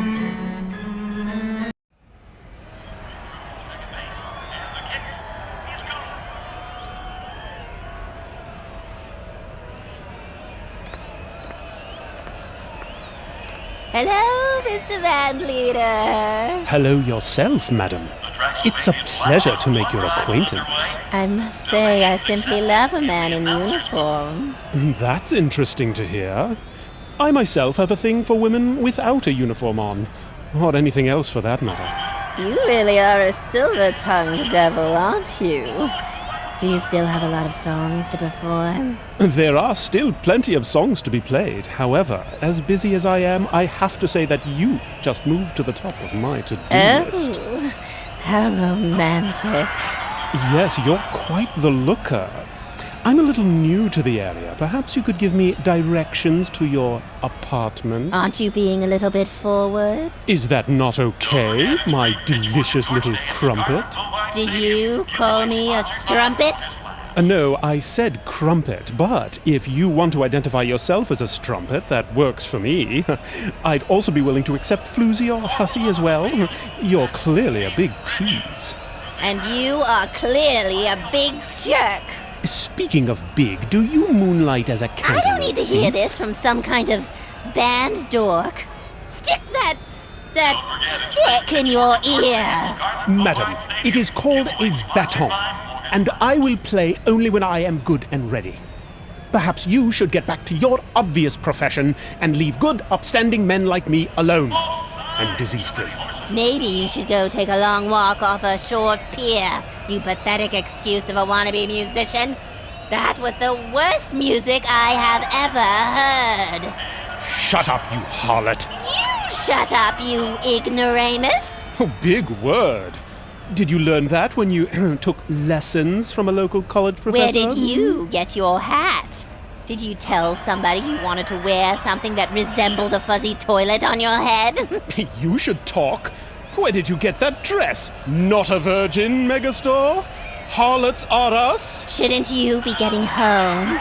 Your mother is calling you. Scumbag. Street walker. Buttwipe. Harlot. Nincompoop. Tart. Jackass. Wench. Idiot. Hustler. It's a bandleader's playlist. It looks like he's written down a list of songs he's going to play. Geek. Floozy. Hussy. Courtesan. Check and see if Who Let the Wolves Out is on there. Impotent If he's gonna play knave. it, we can wait around and listen for it till we can learn the song. Slovenly idea. troll. Weak-jawed maroon. No, wait. Don't ever I see it near the call, top of the girl. list. Smelly Oh, but it's been bugger. scratched out. Sleazy Typical escort. Lafitte luck. Stinky He played it cheese already. man. Aged Madam Underwear Pro. breath. Poopy Street face. walker. Bad nerd. Super tramp. Loser. Working girl. Scruffy looking. Social blight. Nerf herder. Disease spreader. Voodoo breath. There, that Saucy should do it. strumpet. Now we just need to get him back to Walking work. Trollop. Dark face. Camp follower. Noise maker. Scumbag. Bimbo. Street walker. Froderick, can you do something to stop her? Buttwipe. Harlot. Your wish is my command. Okay, lady. Time for some serious face time. You and me. Yes! Yeah, you! Yeah! Vámonos! Yeehaw! The Draxsylvania Black Cross Blood Drive is underway. Donations accepted in the announcement. Oh my! Oh, the bat problem has gotten bad around here lately, hasn't it? Though I am not sad to see her go. Too bad. Seemed for a while there my evening was shaping up nicely. Oh well, back to the music. Now, what are we playing next? I seem to have forgotten. Oh, Who Let the Wolves Out? A classic. Ready, boys? That worked! Thank you, Froderick. No problem, Mona. Now listen up. Here comes the song.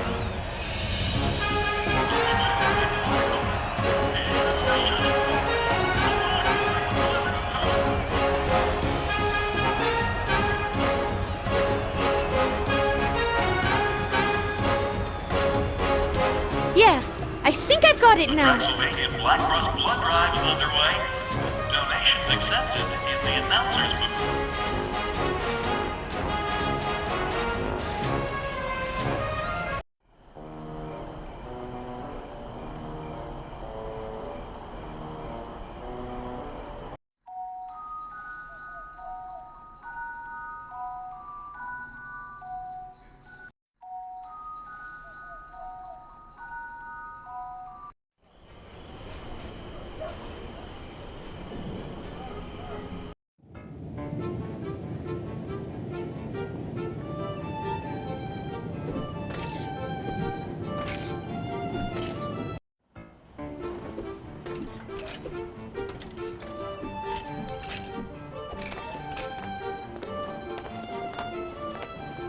Hello again, boys. Did you learn how to sing the song? Indeed I did.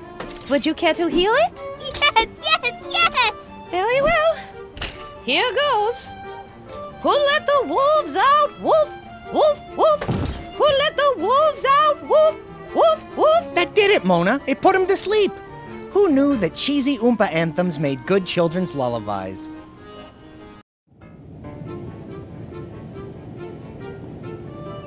Madame Stoker, I am pleased to report that your children are now sleeping. Oh, thank you very much.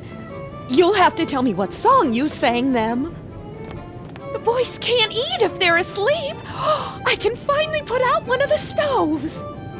Could you perhaps help us now? I'm sorry, but I'm still serving my husband his dinner. Mona, if we don't find a way to stop Mr. Gluttony over there from eating, she's never gonna have time to get us the cloth.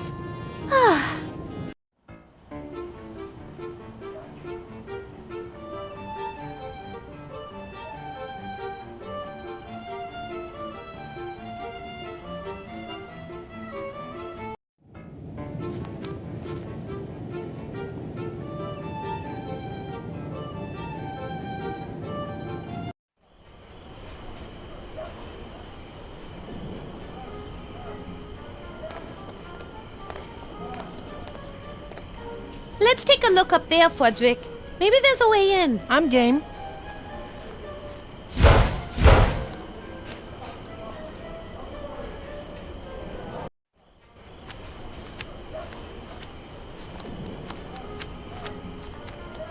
Now that the fire is out, let's see where this goes, Froderick.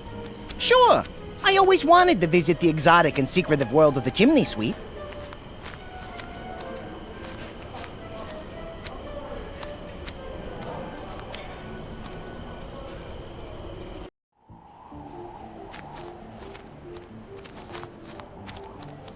It looks like graffiti. What does that say? Santa was here.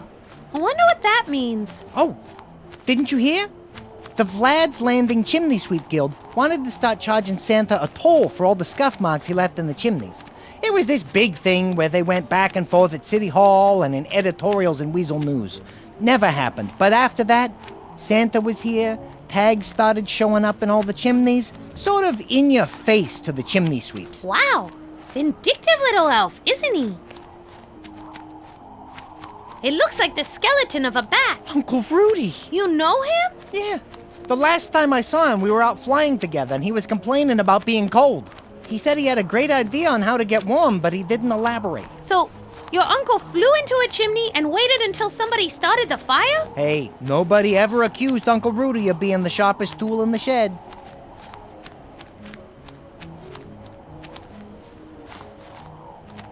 Let's see what this does.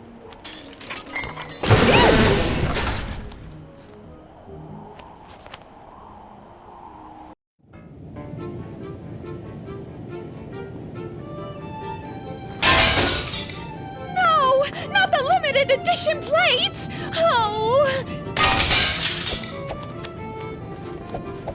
Oh! Bats drive me crazy!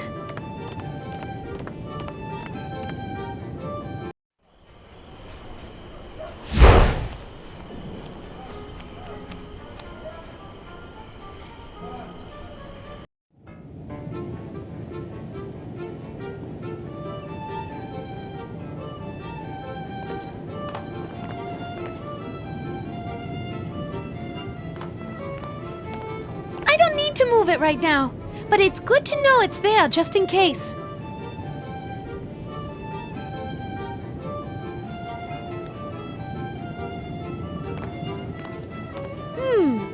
With Mina busy cleaning up there, now would be a good time to make sure she stays in there.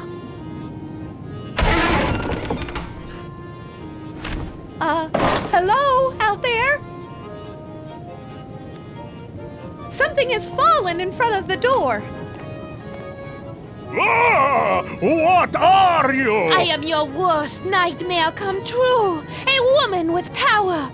Not political or social power, but black magic, which is power nonetheless. No, please don't. I'll do anything you ask. Just don't start the voting. Then do this. Be a good husband to your wife and treat her fairly. If I find out that you have said so much as a single insult, I'm going to come back here and finish you off. And go get a job, for goodness sake. Help your wife and kids out. But my mental anguish. What kind of a job could I do? Get a job in a field you know well and love, and I'm sure your mental anguish will be gone in no time. But I'd worry about the current anguish you're about to go through. Clam bake.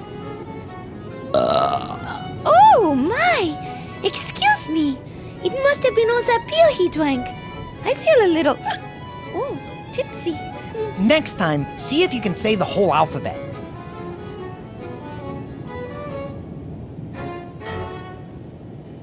I think Mina has suffered enough. I agree. Let her out so she can bask in the glory of our Something handiwork. has fallen All her in front of the distractions are door. asleep.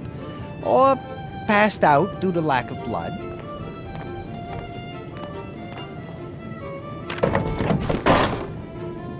One, 2, 3. Whoa! Thank you. Something fell in front of... Oh my God! What? Bruno! Uh-oh. What? He's asleep! Thank God!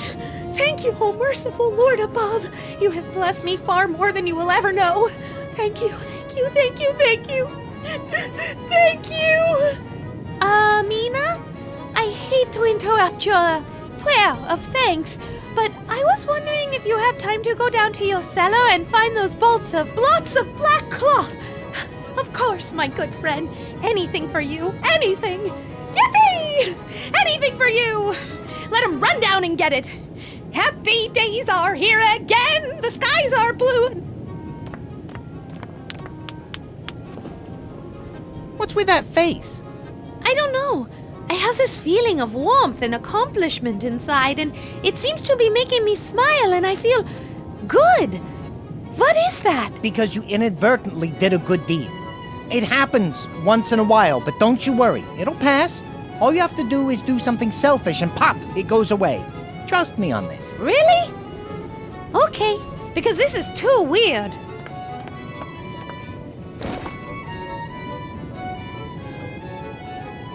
It took me a while. I had to pull down the enormous fort the kids made with my cloth bolts, but I found it. 20 yards of my finest velvety black, and it's all yours, for free, for all your help you've given me. Wow! Thank you so much. This will be perfect. Well, good luck. We're off. Toodaloo. Ah!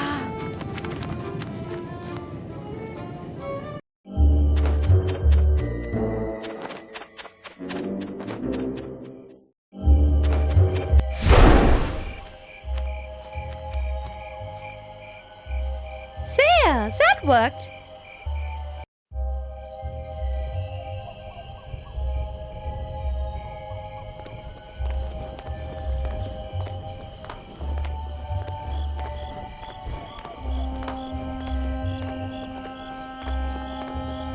It's a wagon, probably used to move coffins throughout the graveyard. Once we find your grave and get some dirt, we should take the wagon with us.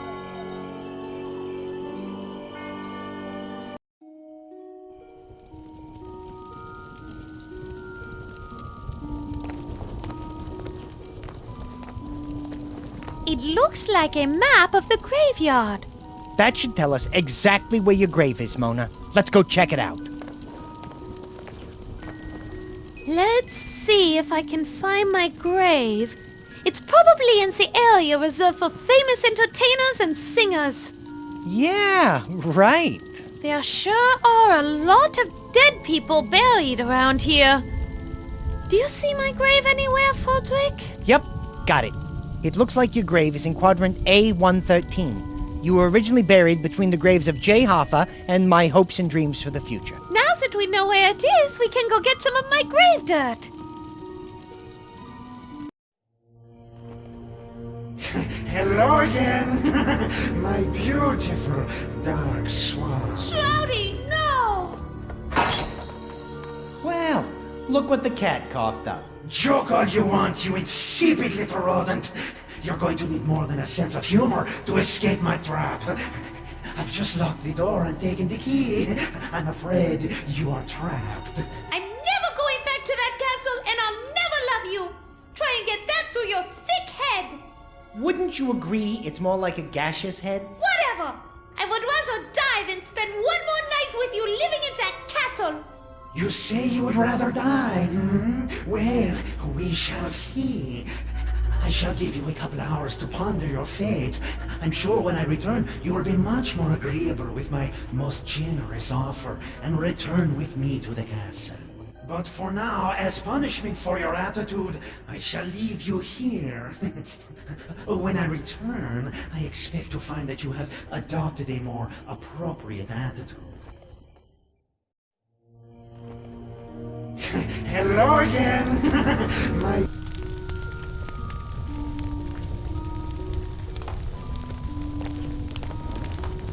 It's a rusty old shovel. The caretaker must use it for digging. I don't need it right now, but I might later. I remember where it is in case I need to use it.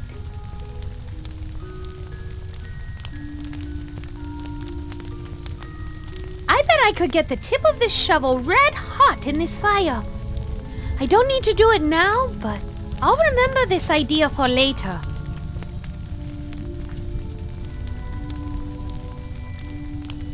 This might come in handy, but I'm not carrying it around. I'll keep it in mind.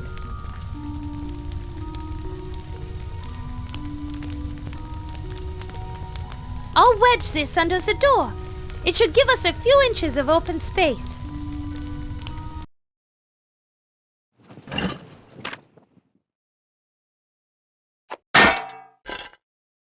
Good!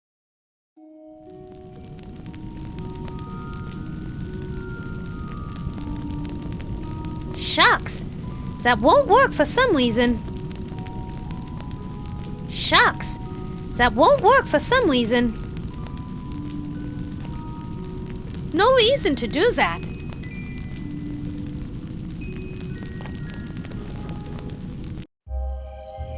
It's a water basin. It collects water that drains from the roof. It's currently empty.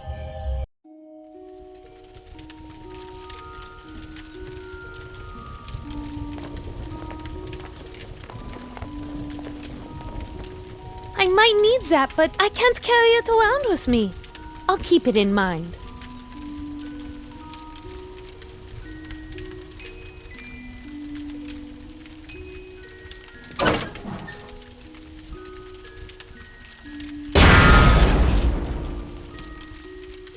Look at that, Froderick! The fire is roaring now!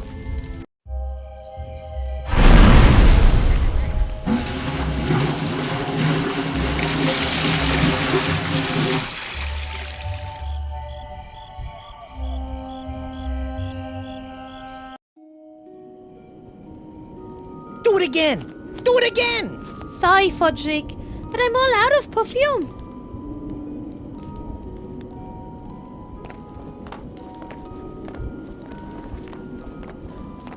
Once I tip this over, the ice will at least be at the foot of the door. Timber! Yippee! That worked!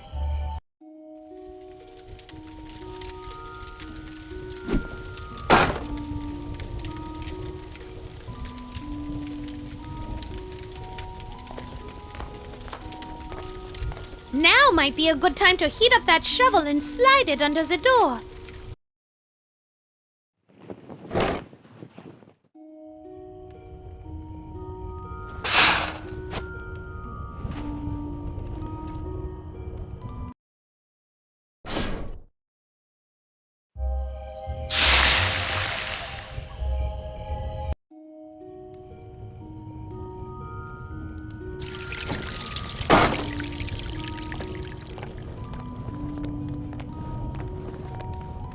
Wow, Mona, that worked pretty good. The hot shovel melted the ice and formed a cool little puddle. You aren't so ditzy after all. And you are as rude as ever.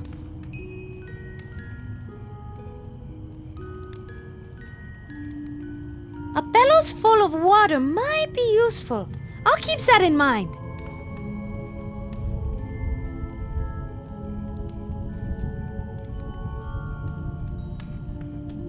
I'm going to fill this with water. Bellows, the quicker picker-upper.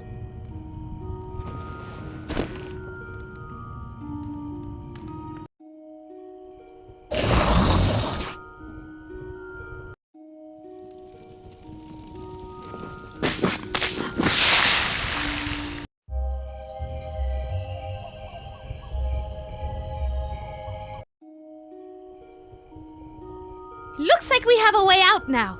Let's get out of here before Shrowdy comes back.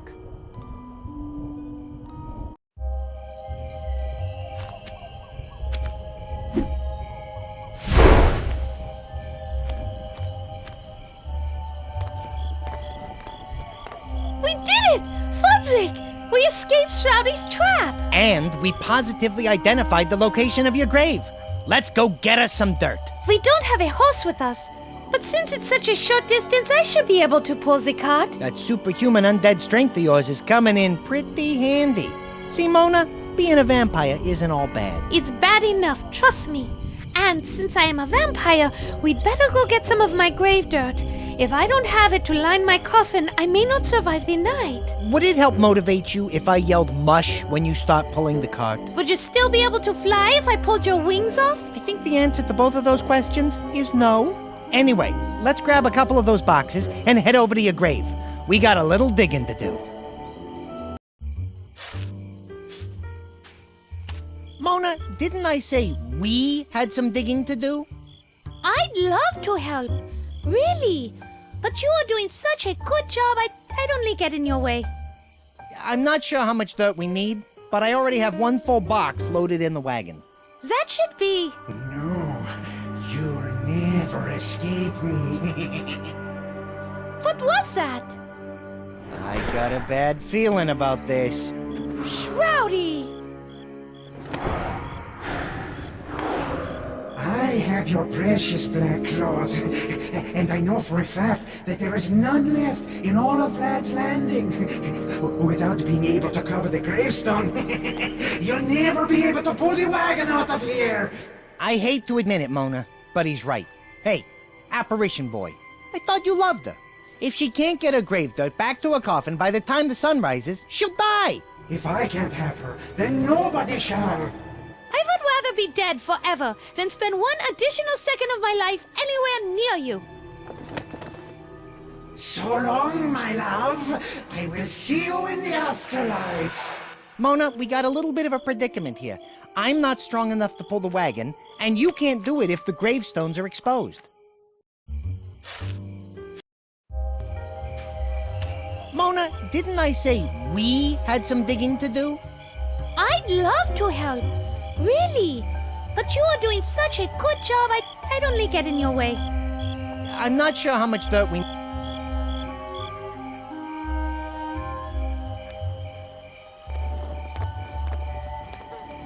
Froderick, do you think you could steer the wagon?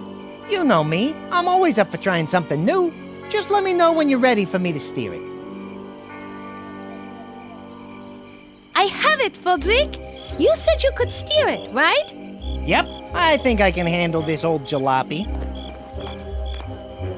Great. You steer and I'll push. Since we are high up on this hill, you should be able to gain enough speed to drive the wagon out of the graveyard, down the road, and right up to Madame Stragoy's camp. And then I'll just fly out far away from the crosses. Brilliant. Who says opera stars are dumb as doornails? Doornails have got nothing on you. Thanks, Froderick. Okay, are you ready? I was born ready, although, if truth be told, I am feeling just a tad bit apprehensive about this. I'm sure you'll do fine. Just do me a favor and be careful. It's nice to know you care. With those boxes of grave dirt. For a second there, I thought you were concerned about my well-being. Oh, don't be such a wuss. If things get hairy, just fly away. Of course, if you do that, you will be sentencing me to death. So, no pressure.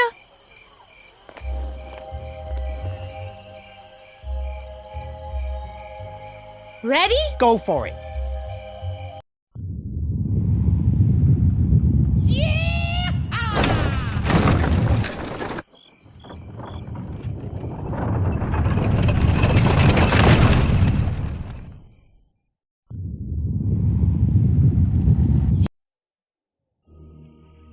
Come on, find it already! What is the fricking holdup?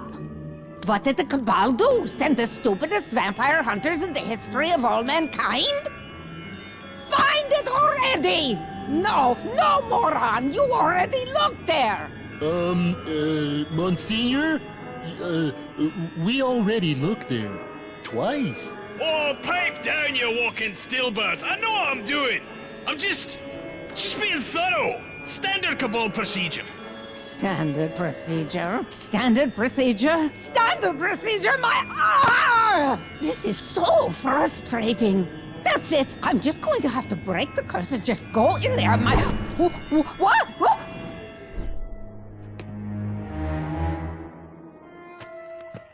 What manner of being dares to challenge Madame Stragoy?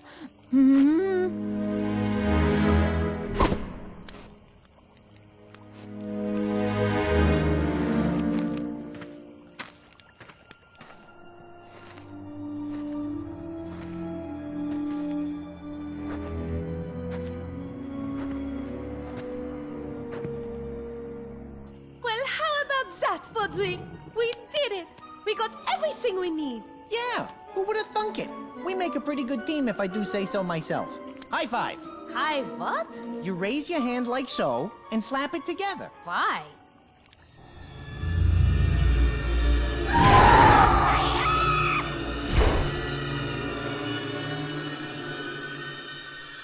Madame Stragoy! We heard a scream! Oh, there you are. No, I'm fine. I just like to scream randomly once in a while. Lets me know I'm still alive. Okay. I don't know. Oh, pish posh. Anyway, we did it! We have all the things we need for this ship. I wanted to thank you for all your help and... No need. But I want to... No need for all that now. Dr. Rigor Mortis, a brilliant doctor, an old friend, sent me a message saying he can cure you of your vampirism. But he must do it tonight, when all the stars are aligned. Stars all aligned? What does that have to do with anything? Really? Where? How is it? Now. Go now before it is too late. He said come to his lab in the windmill just past the dam. Follow this road down to the gorge by the end of the lake. Trust me, you can't miss it. Well, okay. If he is your friend. Yes, longtime friends, old poker buddies. Now go, no more talk, quickly. Bye-bye. Au revoir. Goodbye! Au revoir!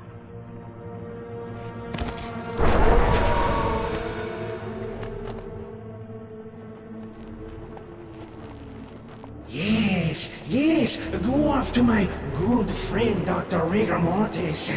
He'll know just what to do to you. And then I, Shrowdy von Kiefer, will be your only hope for salvation. You'll be glad to see me then. Yes, you will. You'll appreciate old Shrowdy then, won't you?